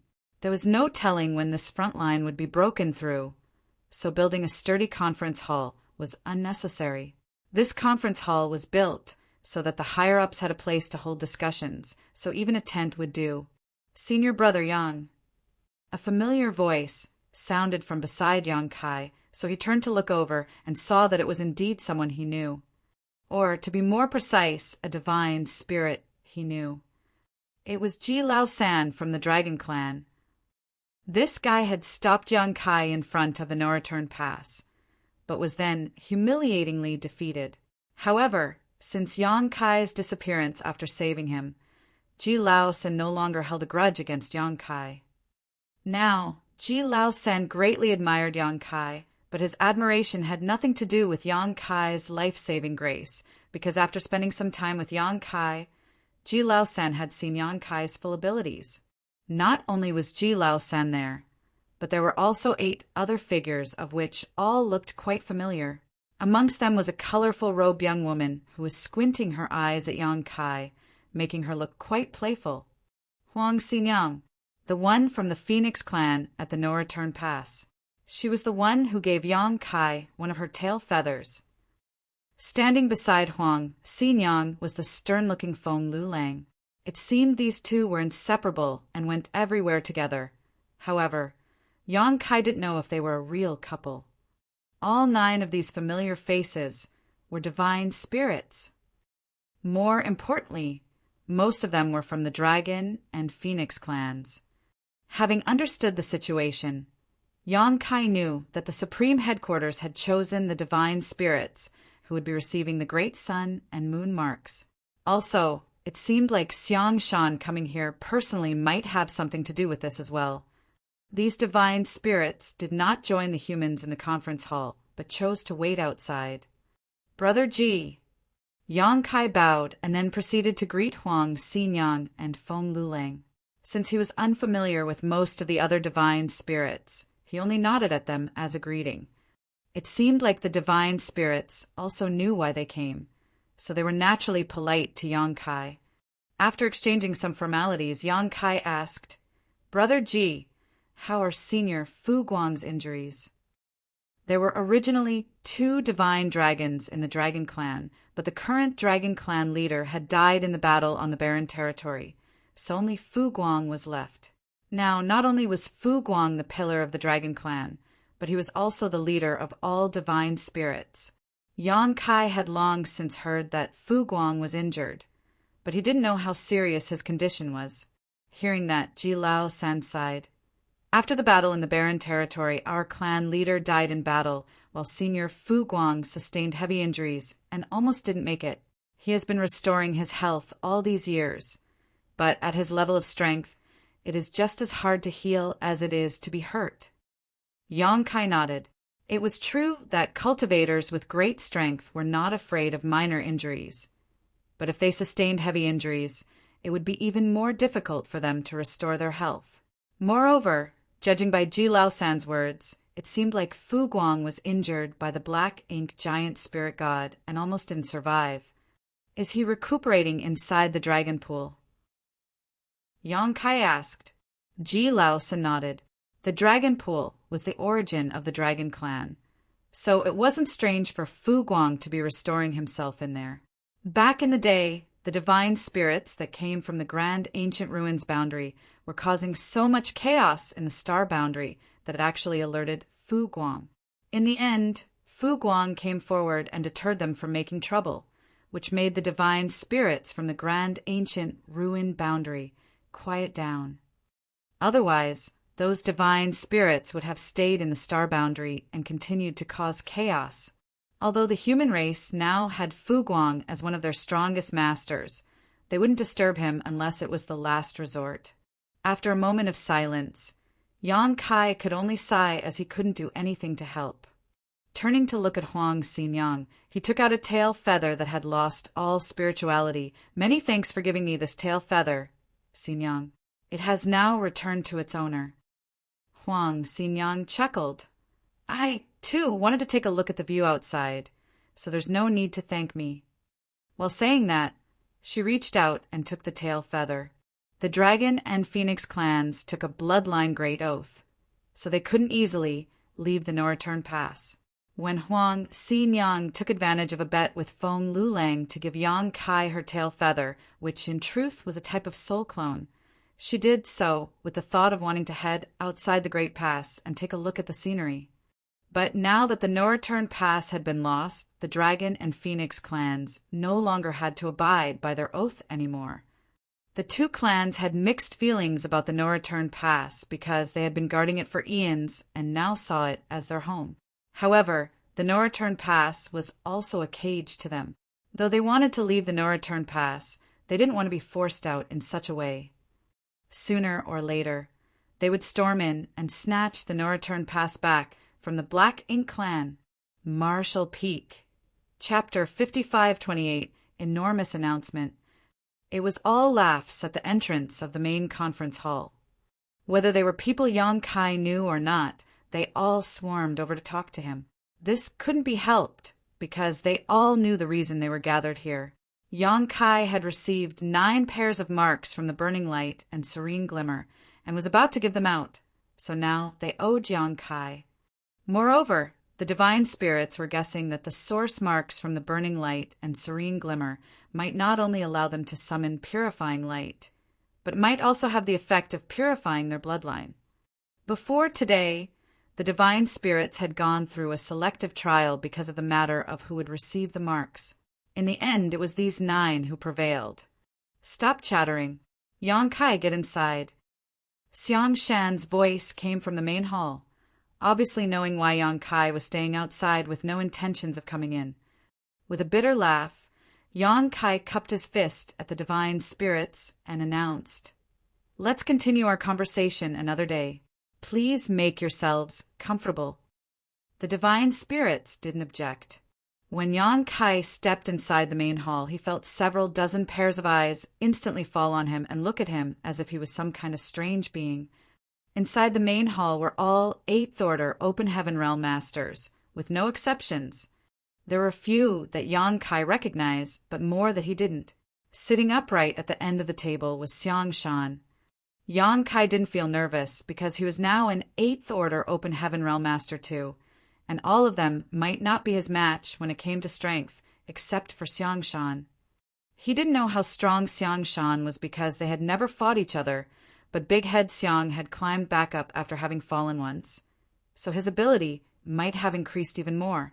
He could be considered one of the most powerful 8th Order Open Heaven Realm Masters alive today. While facing the crowd, Yong-kai cupped his fist and greeted. Junior Yong-kai greets seniors. That's right. I'm just a junior with abilities but no experience, so I can't take up any huge responsibilities. His intentions, naturally, couldn't escape Xiang Shan's eyes. Big Head Xiang looked at him with a faint smile, but didn't make any comments. Instead, one of the 8th Order Open Heaven Realm Masters burst out laughing. Junior brother, you're too modest. You are now also an 8th Order Open Heaven Realm Master, and have the same cultivation as all of us. So you shouldn't be referring to us as your seniors, but as fellow brothers. Another 8th Order Open Heaven Realm Master nodded before adding, We cultivators only care about strength, not age, unless you're from the same sect, that is. But since you've already reached the 8th Order Open Heaven Realm at such a young age, and even recently killed 3 innate territory lords at once, I'm sure you're going to have a very promising future. Not bad for a person so young. We older ones have high hopes for you. Following that was a wave of compliments from everywhere. The only words that weren't said were that Yong-kai was the future of the entire human race. Yong-kai felt defeated and looked at Xiang Shan grimly. He wouldn't believe it if someone said Xiang Shan hadn't colluded with these 8th Order Open Heaven Realm Masters to do this. This group of 8th Order Masters had even begun spouting utter nonsense, so it was obvious that they had some kind of hidden intentions. At that point, Yong-kai felt even more stressed. After secretly sighing, he knew he couldn't go against so many of them, so he complied and cupped his fist.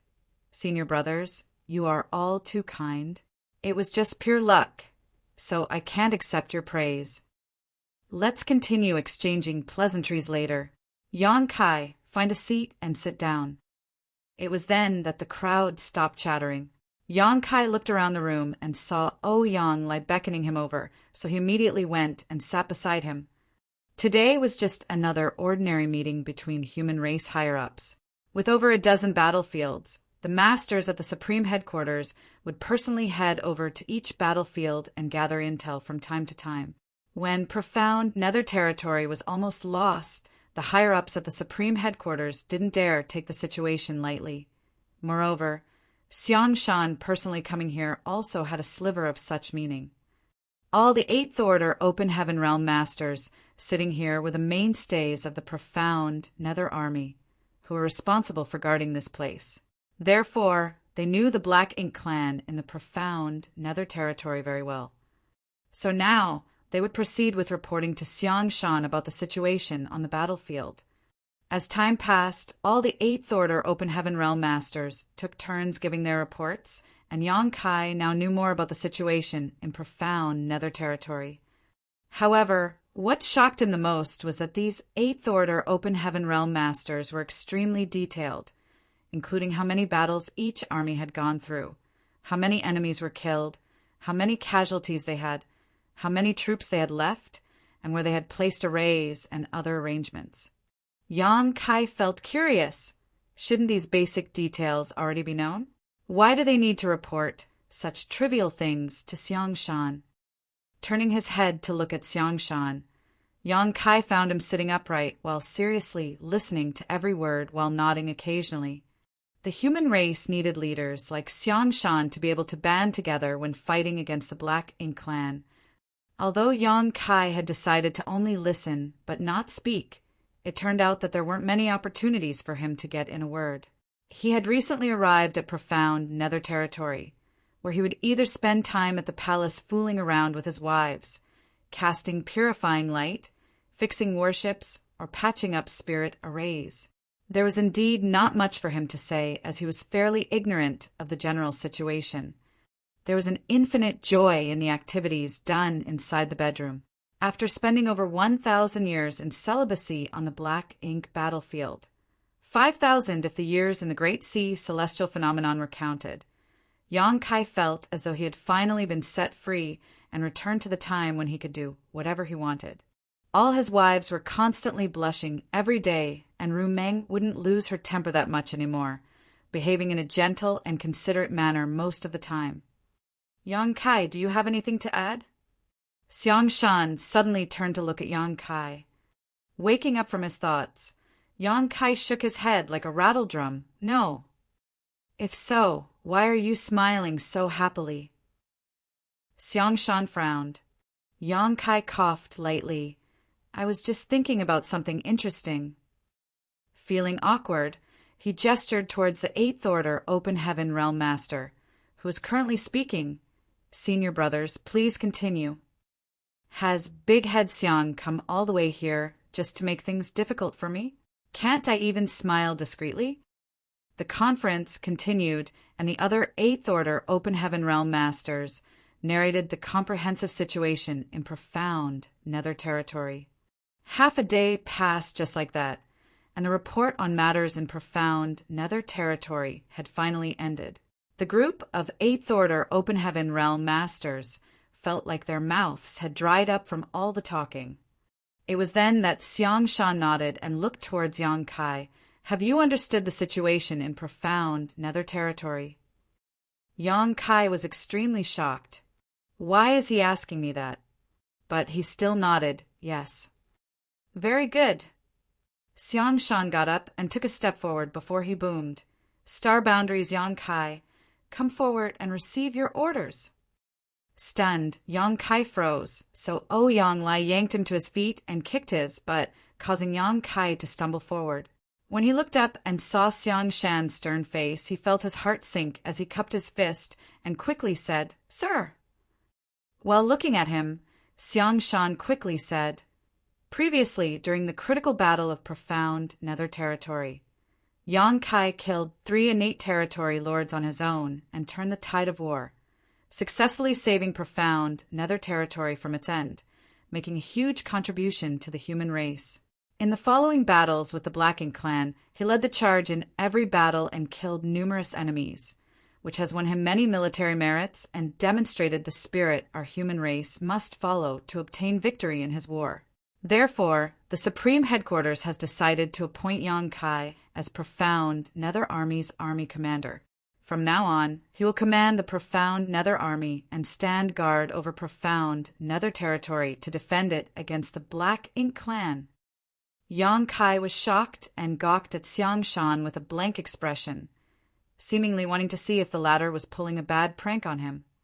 Back when Yang Kai received Xiang Shan's order to attend the conference between Profound Nether Army higher-ups, he had already mentally prepared himself, thinking that he was about to be assigned some formal posting. After all, he was also an 8th Order Open Heaven Realm Master, and according to the rules, he was capable of assuming the rank of Division Commander. He was thinking of a way to get out of it despite knowing that the chances of that happening were slim, and he had almost accepted his fate and thought if he were appointed as a division commander, he could accept it. It was better to have subordinates than to fight alone after all. However, he never expected that Xiang Shan would make such an enormous announcement. The Profound Nether Army commander was the person responsible for overseeing the entire Profound Nether territory. It was a position completely incomparable to the trivial post of division commander. If Yang Kai accepted the position of army commander, all the 8th Order Open Heaven Realm Masters sitting here would become his subordinates. Moreover, Profound Nether territory now had about 600,000 human soldiers, a number that would increase in the future. How could Xiang Shan just leave all of them to him? No, it wasn't Xiang Shan making this decision. Yang Kai turned to look at both his sides of the room and saw the other 8th Order Open Heaven Realm Masters, smiling as they looked at him, especially Ouyang Lai, who was even winking like he was doing him some big favor. This was the decision made by all the 8th Order Open Heaven Realm Masters of the Profound Nether Army. Without agreement from the ones actually leading the Profound Nether Army, it would be impossible for the Supreme Headquarters to implement such orders. It seemed like Wei Junyang and the other 8th Order Masters had long since agreed to let Yang Kai become the army commander of the Profound Nether Army. At this moment, Yang Kai had no words to describe what he was feeling. Back on the Black Ink battlefield, the highest post he held was squad leader. He had never even experienced being a battalion commander, much less a division commander, but now he was suddenly promoted to army commander. The difference was too big to fathom. It now made sense why the 8th Order Masters here were being so detailed with their reports. Those matters weren't for Xiang Shan to hear, they were for him.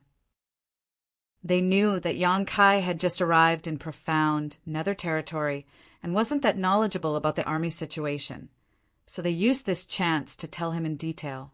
This was clearly a premeditated plot. Xiang Shan using this chance to come here and appoint Yang Kai as army commander might be the real reason for his visit, while everything else was secondary. Bunch of old foxes. Never would Yang Kai have expected that all these 8th Order Open Heaven Realm Masters had kept him in the dark about this until the moment they sprung the trap. He was already a little reluctant to take up the position of division commander, but now he thought being a division commander seemed quite reasonable. Compared to overseeing the entire army, looking after a mere division seemed like a breeze. Many thoughts flashed through Yang Kai's head before he quickly declined. Sir, this junior is still young and has insufficient experience. The army commander of the Profound Nether Army is a critical position, and I'm afraid I might not be able to handle it. So please choose someone else, sir. Xiang Shan replied calmly, although you're still young and inexperienced, no one can compare to you in regards to military merits. What's more, you have all the 8th Order Open Heaven Realm Master here today to support you. So what's there to worry about? Unless you're unwilling to take up this role. That was indeed what Yang Kai was thinking, and he immediately nodded. Sir, please understand, this junior is unwilling to accept this position, and he does not dare to accept it. Once he became the army commander of the Profound Nether Army, he would have to stay in Profound Nether territory for a very long time, possibly until the war here was settled. He felt that his talent wasn't in leading an army or in devising battle tactics. His talent was in killing Black Ink clansmen and relieving the pressure on the human race. That was something Xiang Shan knew, So why was he so insistent on having Yang Kai become the army commander? Frowning, Xiang Shan asked, "Are you really unwilling to accept this position?" "Yes." Yang Kai nodded his head like a chicken pecking rice while looking at Xiang Shan with sincere eyes. With a light sigh, Xiang Shan said, "You can't force someone to do what they are unwilling to do. If you're unwilling to take up that position, I won't make things difficult for you. As for the profound Nether Army, the Supreme Headquarters will have another discussion about it." Yang Kai cheered, "Sir is wise." Why have I never noticed how easy Big Head Xiang is to speak with? Marshall Peak, Chapter 55, 29. Do your consciences not hurt at all? Report. Following a shout, a Seventh Order Open Heaven Realm soldier ran into the main hall and cupped his fist at Xiang Shan. The Black Ink Clan army has been sighted advancing from 10 million kilometers outside the Eastern Front. They appear to be rallying for another attack. Under normal circumstances, there wouldn't be anyone barging into the higher-ups conference, but an urgent military situation was an exception. Obviously, the Black Ink Clan on the Eastern Front pressing in on them was an urgent military situation. "Bold!" Wei Junyang bellowed. "Those Black Ink Clansmen must be courting death." While he spoke, he exuded his majestic Eighth Order Open Heaven Realm aura. Yang Lai also exclaimed, "It seems like they haven't learnt their lesson yet." Not only were these two cursing the Black Ink Clan, but the other Eighth Order Open Heaven Realm Masters all joined in, causing the main conference hall to instantly fill with all kinds of voices. Meanwhile, Yang Kai frowned. What is the Black Ink Clan up to? They have just lost a major battle and 3 territory lords. How could they come back for another attack after such a short amount of time? Looking back at the Seventh Order soldier who came to report the news, Yang Kai could see that he was from Great Battle Heaven because he was wearing distinctive golden armor. Undried blood still marred his armor, which seemed to indicate that he was injured. What caught Yang Kai's attention, though, was that the other Eighth Order Open Heaven Realm Masters of profound Nether Army were too calm. Since the Black Ink Clan army are rallying to attack, shouldn't they be discussing a plan of action and dispatching troops to consolidate the Eastern Front? It's highly improper of them to just be acting loud and rowdy at this moment. While he was lost in such thought, one of the Eighth Order Open Heaven Realm Masters came forward and cupped his fist to Xiang Shan before saying, "Sir Xiang, I request permission to fight off the enemy." Xiang Shan nodded lightly. "It's rare for you, Division Commander Chin, to be so eager to fight. You have my permission. How many troops are you preparing to bring with you?" Division Commander Chin answered proudly, "I don't need much. A single division will suffice." Then Xiang Shan warned sternly, "The war between the two races is not child's play." After coldly snorting, Division Commander Chin replied, "It's just a motley group of weak Black Ink Clansmen. What's there to be afraid of? If we don't deter the enemy, this Chen will offer his head up to you." "Good." Xiang Shan nodded unceasingly to show his approval. Although we humans are at a disadvantage, we do not lack the thirst for blood and bravery. Division Commander Chin is still so enthusiastic at such an old age. You are a role model to all of us. Therefore, I'll permit. Wait a moment. Yang Kai hurriedly interjected. He was beyond shocked as he listened to this conversation. In such an urgent situation, you old Eighth Order Masters made a snap decision just like that, and Xiang Shan actually agreed to it? What about the difference between the enemy's army and ours? What about the number of enemies coming over? With such a lack of information, how could you reach a decision so quickly? More importantly, Yang Kai knew Division Commander Chin personally. In regards to age, he was one of the eldest Eighth Order Open Heaven Realm Masters. But when it came to power, he wasn't the strongest and would not stand a chance against an innate territory lord. Under such circumstances, how could this old man have the confidence to say he would only bring a single division out to fight the enemy? Was he just bluffing? However, the other 8th Order Open Heaven Realm Masters showed no signs of wanting to stop him. Yang Kai, do you have something to say? Xiang Shan turned around to look at Yang Kai, feeling his head pulsing.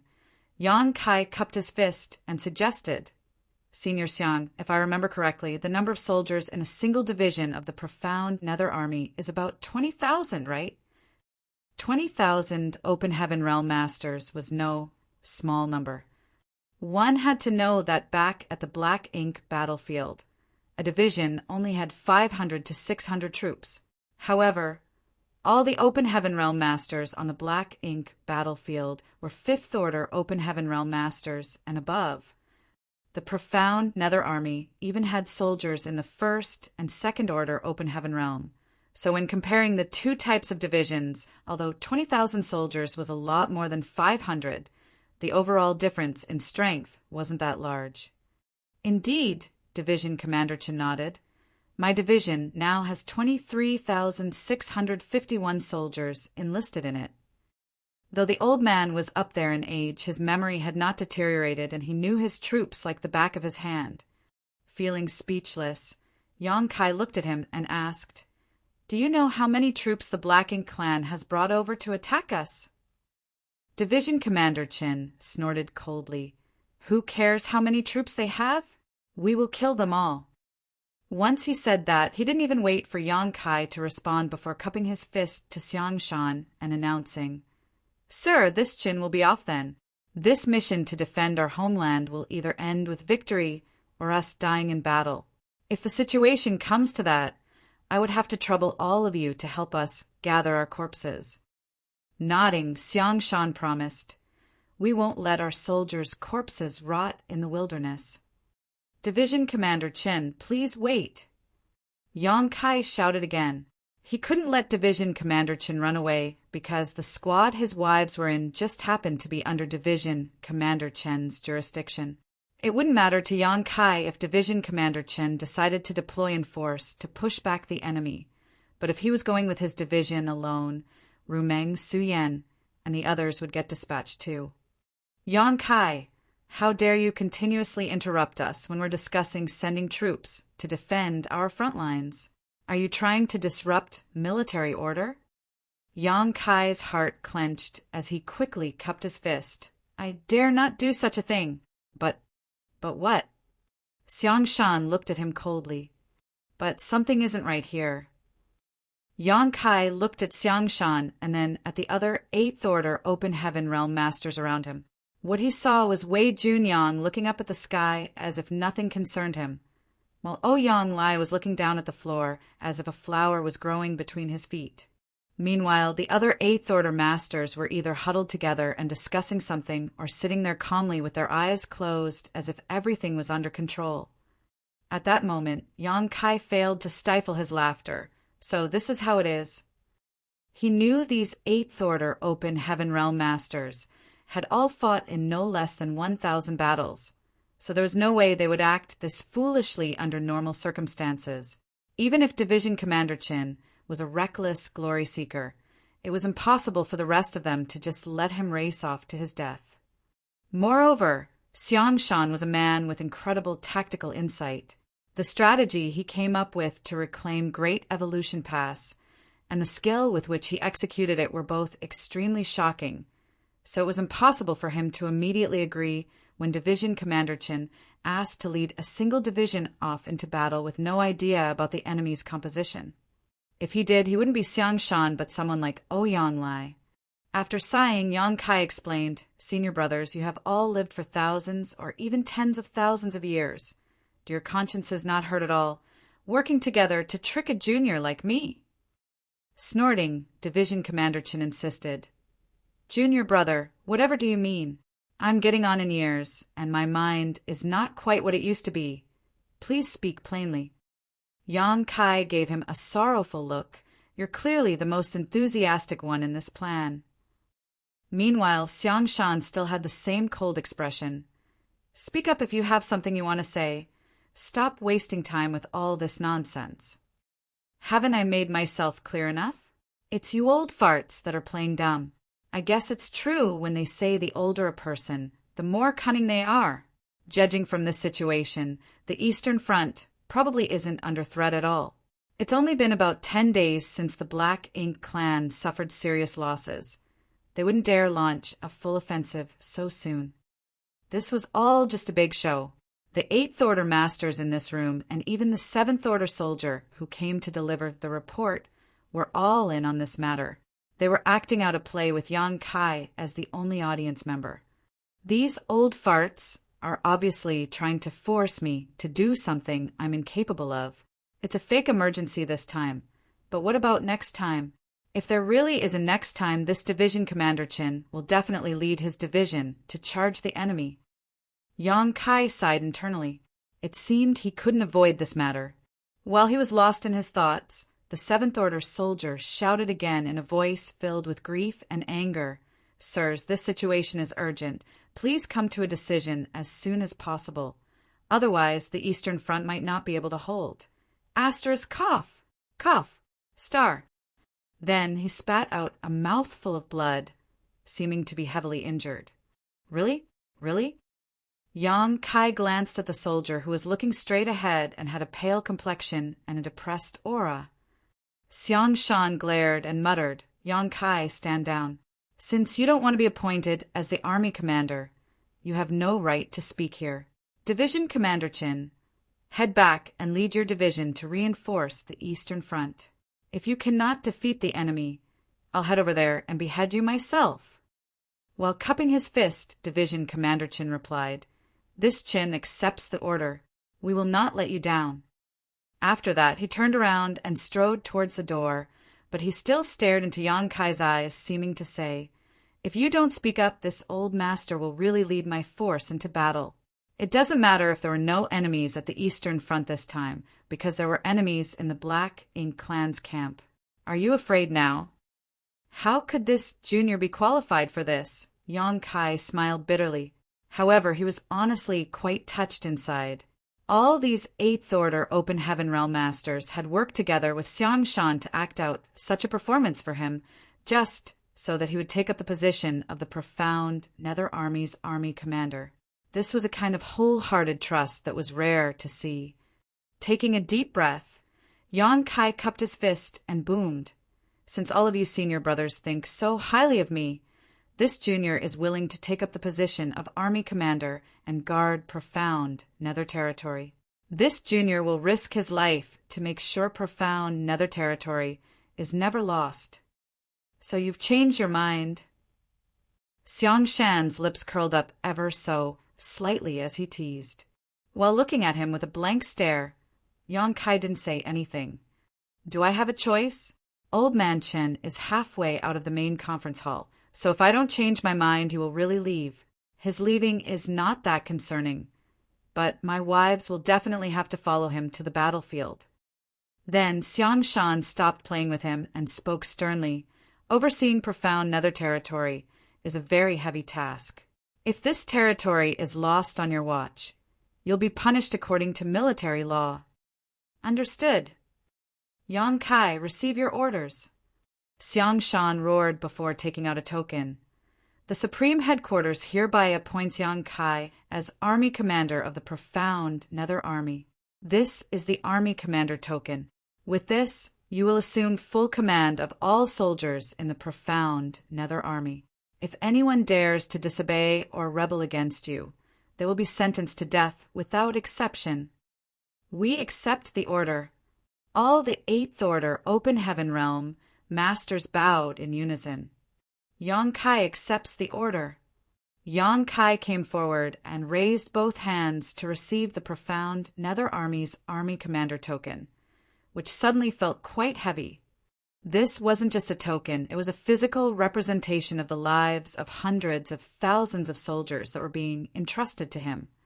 At that moment, Yang Kai's aura seemed to have changed and become even more profound and mysterious. Noticing this, Xiang Shan watched with amazement as the words, "Heavens," will appeared in his head. "Greetings, Army Commander." Wei Junyang chuckled and cupped his fist before bowing. The other 8th Order Open Heaven Realm Masters copied him and did the same. The atmosphere inside the main hall was very harmonious. Division Commander Chen ran back as well and no longer shouted about racing off to kill the enemy. Of course, Yang Kai wouldn't take what happened just now to heart and exchanged pleasantries with the other 8th Order Open Heaven Realm Masters. He would be overseeing profound Nether territory in the future, so he would need these old foxes' help. Report. Another 7th Order soldier dashed into the main hall and cupped his fist. Sirs, there is news from the Eastern Front. The Black Ink Clan army has retreated. It seems like their previous actions were just a feint. There is no imminent attack. Nodding, Xiang Shan replied, It's good that the Black Ink Clan has retreated. Division Commander Qin, you may take a rest as well.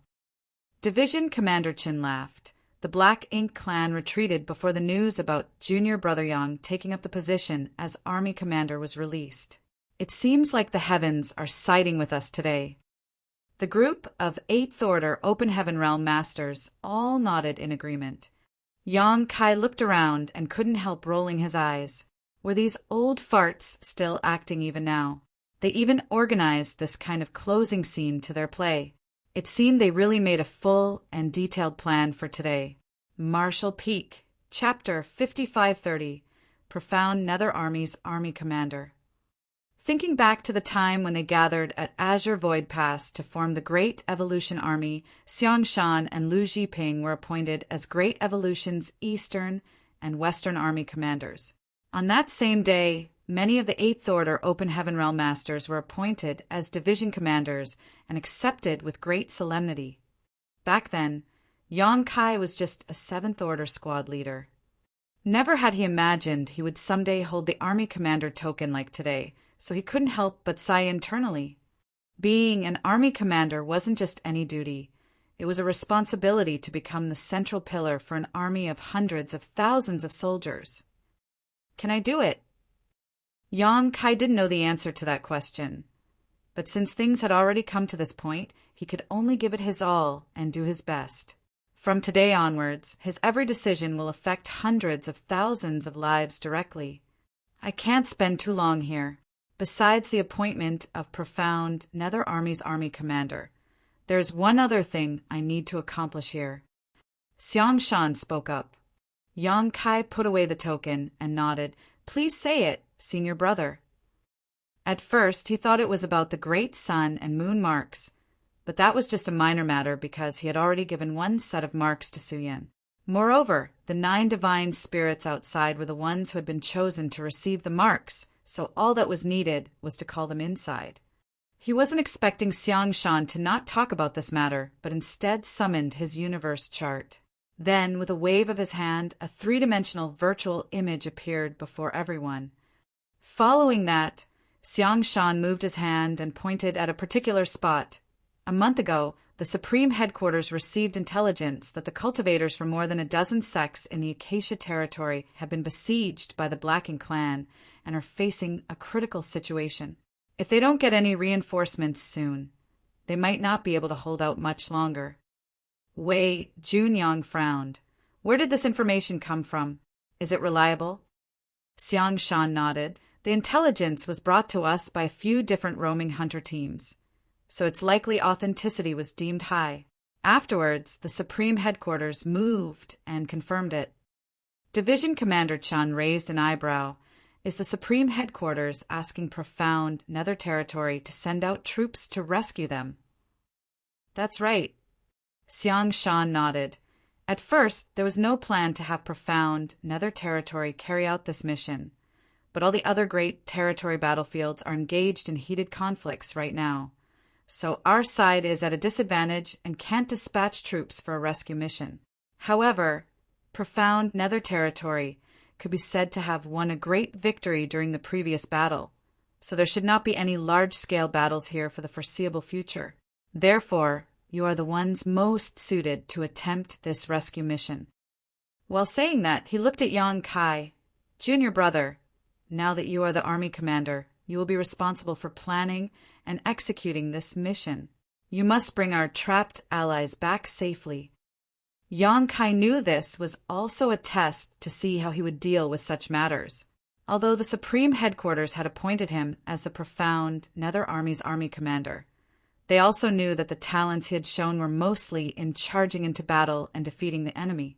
He had never shown much talent in things like strategy and tactics. This mission to rescue the humans trapped in Acacia territory was a chance to make a contribution and show off his talents. Therefore, he immediately cupped his fist. "I have received the order. You can discuss this matter on your own. There is no need to report to the Supreme Headquarters about your plan before carrying it out. But there is one thing you must remember. You mustn't let profound Nether territory fall into the hands of the enemy." Xiang Shan enjoined them before shouting towards the entrance, "Enter." He then turned to look at Yang Kai. "Previously, we've received news from profound Nether territory that you've received 9 sets of great sun and moon marks from the burning light and serene glimmer. These are the 9 divine spirits the Supreme Headquarters chose to receive those marks. I'll leave them to you as well." "Understood, senior brother." Later, Xiang Shan, Wei Junyang, and the other 8th Order Open Heaven Realm Masters left the main conference hall, while Ji Lao San and the other 8 divine spirits came in. It wasn't difficult to pass the 2 marks from the burning light and serene glimmer to them, because they were just drops condensed from Big Brother Huang and Big Sister Lan's source strength. After the divine spirits received them, they only needed to slightly refine them to condense the great sun and moon marks. The 9 divine spirits only took about an hour to complete this process. Later, Yang Kai distributed the 9 space rings he had prepared beforehand to them, rings filled with yellow and blue crystals. With the 2 great marks and a large supply of yellow and blue crystals, there would no longer be a lack of purifying light on the various battlefields. This could also greatly lessen the pressure on the human race. It could also lessen the alchemist's burden, allowing them to put in more effort to refine other spirit pills. Purifying black ink pills weren't the only spirit pills the human race lacked. Open heaven pills for cultivation and healing pills for healing injuries were all in short supply. As for how these 9 divine spirits would be distributed to each front, that was for the Supreme Headquarters to figure out. Although there weren't enough divine spirits for each great territory battlefield, it might not be too much of a problem for 1 divine spirit to aid 2 neighboring battlefields and provide them with purifying light. Xiang Shan was waiting outside, so Yang Kai led the divine spirits out before seeing them off. Once they left, Yang Kai finally said, "Senior brothers and sisters, please enter the conference hall." The group of 8th Order Masters then returned to the main conference hall and sat down. Yang Kai sat at the head of the table and looked around. He saw all the 8th Order Open Heaven Realm Masters had serious expressions on their faces as they looked straight ahead.